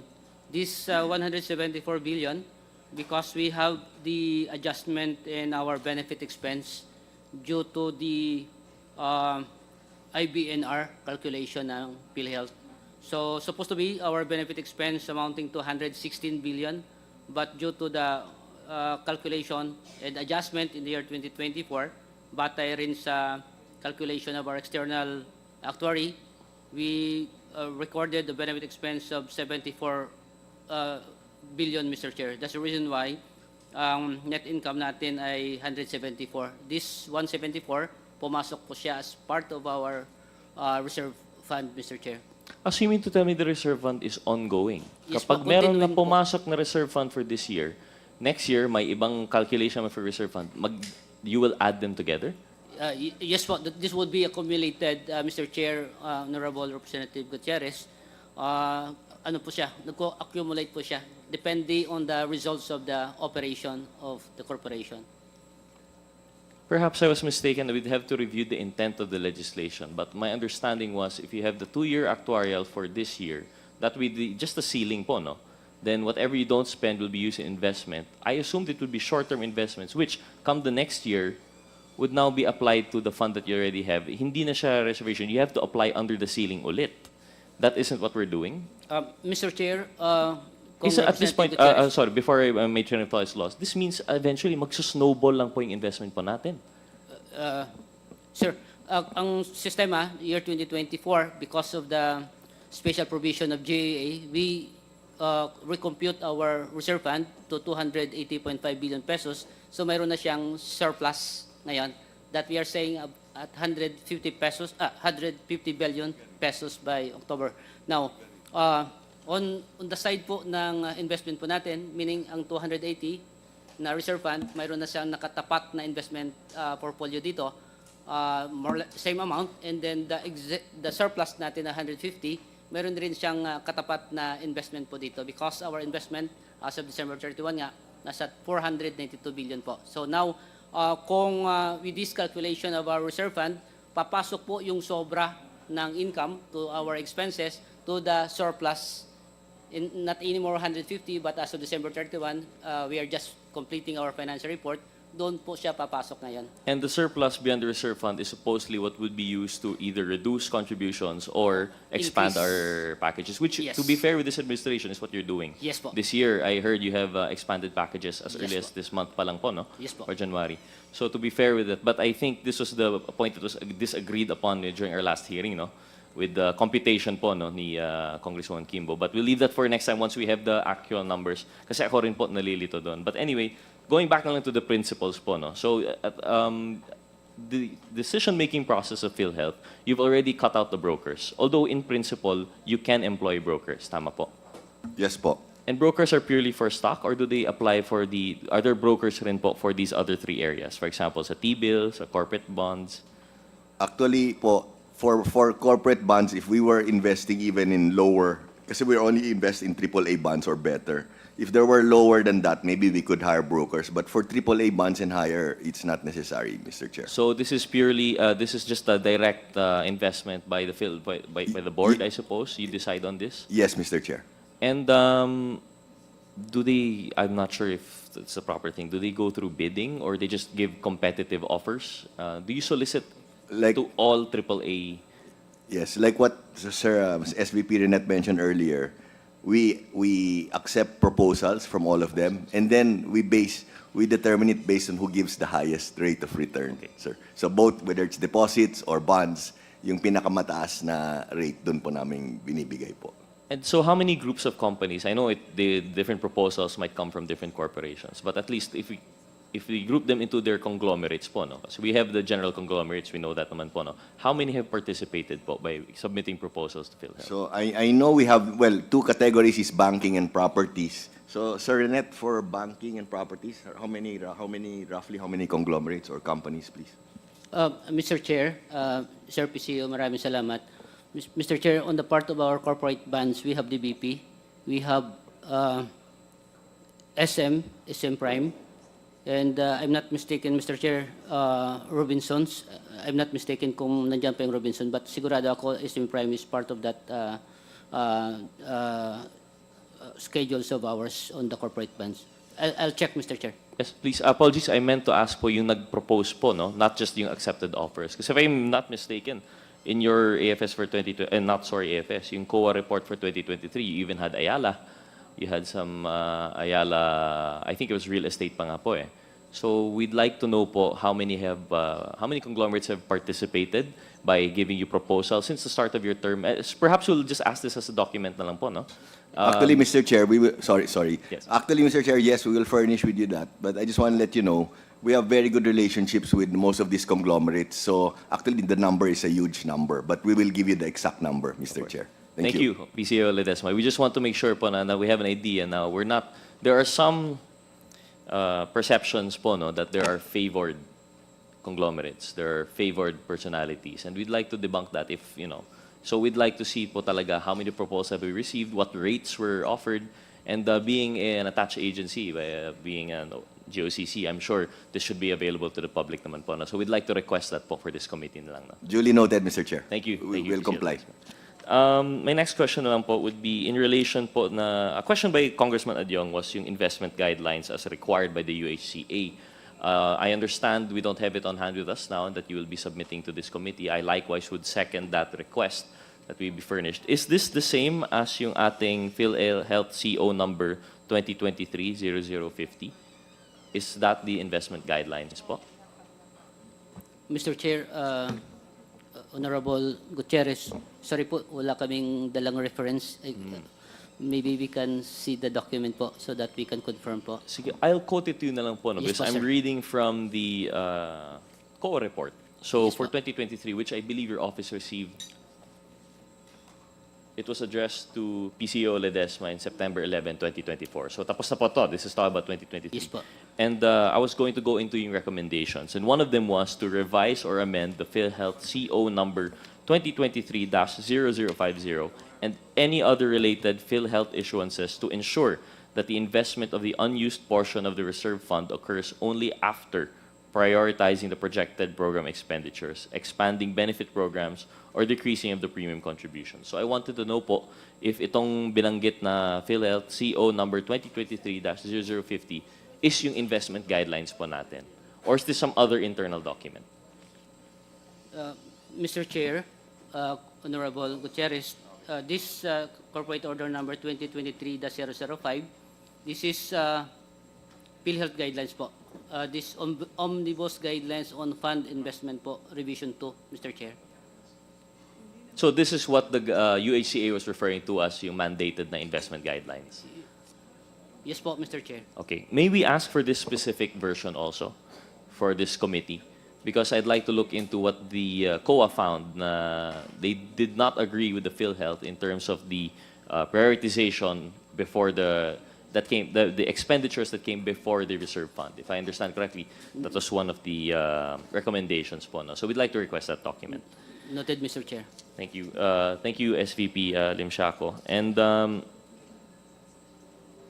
again, as I mentioned, wala po yung representatives natin from COA. We were going to ask, but what kind of coordination do you have po with COA in relation to? Because, do I understand this correctly? The pinaka-top official, of course, is the PCEO, but you answer to the board. You have the chairman, which is the Secretary of Health. And how many members do we have in that board? It's a 13-member board. I sit as vice chairman, and then DOH Herbosa, Sec Herbosa, sits as chairman. Thank you, PCEO. Then we have like six ex-officios, and then sectoral and expert panel. Thank you, Mr. Chair. Thank you. So it's a large board, but when you have board meetings, you don't go into the nitty-gritty of the financials po, no? This is mostly executive level. Your decisions on which bonds to invest in, the percentages that you would deem acceptable returns, this is usually in the executive level. Yes, sir. Yes, Mr. Chair. Who reviews your decisions po? Is there a governing body? Is the GCG involved, for example, in vetting your decisions on where? Mr. Chair, Honorable Gutierrez, our investment portfolio is one of the biggest account in our balance sheet. Mr. Chair, this one is being reviewed by the Commission on Audit, Mr. Chair. So it's directly to the COA lang Yes, po? There's no intervening body, wala kayong special committee to review? So, On the part ng investment po natin, we have the risk committee, of course, on the part of the board. But on the part ng implementation po, we have the Treasury Department, the fund management sector, reviewing our investment document every day. May mapasok po tayo na place natin, particularly for the SSD po, Special Savings Deposit po. I see. So despite being GOCC, you're still answerable ultimately to the COA. Yes, There's no intervening body. And your coordination with COA, is this only yung yearly report po natin, or do you have quarterly meetings or quarterly reportorial requirements? Mr. Chair, Honorable Gutierrez, I am happy to inform the body, Mr. Chair, that with PCO Ledesma, we have the strong relationship with the Commission on Audit po. Set up parati po yung meeting para po ma-trace out yung mga accounts po natin, maayos po yung preparation, including the system audit findings of COA, ay in-address po ng corporation. And we have the sharing of information, Mr. Chair, particularly yung mga bagong palisiya na in-implementar ng corporation so that we have the same level of understanding on the part of the Commission on Audit that conducting the verification, the audit of PhilHealth accounts, Mr. Chair, not only at the central level, but including, Mr. Chair, at the regional level, Mr. Chair, Honorable Gutierrez po. Thank you, SVP. While I do appreciate yung real-time coordination po ninyo with COA, I'm just curious about yung effects of that supposed coordination. Because I'm sure you're well aware in 2023 COA report, there were some recommendations. I just wanted to highlight 3. If you could please update this committee on your actions po, no? So the first is to prioritize the projected program expenditures for the next 2 years before investing the unused portion of the reserve fund, pursuant to Section 11 of the UHC. Number 2, revise or amend, this is what I read earlier, revise or amend Philhealth CO number 2023-0050 and any other related Philhealth issuances to ensure that the investment of the unused portion of the reserve fund occurs only after prioritizing the projected program expenditures, expanding benefit programs, or decreasing the premium contributions. And the third is directs the Actuarial Services and Risk Management Sector, ASRMS, to coordinate properly with the Treasury Department by regularly providing a report which includes the actuarially estimated 2-year program expenditures to ensure that PhilHealth's investment transactions strictly adhere to the UHC. I would assume that there was some result of this because binago niya nga po ninyo yung original 500 plus billion reserve fund, you've lowered it now to 260 plus, no? So maybe just have an update on these findings. Yes, Mr. Chair. Of course, we are following the Commission on Audit and our Treasury Department doing the compliance of this one, Mr. Chair, so that it can be addressed by the corporation. Of course, we are prioritizing, Mr. Chair, yung mga pangangailangan ng korporasyon para sa kanyang benefit payment, Mr. Chair. That's the reason why our money, we put 20% of our money to the special savings deposit because any time of the day na pangangailangan natin pambayad ay readily available po siya, Mr. Chair. And of course, on the coordination with the risk management, the actuarial office, Mr. Chair, we are closely coordinating with the Office of Ma'am Neri on the risk management, Mr. Chair, so that maayos po ang ating pagtrabaho in terms of putting the money na ma-secured po siya as this is the direction of the board, direction of the PCO Ledesma, Mr. Chair. Thank you. Thank you, SVP Limsiaco. While I do appreciate that, not just sentiment po, no, but I'm sure those have concrete actions. I don't think they answer po, no, point per point, the recommendations of the COA. We'd just like to ask po na lang a submission of a report siguro from from PCO, please, to the committee, yung point by point. Kasi I think this is especially, it's a special area of special concern po sa amin, yung reserve fund, because this is really goes into the meat of the Universal Healthcare Act and how do we interpret it. I understand, of course, to an extent, PhilHealth would prefer a larger reserve fund. Not naman to say that you would prefer higher investments, but I'm sure you'd like more safety po, no? But on the other hand, sa amin po as representatives of our different constituencies, we would prefer a lower reserve fund kasi po hindi po nararamdaman yung benepisyo. We'd like either better packages or we put into act po, no, Section 11 of the UHC to really either expand benefit coverages or to lower yung premiums po natin para at least maramdaman po ng taong bayan yung mga ginagawa po ninyo sa PhilHealth. But in addition to that, just as a last point na lang po, no? We will comply, Mr. Chair. Thank you, PCO. Just the last point po, no? Just reading yung letter to PCO Ledesma from the Commission on Audit. This is by Attorney Hanaban. One of the things po that's troubling, at least for this representation, is yung constant finding. Although it does not, it still is a qualified opinion. Pero yung palaging yung inaccuracy daw po ng data na nakikita. There are many paragraphs here that consistently say that that put into doubt the completeness and accuracy of the contributions in premium receivables, that they doubt the faithful representation of premium contributions, cannot be ascertained due to different deficiencies. They also made mention here of the premium receivable from direct contributors were overstated. And I think we've had an example earlier today when si Congresswoman Luistro pointed out po, no, the table that you presented us on how you came up with the previous report of 56.8 billion po ba? 59.8 billion po ba yun? Na, 0.6 na RTH plus denied when in fact, when we took a look at the table that you presented to us today, even if we try to match it, there was a difference of 400 million or so. And that 400 million, I'm sorry, I know you didn't mean it, SVP Limsiaco, but we can't just attribute this to just minor differences. Kasi po, that's 400 million of services that we're talking about. 400 million in medicine, 400 million in other aid that we could afford to our contributors, both direct and indirect. So, although it might seem small when you compare it to your investments, buhay ng tao po yung pinag-uusapan dito. So I hope we can present a more accurate picture of what is going on in PhilHealth po, no? So with that, Mr. Chair, I'd like to yield to the next interpolator. Thank you very much po, PCO and the PhilHealth family. Thank you, Mr. Chair. Thank you. The next interpolator is the Honorable Janet Garin. Thank you, Mr. Chair. I believe the essence of this hearing is actually the briefing on the zero subsidy in the 2025 national budget. May I inquire, Mr. Chair, to Philhealth, in the previous years, let's say if we backtrack the past 15 years, nagkaroon po ba, di po ba ang subsidy na binibigay ng national government is for the payment of premium ng mga members na hindi nakakabayad? Tama po ba? Yes, Mr. Chair. And this will cover sino-sino po, Mr. Chair?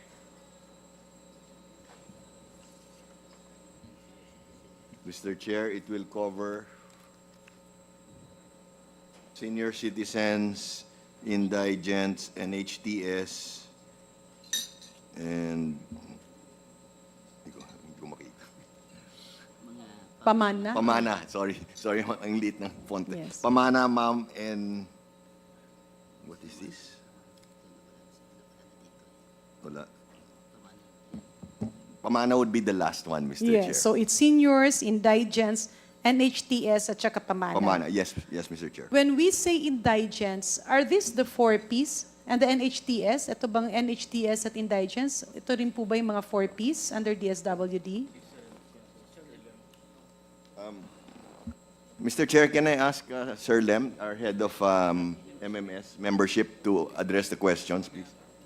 Sir Lem, can you?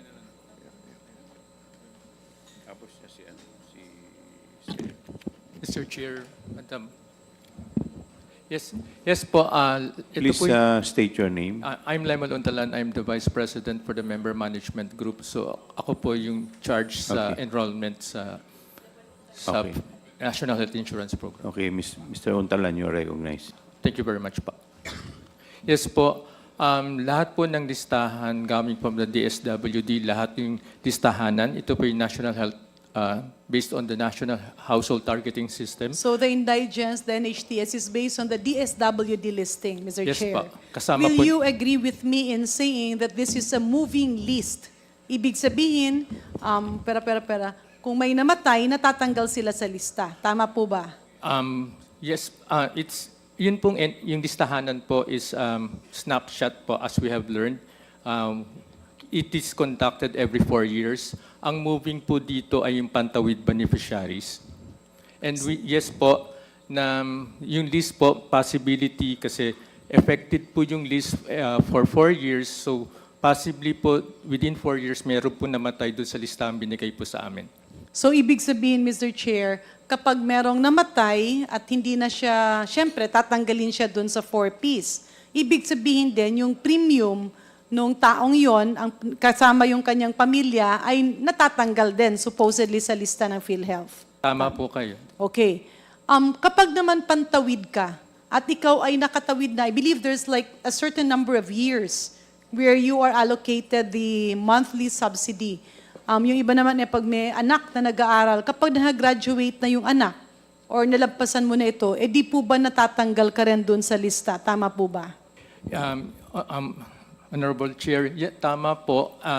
Sa pantawid po, because of that conditionalities na pwedeng hindi na po siya, yung kunyari po, this year, meron po siyang isang pantawid beneficiary, may below 5, pero next year's nag-upgrade na, tumanda na po. So, possible po na mawala na po sa listahan. At di po ba, Mr. Chair, merong iba, kunyari 4Ps ka, tapos nalaman na meron ka na palang magandang trabaho, or nalaman na marami kang bisyo, umiinom ka, nagsusugal ka, di po ba natatanggal sa listahan? Tama po ba? Tama po kayo kasi every year po, nagbibigay po ng Meron panibago. silang evaluation. Opo. So kapag natatanggal sila dun sa list, paano po yung kanilang premium sa PhilHealth? Dahil po every year, binibigay po nila yung updated list of pantawid beneficiaries. So hindi po siya... So in simpler terms, pasensya na po kasi may iba pang magtatanong, paano po ang kanilang bayad sa premium? Kung wala na sila sa listahanan o sa pantawid, ibig po sabihin ay natatanggal na rin sila dun sa lista na binabayaran ng national government in terms of premium payment.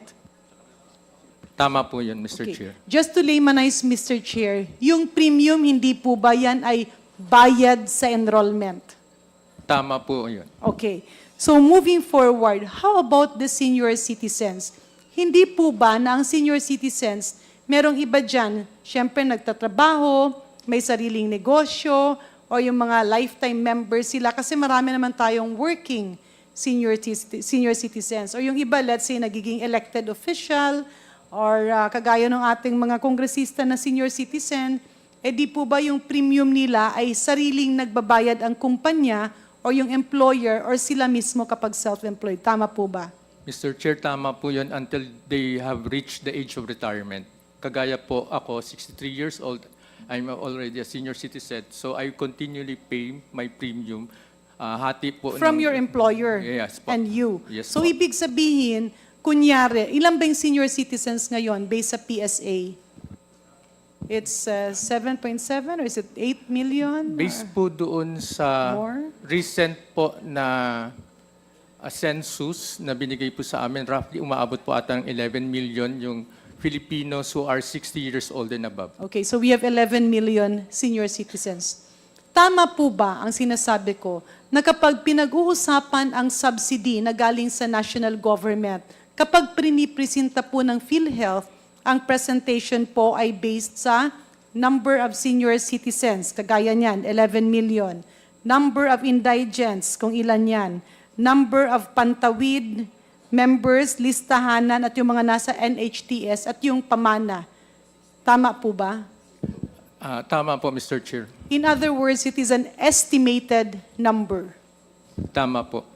Kapag naibigay na yung subsidy ng national government through the Department of Health, nagsisimula na po yung enrollment ng PhilHealth by using actual names and actual people. Tama po ba?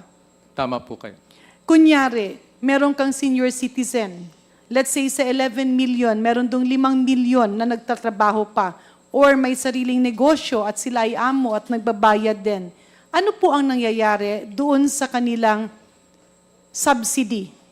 Yung pong subsidy ng gobyerno na dapat gagamitin sa pag-enroll sa kanila. Mr. Chair, usually po yung gainfully employed, existing policy po na sa IRR na kinoconsider kahit senior citizen, they continually to pay. So po yung kanilang dapat allocation ay, kunyari, for the 11 million less the gainfully employed, pati po yung mga lifetime member, yun na lang po yung hinihingi namin for sa subsidies. So let's simplify it. No? Ulitin ko po yung tanong, Mr. Chair. Nagbigay ng subsidy ang national government para sa 11 million na senior citizens. Subalit, meron dong working, meron dong self-employed, meron dong lifetime members. Yung bang subsidy na para sa kanila, ang tanong ko, ibinabayad ba ulit? Yung ginagamit ba yon pag-enroll sa kanila o hindi na? Kasi meron naman silang sariling enrollment. Mr. Chair, hindi na po ginagamit sa kanila because it is a lump sum. Ibig sabihin, eto si Juan, senior siya, pero nagtatrabaho siya. Yung employer niya nagbayad ng PhilHealth premium, pero kabilang siya doon sa sinisingil supposedly ng PhilHealth na enrollment naman na government subsidy kasi senior citizen siya. Hindi po ba nabawal ang double enrollment? Ibig sabihin, isang tao i-enroll 2 times or 3 times?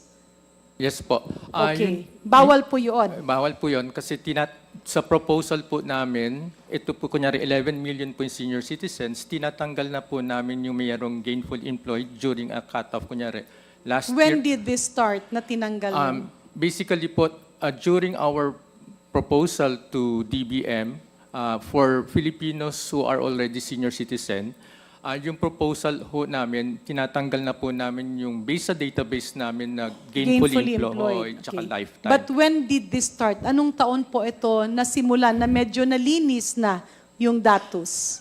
Is it not that it was just recently? Apparently po, mga past 3 years po. Okay. Pero nagsimula po ang ating Senior Citizens Law, correct me if I'm wrong, was it sometime in 2014? Na-approve po siya way back 2015 po. Late December po yun. 2015, 2014 po, tama kayo. Okay. 2014, last quarter po, signed into law po yung... So, napirmahan yung batas ng senior citizens 2014. Pero di po ba, Mr. Chair, maski may batas na, kailangan ng IRR or Implementing Rules and Regulations. Kailan po nagsimula ang IRR ng Senior Citizens Law? If I remember po, mga early 2015 po yun. Tapos na siya? Or was it in 2000? Kasi po, it was signed into law in late 2014, last quarter September po. of 2014, to be Tapos exact. may IRR po yun.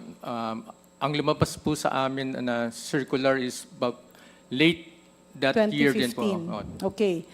And when we talk about the budgetary processes, Mr. Chair, hindi po ba kapag pinag-uusapan ang budgetary process, kapag ginagawa mo ang budget, ay that's for the succeeding year. At ito ay sinisimulan between the months of March and April. Usually March nagsisimula.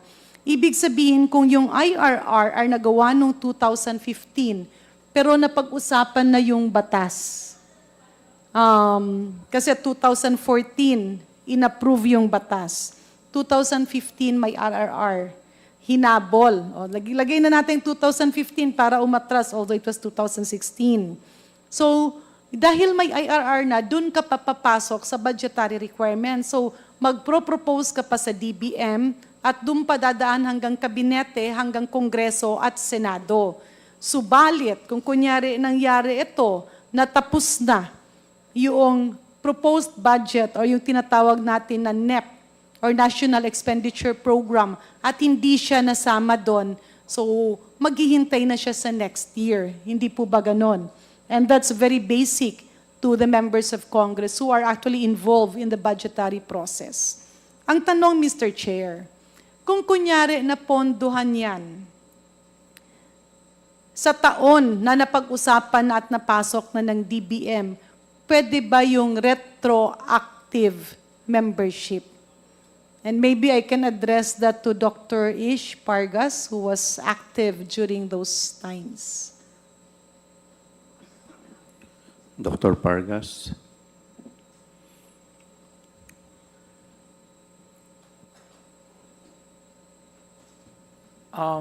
Mr. Chair, I am not so sure membership. Pakiulit po, Mr. Chair. Mr. Chair, I am not so sure if there is a retroactive membership. Because, Mr. Chair, definitely there is none.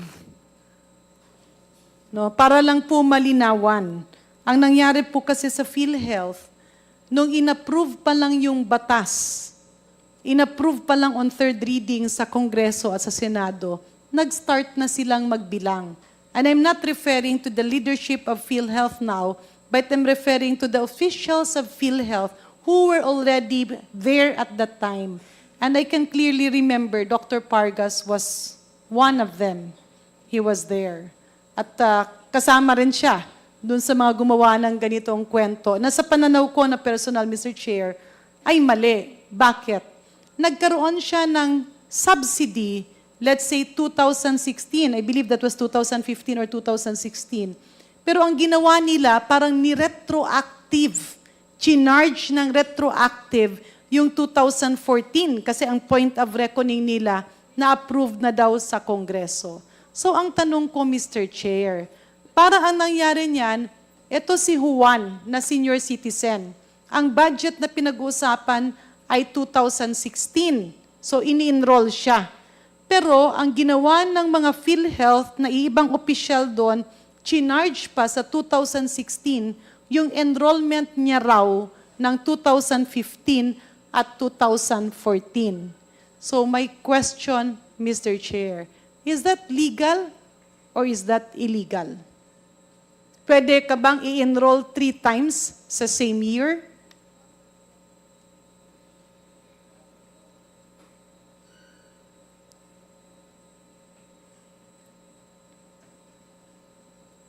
So anybody from Philhealth who can answer Sino this? pong po pwedeng sumagot? Maybe our COO? They were already there at the time, or maybe Dr. Pargas himself. Kasi ando doon na rin siya noon. Kaya Mr. Chair, tinatanong ko ito dahil nung ipinaglalaban ko nga ito, not that I don't want the senior citizens to be members. Pero ang nangyayari kasi, medyo parang naging daya on the side of the government. Kasi pinapabayaran mo yung 3 taon na membership na alam mo naman, 1 year lang yung maa-avail. And yung pondo na yan ay ginagawa ng Philhealth na collectible. Kaya nga pinapalinis ko yung record na yun. In other words, hindi tama yung sinasabi nilang utang ng national government sa Philhealth. Mr. Chair. Yes, President Ledesma. Thank you, Mr. Chair. We understand the comments and the query, Mr. Chair. Maybe if I can suggest, Mr. Chair, we will, well, number one, it's been, 10 years ago or a little less. So we will try to see all the relevant documents related to this. And number two, Mr. Chair, maybe we can conduct an inquiry, an internal inquiry into this, and then we will keep you posted. We'll keep this honorable committee posted, Mr. Chair, if that's okay. Yes, that will be very fine with me, Mr. Chair. And the reason why I am asking this, kasi pumupunta ako nga, tutumbukin natin yung tinatawag na zero subsidy in 2025. Kasi tila naunahan ng mga maling impormasyon na magko-collapse ang Philhealth kasi wala na yung subsidy. What am I pointing at, Mr. Chair?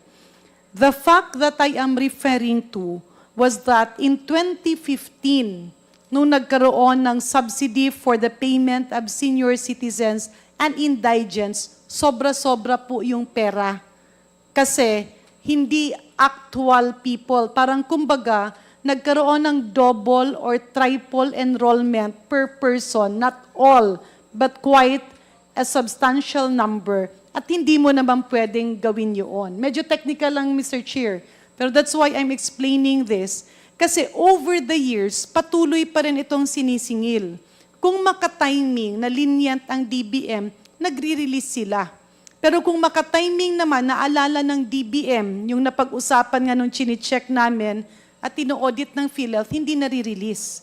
But if you check over the years, and this was, I believe, also the basis of the 90 billion, medyo nagkaroon lang ng a little confusion on the fund source. Hindi naman ibig sabihin na dapat yung gagamitin ay yung pera na in-enroll na sa Philhealth. Kasi Philhealth money na yan, members money na yan. But we are talking about yung pera binigay ng national government para gamitin i-enroll yung mga kababayan natin na NHTS, senior at pamana. At kasama sa NHTS at indigent, yung pantawid, 4Ps at listahanan. Now, kung wala doon yung tao, let's say may iba dyan, may namatay na, or nagkasakit, or nag-abroad, or nagkatrabaho, supposedly, hindi na yon binabayaran ng Philhealth. Can Mr. Untalan confirm this, Mr. Chair? It's a yes or a no? Yes po. Tama. Can the Philhealth President confirm this, Mr. Chair? Yes, Mr. Chair. In other words, Mr. Chair, and the CSVP for Finance, Mr. Lim Shaco, can he confirm this?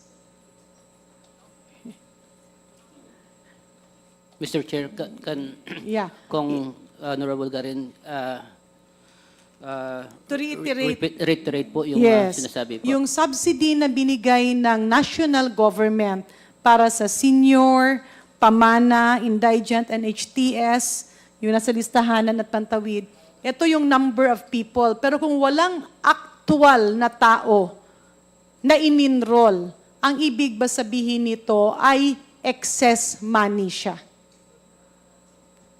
Mr. Chair, ang pera na binigay ng national government sa The atin, subsidy of the national government the is subsidy. intended to pay for the premium or enrollment ng mga hindi na magbabayad. Tama pag po hindi- ba? Tama po. Kunyari, namatay na siya, pero nasa senior siya. Nagkatrabaho siya, nasa senior siya. Nasa atin pa rin yung pera. Listahanan siya. Yes. So the money is still lodged in Philhealth, but no actual person enrolled. Tama po ba? Tama po. In other words, yung pinag-usapan na zero subsidy in the 2025 national budget, Mr. Chair, is not meant to crush or make or collapse PhilHealth.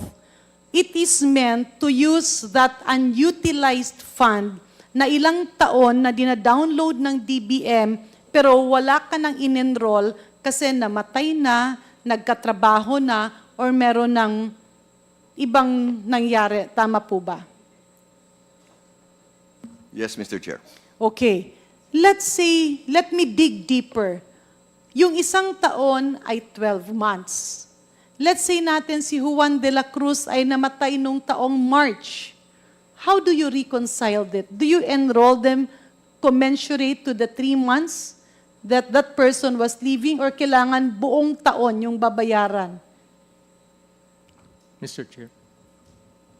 Yes, ang Yes, Mr. application po namin for the annual premium po.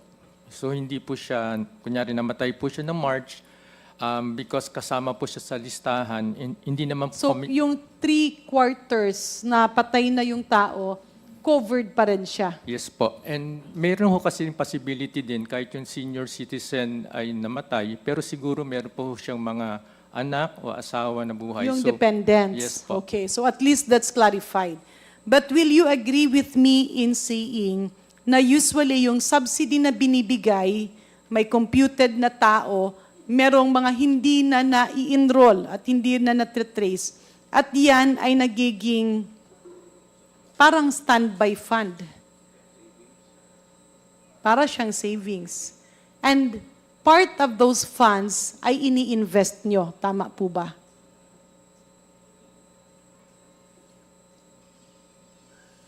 Yeah, but Mr. Chair, yes po. Yun po yung possibility. So in other words, hindi totoo yung mga malisyosong comment na magko-collapse yung PhilHealth dahil dun sa zero subsidy. Inaayos lang siya dahil marami ang advance payment pero walang na-enroll. Pero of course, kapag mga ilangan naman ng pera ang PhilHealth, ay may sources na pagkukunan, especially the automatic allocations coming and mandated by various laws. That's clear, Mr. Chair. Tama po ba? Yes, Mr. Chair. Okay. So moving forward, Mr. Chair, just last one concern. Ito kasi hindi na pag-uusapan. Just for the record, Mr. Chair, I was actually the proponent and the author of the Medical Assistance Program. We started that, I believe, in 2014. I was then Undersecretary of the Department of Health. And coming from Congress, we realized na yung ibang packages ng PhilHealth, maski ini-increase mo, yung impact sa pasyente ay hindi ganun kalaki. So the purpose of PhilHealth is actually to reduce the out-of-pocket expenditures of the patients. Mabawasan, maibsan yung gastusin sa kalusugan, lalo na't kapag yung sakit mo ay makakapagpapulubi sa'yo. And these are, what do you call the term? Ano po bang tawag doon sa mga sakit na yan? Mr. Chair, catastrophic diseases. Catastrophic illnesses. Ibig sabihin, dun po dapat ang concentration ng PhilHealth. Subalit, meron po kasing nakita. And just to reiterate why I propose the Medical Assistance Program. First, yung deduction ng PhilHealth hindi ganun kamalaki. Kasi nga marami akong nakita na mali ang ibang case rates. Maraming mali dun sa case rates. Second, it was very surprising, Mr. Chair, but a very clear realization tuwing mag-aakyat ng coverage ang PhilHealth. Example, noong time na yon, I believe the coverage of medicines was 2,400 pesos, no, sa isang admission. In-increase ngayon ng PhilHealth, example, to 3,500 pesos. So in effect, supposed to be, meron kang 1,100 pesos na dagdag na benepisyo na gamot. Tama po. Pero, nakita ba ng PhilHealth na yung 1,100 ay hindi nararamdaman ni Jose, ni Juan at ni Maria dahil merong iibang ospital nakaakibat nung pagtaas ng coverage ng PhilHealth, ini-increase nila ang presyo ng bawat gamot, commodity, or laboratory. To explain further, Mr. Chair, example, IV fluid, or in layman's term, dextrose. Sa government hospital, example, 80, 40 to 80 pesos. Pag sa private hospital, pagpalagay natin, 100 pesos. Pag service cases, 120. Kapag semi-private. Pero kapag PhilHealth enrolled, nagdadagdag sila ng plus 25%. Ibig sabihin yung presyo ng bawat item ay tinataasan kapag charged to PhilHealth. Ang katwiran ng iba dahil daw utang at matagal magbayad ang PhilHealth. But what is more surprising is that nung i-expand ng PhilHealth ang coverage, ang ginagawa nila is tinataasan yung presyo. So yung example, I just can't remember the exact figures.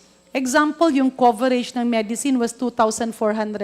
Dinagdagan ng 1,100, naging 3,500. Ang ginawa naman, hindi naman lahat, but it's a very rampant practice. Ang ginawa ng ibang mga hospital, tinaasan nila yung presyo ng bawat gamot. So much so na yung epekto sa pasyente ay wala din. In other words, this is an issue that should really be looked into. Kapareho po ito ng medical fees and professional fees that we referred to Secretary Herbosa and to ASEC Domingo that was supposed to be complied for 1 month. Pero hanggang ngayon ay wala pa rin pong report or they have not reverted kung ano na po ang nangyari doon. That's why earlier I was emphasizing the phrase, walk the talk. Hindi po pwedeng magaling tayo sa salita, marami tayong binabatawan na magagandang salita dito sa mga hearings or briefings ng Kongreso. Pero pag lumabas na tayo sa fence or boundaries ng Kongreso, ay wala nang nangyayari. So can PhilHealth appraise us? Are they observing the same pattern? Ibig sabihin, walang uniformity. Kunyari ito, bibilhin ng pasyente. The same hospital, the same brand, the same generic, the same hospital, bibilhin ng 100 pesos. Pero dun sa chart, kapag charged to PhilHealth, magiging 150 pesos.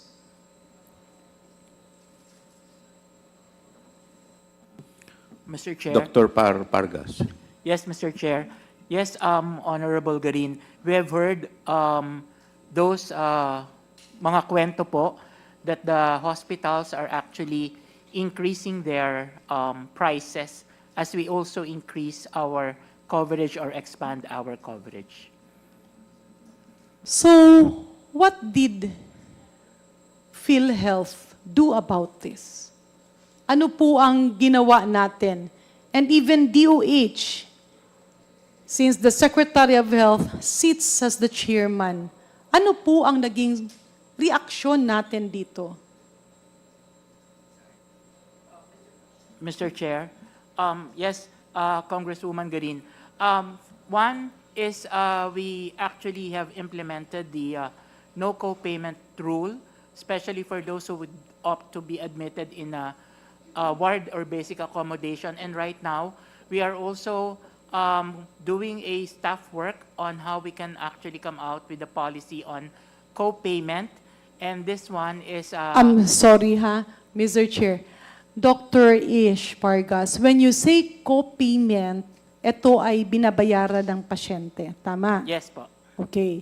Pero ang nangyayari kasi, binibigyan sila ng mga reseta at sinasabihan sila, bumili kayo sa labas dahil cut off na dito sa hospital. So it does not serve the purpose. Hindi siya solusyon sa problema. Kasi no co-payment, walang charges, pero hindi po ba bumibili sila sa labas? Yes, Mr. Chair. Yes, Congresswoman Garin.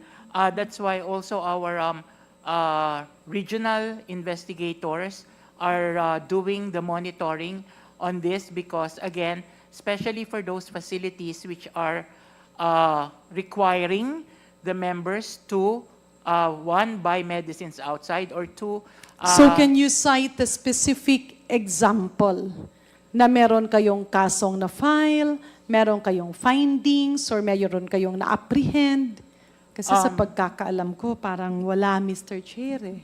we will provide a report, Mr. Chair, Meron coming ba? from our legal. Thank you. Pero meron ba, Mr. Chair? I mean, it's okay. Kung sabihin yung wala, we will propose solution. Kagaya nga kanina, ang sabi ni Congressman Acop, unang-una, we should know the problem. Number two, we should accept the problem. And then, we can find solutions. Kasi kung pagtatakpan natin ang problema, hindi talaga natin mabibigyan ng solusyon ang problema. We will check, Mr. Especially on this issue, Madam Chair. In other words, Mr. Chair, ang isang problema, I believe, meron ngang problema sa efficiencies ng Philhealth na inaayos niya. Pero ang problema ay yung cap. And this is starting to happen also in the medical assistance program. Kapag ang pasyente, ang expenses ay charged sa MAIP, wala pong ceiling. What DOH can actually do is to come up with a ceiling for government hospitals and another ceiling for private hospitals commensurate to the room accommodation. Ward ba yan? Semi-private ba yan? Private ba yan? Or suite room ba yan? Bakit? Yung 50,000 na tulong ng gobyerno, ang ibig sabihin nun, hanggang saan makakarating? Because even if we say that government is helping a patient with catastrophic illness in a tune of 100,000, the value of assistance with that 100,000 will be curtailed if the government agencies, specifically DOH, handling this is not doing its oversight functions. Madali naman pong computin kasi nasa inyo ang FDA. Makikita nyo magkano ang landed cost, magkano ang logistical cost, magkano di po ba ang profits ng government hospitals sa kanilang mga gamot at mga laboratories is pegged at 30%. So sabihin mo na maging 100% yung private hospital, kapag service pwede siyang gawing 50%. In other words, matagal na siyang problema. Ang kailangan natin ay solusyon na gawa at hindi salita. So with that, Mr. Chair, may I therefore move that the DOH and Philhealth be mandated, number one, to cleanse the names of enrollees so that in the succeeding years, wala nang zero Philhealth subsidy. Ibig po sabihin, alam na natin, kung may namamatay, tanggal. Kung may madadagdag, updated. Para kung yung perang binigay ng national government ay swak dun sa i-enroll nyo. Further, Mr. Chair, Philhealth should provide DBM and even Congress and Senate the number of people actually enrolled using the government subsidy. Next, Mr. Chair, Philhealth and specifically DOH, but do not follow what the NCPAM did before, na gumawa naman ng presyo na imposible. No, dapat naman, yung totoo naman, na included naman yung taxes, reasonable profit of the businessman, and logistical cost, including breakages or wastage. In other words, maglagay kayo ng matrix. As what has been actually mandated by law, implied, no? Na dapat alam natin kung ano yung coverage. Example, specific antibiotic, specific chemotherapeutic drug, may brand, meron yang generic, magkano siya dapat pag-charge ng private hospital? Magkano siya dapat pag-charge ng government hospital? Huwag nyo rin namang gawin ang kapareho sa COVID testing na pineg nyo at 8,500. Pero buong mundo, ang testing ay nasa 1,500 to 2,000 lang. You see the difference? It's value for money. Para kapag pinapalawak nyo ang kailangan, ang coverage ng ating mga miyembro ng Philhealth, ay talagang may benepisyo. hindi na yung benepisyo ay mapupunta lang sa increase in charging dun sa ating mga stakeholders. So lastly, Mr. Chair, and I believe it can be complied with, no, ASEC Domingo? Yeah, DOH can comply with that. Yes, Mr. Chair. Do you think that can contribute to the solution of the problem? Short of a price cap, Mr. Chair, which needs legislation, this is a very good solution kasi it reminds me of a suggested retail price. Kung tama po yung pagkaintindi, Mr. Chair, Yes. SRP. Pero if you remember, ASEC Albert, ang nangyari, yung ginawa nila Dr. Guerrero na SRP, mas mababa pa kesa sa production cost. So, syempre, it was impossible to implement. No? Na wag naman na ganun. Lastly, Mr. Chair, the reason why I was interjecting earlier, kasi minsan hindi na nade-delineate yung DOH at Philhealth. What's the difference between DOH and Philhealth? Maybe I can ask the DOH first and then later I'll go to Philhealth. In terms of functions. Thank you, Mr. Chair, Honorable Green. In general terms, national government agency po yung Philhealth, line item budgeting, technical lead and oversight of the health Let's sector. talk about public health and illnesses. Ang DOH po, by the UHC law, yung in charge sa population-based interventions, so yung mga preventive Will measures. you agree with me, Mr. Chair, when I say that DOH is more of the promotive and preventive healthcare? Tama po ba? That is correct, Mr. Chair, Honorable A Green. little bit of outpatient care. That is correct, Honorable Green, Mr. Chair. While Philhealth is actually in charge of curative healthcare, catastrophic illnesses. That is Tama po. correct, Mr. Chair. Ibig sabihin, karamihan po ng ating public health programs ay pinupondohan ng DOH. At ito naman kapag ikaw ay nagkakasakit na nasa ospital ka or kailangan mo ng outpatient intervention na mga mahal, kagaya ng MRI, CT scan, radiation therapy, chemotherapy, and catastrophic illnesses, yun naman ang gagawin ng Philhealth. Because as an insurance, ayaw natin na mamulubi ang isang taong nagkakasakit. That's very clear. The delineation is clear, right? Yes, Mr. Chair, Honorable Green. I believe, Mr. Chair, ang isang problema, minsan nakakalimutan ito. At ang nagiging problema, minsan may mga pumapasok at nagbabago ang administrasyon na ang Philhealth ay ginagawang pampolitical programs. Just like I was observing before when the former Secretary Obial, ordered Philhealth to conduct like an executive check-up assessment with medicines, I believe, to 20 million Filipinos. Pero ang gagamitin na pondo ay yung pondo ng mga enrolled members. In other words, ito kasing preventive and promotive healthcare ay pinagkakagastusan ng DOH. Ang DOH ay bumibili din ng mga gamot, bumibili ng mga wheelchairs, nagbibigay ng mga laboratory equipments, nagbibigay ng subsidy.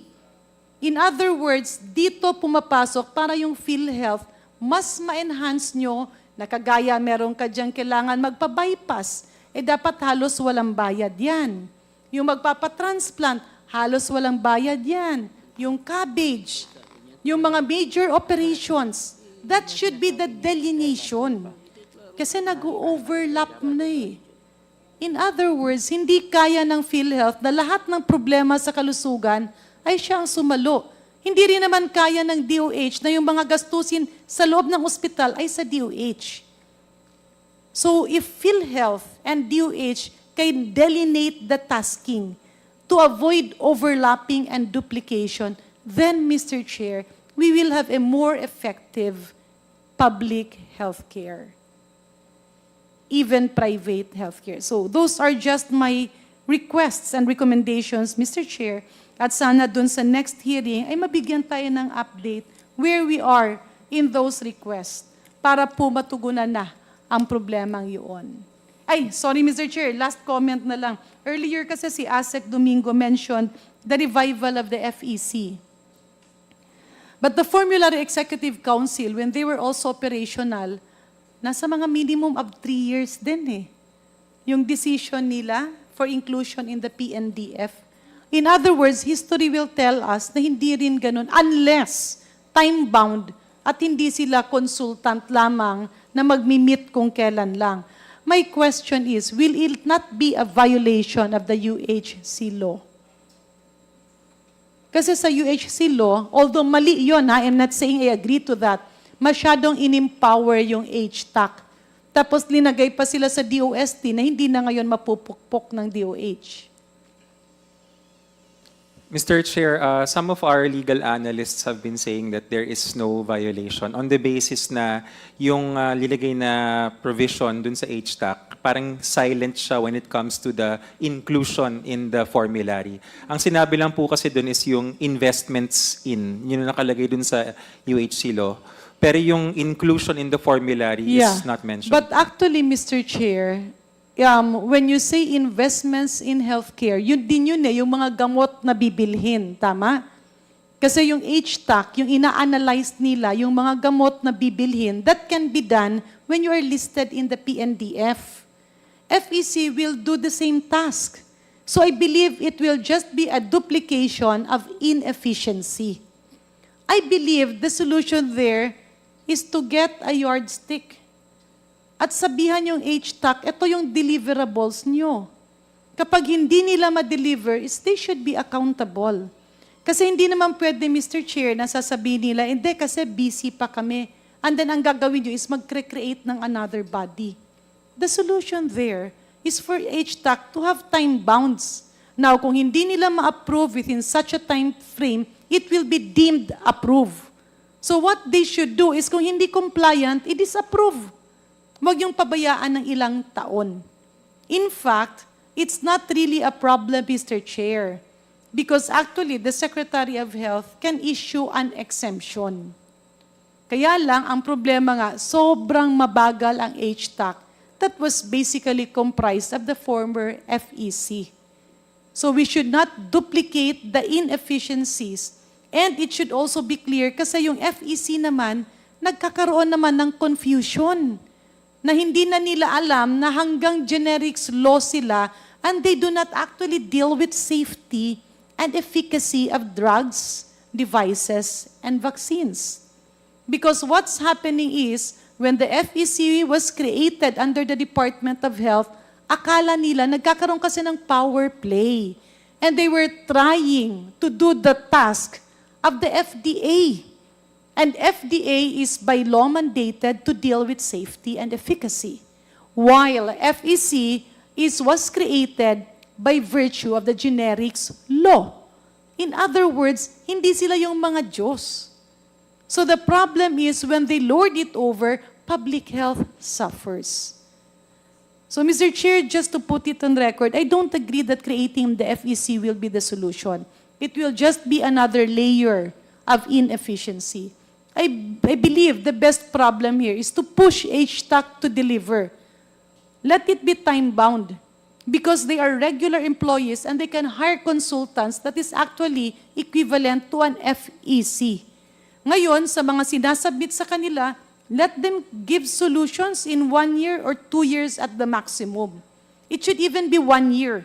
And kasi sa totoo lang, wala naman silang ibang gawin. Lessen the travels and all meetings can actually be conducted here in the DOH office or in the DOST because what happens is they travel to all these touristic destinations in Bohol, in Palawan, in Boracay, and conduct the meetings there, which becomes very difficult to get a quorum. Kasi lahat naman nanggagaling ng Manila. So, pasensya na, Mr. Chair, I took some time, but I believe I have to speak up because public health is actually a matter of urgency that should be tackled by all of us. Maraming salamat po, Mr. Chair. Thank you. The next interpolator is the Honorable Congresswoman Stella Kimbo. Salamat, Mr. Chair.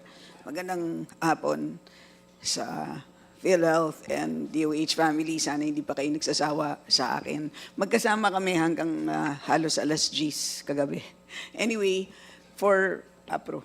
Anyway po, unang tanong, in 2024, tama po ba na gumastos ang Philhealth or nagbayad ang Philhealth ng 165 billion pesos in benefit payments? Mr. Chair, Honorable Kong Stella, tama po. And para naman sa taong 2025, ang plano ng Philhealth is gumastos ng mas malaki. Tama po?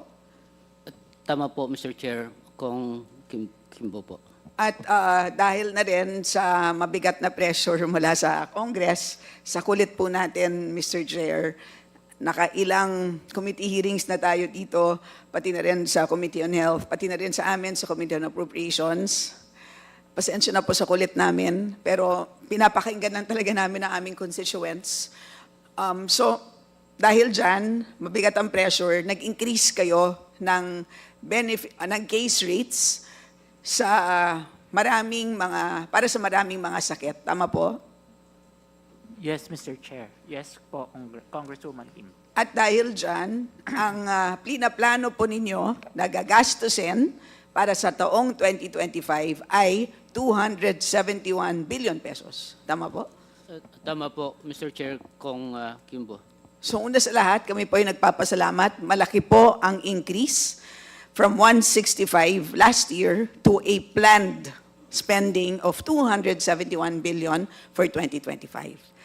Pero ang tanong ko sa inyo is, paano po ninyo mapapatupad yan ngayon na zero subsidy mula sa Congress? Mr. Chair, Honorable Representative Kimbo, the sources of funds for year 2025 are the following. Number one, from the direct contributors of 203 billion pesos, investment of 20 billion pesos, and the surplus 150 billion pesos. This is a total of 373 billion pesos, Mr. Chair, Honorable Representative Kimbo. Now, if we're gonna compare this one to the total approved corporate operating budget of Philhealth of 284 billion pesos, still Philhealth has an available funds of 89 billion pesos, Mr. Chair. This is, hindi po kasama po dito ang ating na siniseparate na pondo, the reserve fund of 280.5 or 281 billion pesos, Mr. Chair, Honorable Representative Kimbo. Ma'am. Okay. So ibig sabihin, kahit na po walang subsidy, ngayon taon ay kayang-kaya. Hindi lang po kayang-kaya, kayang-kaya. Kasi may matitirang 89 plus 280 sa inyong bank account by the end of the year. At hindi pa natin binibilang ang investment income for the year 2025, which would be roughly, if we are to make the same amount of money, so conservative na po yan, 20 billion, so meron kang 389 billion by the end of the year sa inyong bangko. Mr. Chair, Honorable Representative Kimbo, of course, this one is the available resources for our corporate operating budget. When on the part of our assets, again, we have 492 investment portfolio available Yes or na siya no na lang, December. simpleng tanong, di ba? Sabi mo, may available na 373 billion pang gastos. Ang gagastusin natin next year is 84. 84. So may matitirang 89. Pero labas pa po dyan yung 280 billion na reserves. So that is 369 billion. Di ba? Pero, tama. Yes po. Yes, okay, correct. Pero hindi pa natin binibilang dyan yung kinikita natin sa investments. Buong taon yun eh. So, more or less, sabihin na natin, very conservative. 20 billion, conservative po. Meron po kayong 389 billion at the least. Mr. Chair, Honorable Congressman Kimbo, the investment income is already form part of the sources of funds that I mentioned kanina. Hindi ba yan yung source of funds mo for 2025? Ibig sabihin, kinita mo na yan noong 2024. Hindi po. Ito po ay projected po O saan mo kasama nilag- sa direct Okay, din po. saan niyo po projected nilagay yung kinita po ninyo noong 2024? Ang 2024 po na kinita na po natin will be form part po ng surplus, po natin po. Okay, o sige. So 369 billion. Malaki pa rin. Opo. Malaki pa rin, 370 no? billion. Opo. Pwede bang pakilakasan? Yes po, Okay. 370 billion. More or less? More or less po. 370 billion. Opo. So linawin ko lang this is despite not getting a subsidy from the Philippine government in 2025. This is despite almost doubling your benefit spending in 2025. May matitira pa pong 370 billion sa inyo, sa ating accounting. Opo. Pero meron ka pang hindi kwento sa atin dahil meron ka pang kulang-kulang 101 billion na unused na saro. May 80 billion na unused saro at may 21 billion na unreleased appropriations. Tama po? Mr. Chair, the 101 billion, these are receivable of the corporation from the Department of Budget and Management. These are allocation, part of the GAA in the year 2023 and in the year 2024. Meaning, kasama na po siya sa calculation po natin. Particularly, Hindi siya kasama sa 203B kasi premiums yun. Hindi siya kasama sa investment income, obviously. Hindi rin siya kasama sa surplus. sa surplus po kasama na siya because again, Binilang niyo siya sa surplus? on the part of our accounting for the premium, we are adopting the accrual basis, Mr. Chair, Honorable Kimbo. Pero hindi- kasama so- na po siya doon. So receivable na lang siya po on the part of the asset. Now, if we're gonna get that money, will be form part of our asset and then ma-add up po siya doon sa ating investment portfolio po.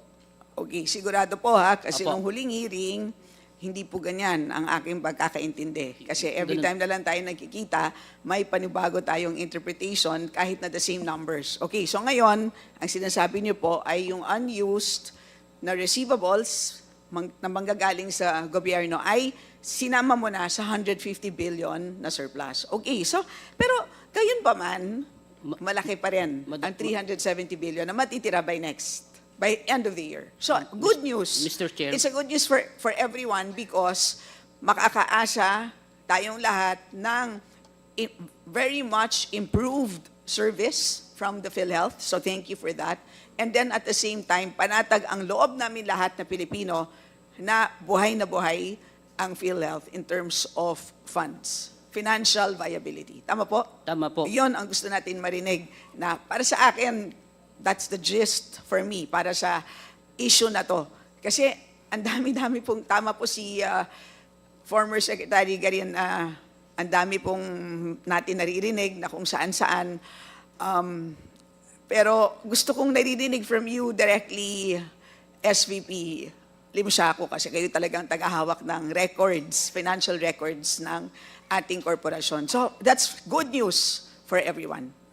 Okay, next po na tanong is, ano po ba ang basis for computing our premium subsidies from the national government? Can you confirm that it is the sin tax law? The train law, kasi na-amend na pala. So, una, sin tax law, should I ask Asik Albert, sino bang mas nakakaalam? Maybe Asik Albert, no? Yes, we confirm that, So Madam it Chair. started with the syntax law. Just as a background, we moved from ad valorem taxes, 12 pesos per pack. We moved it to a high uniform specific tax in 2013 to 25 pesos per pack. Anong dahilan? Dahil gusto natin to curb smoking. Tama? That's correct, Mr. Chair. And not only that, win-win siya para sa gobyerno because at the same time, nakakapag-generate tayo ng mas maraming tax revenues. Tama po? Tama po, Mr. Chair. Okay, so yan ang actually, ang original basis sa pag-compute ng kung magkano ang maibibigay ng gobyerno sa PhilHealth taon-taon. Tama? Tama po, Mr. Chair. Of course, na-amend siya ng train law and so on and so forth on exactly how to compute, but that is the basis.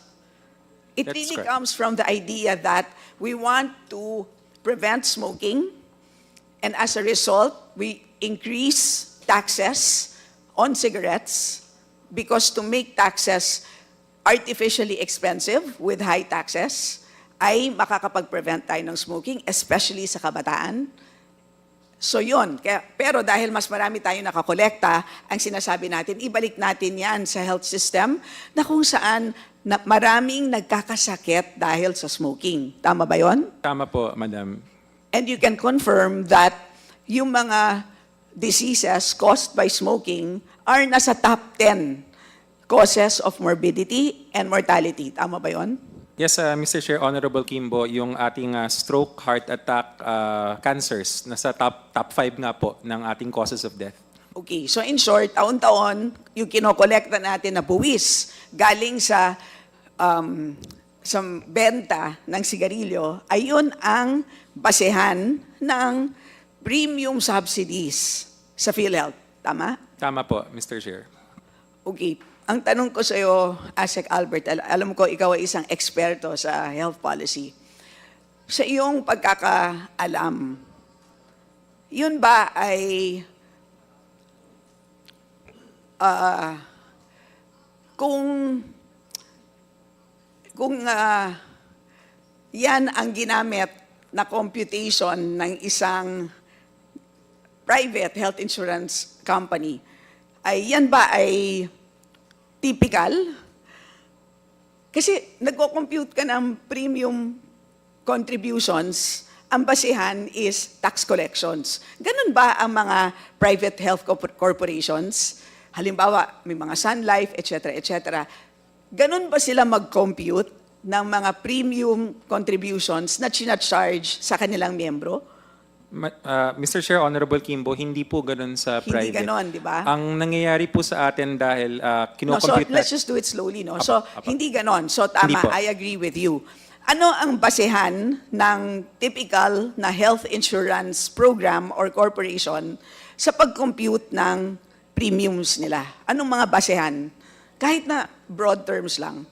Sa pribadong sektor, tinitignan po ng kumpanya yung mga tinatawag na risk tables, kung ano man ang mga pwedeng ikadahilan ng sakit o ikamatay ng mga tao. Titignan nila kung magkano ang kailangan para masalba yung magiging miyembro nila. Tapos yun po ang sisingilin nila. Siguro may konting patong para sa kita nila, pero dun po sila nagbabase. Yun.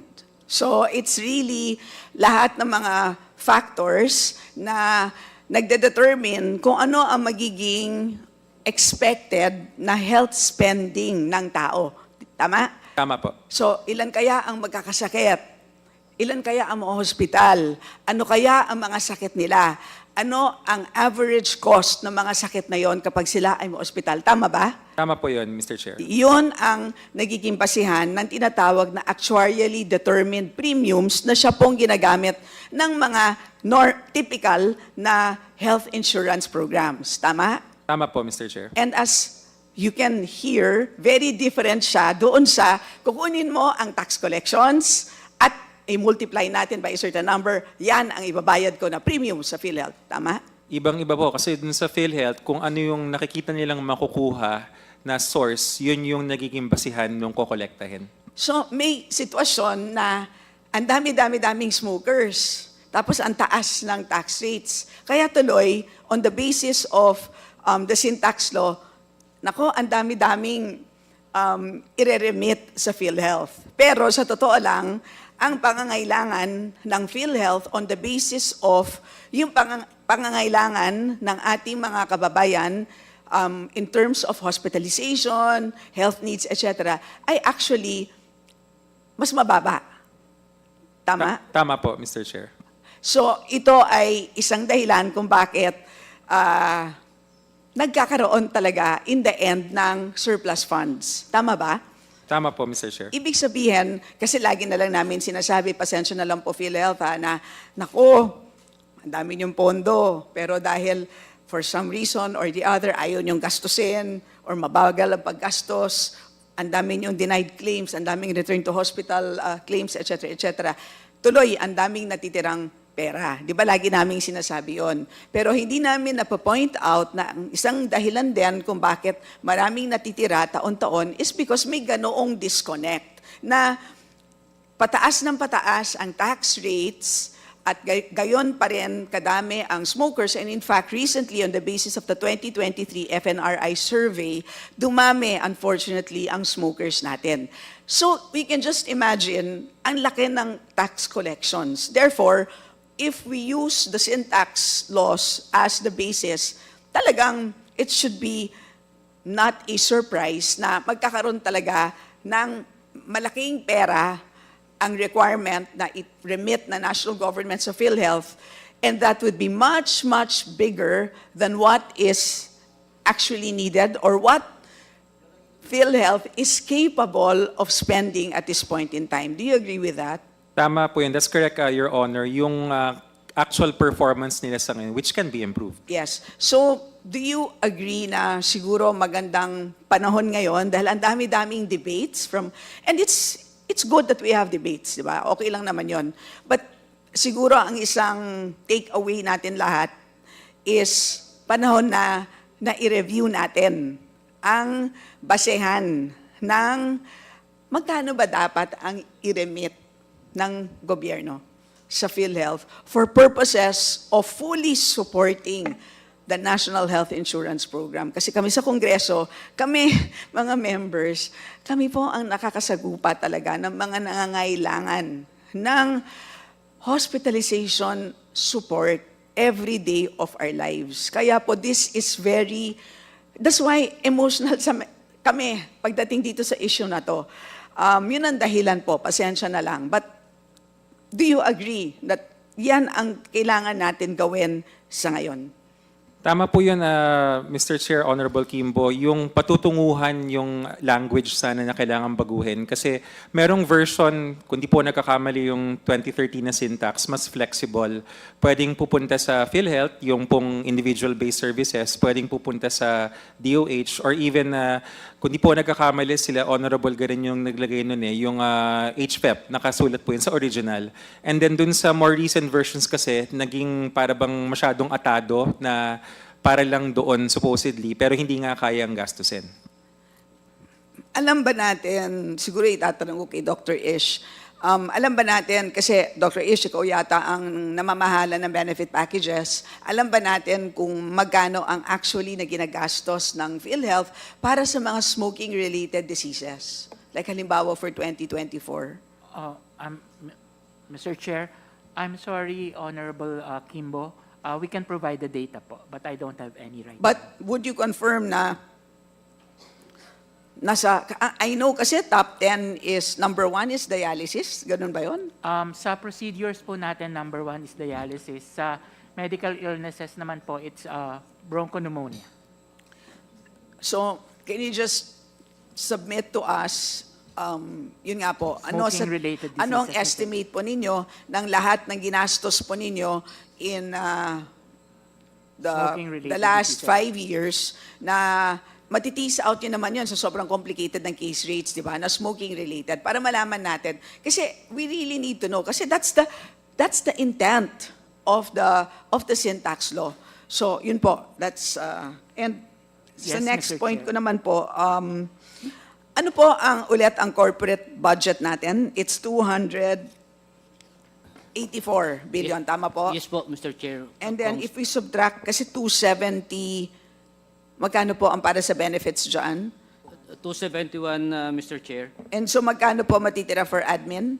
12.5 more or less, Mr. So Chair. 12.5 billion is, in short, admin expense budget. Ito, bale, ang panueldo ninyo. Tama? Tama po. Pang-sweldo at saka pang-operation, maintenance operating expenses po. Okay, ilan porsyento dito ang para sa sweldo and benefits of employees? 5.8 po ang PS cost po natin dito. 5.8 billion pesos. Okay. So, and ayon sa batas, merong ceiling na pwedeng igastos para sa admin expenses. Tama po? Which is, Tama po. magkano po ngayon ang ceiling? Nasa 14 billion 14 Mr. bill Chair. Opo. ang ceiling for this year. At paano po, anong basis can you, based on the law, Batay sa batas po, the ceiling is computed actual premium collection of year 2024 and multiplied by 7.5%, Mr. Chair. that's the maximum na allowed. Yes Tama po? Yes po. And pag sinabing premium collection, this is from direct contributors, meaning mga sweldado na kinakaltasan, tama po? Including Plus? indirect po. Plus, which means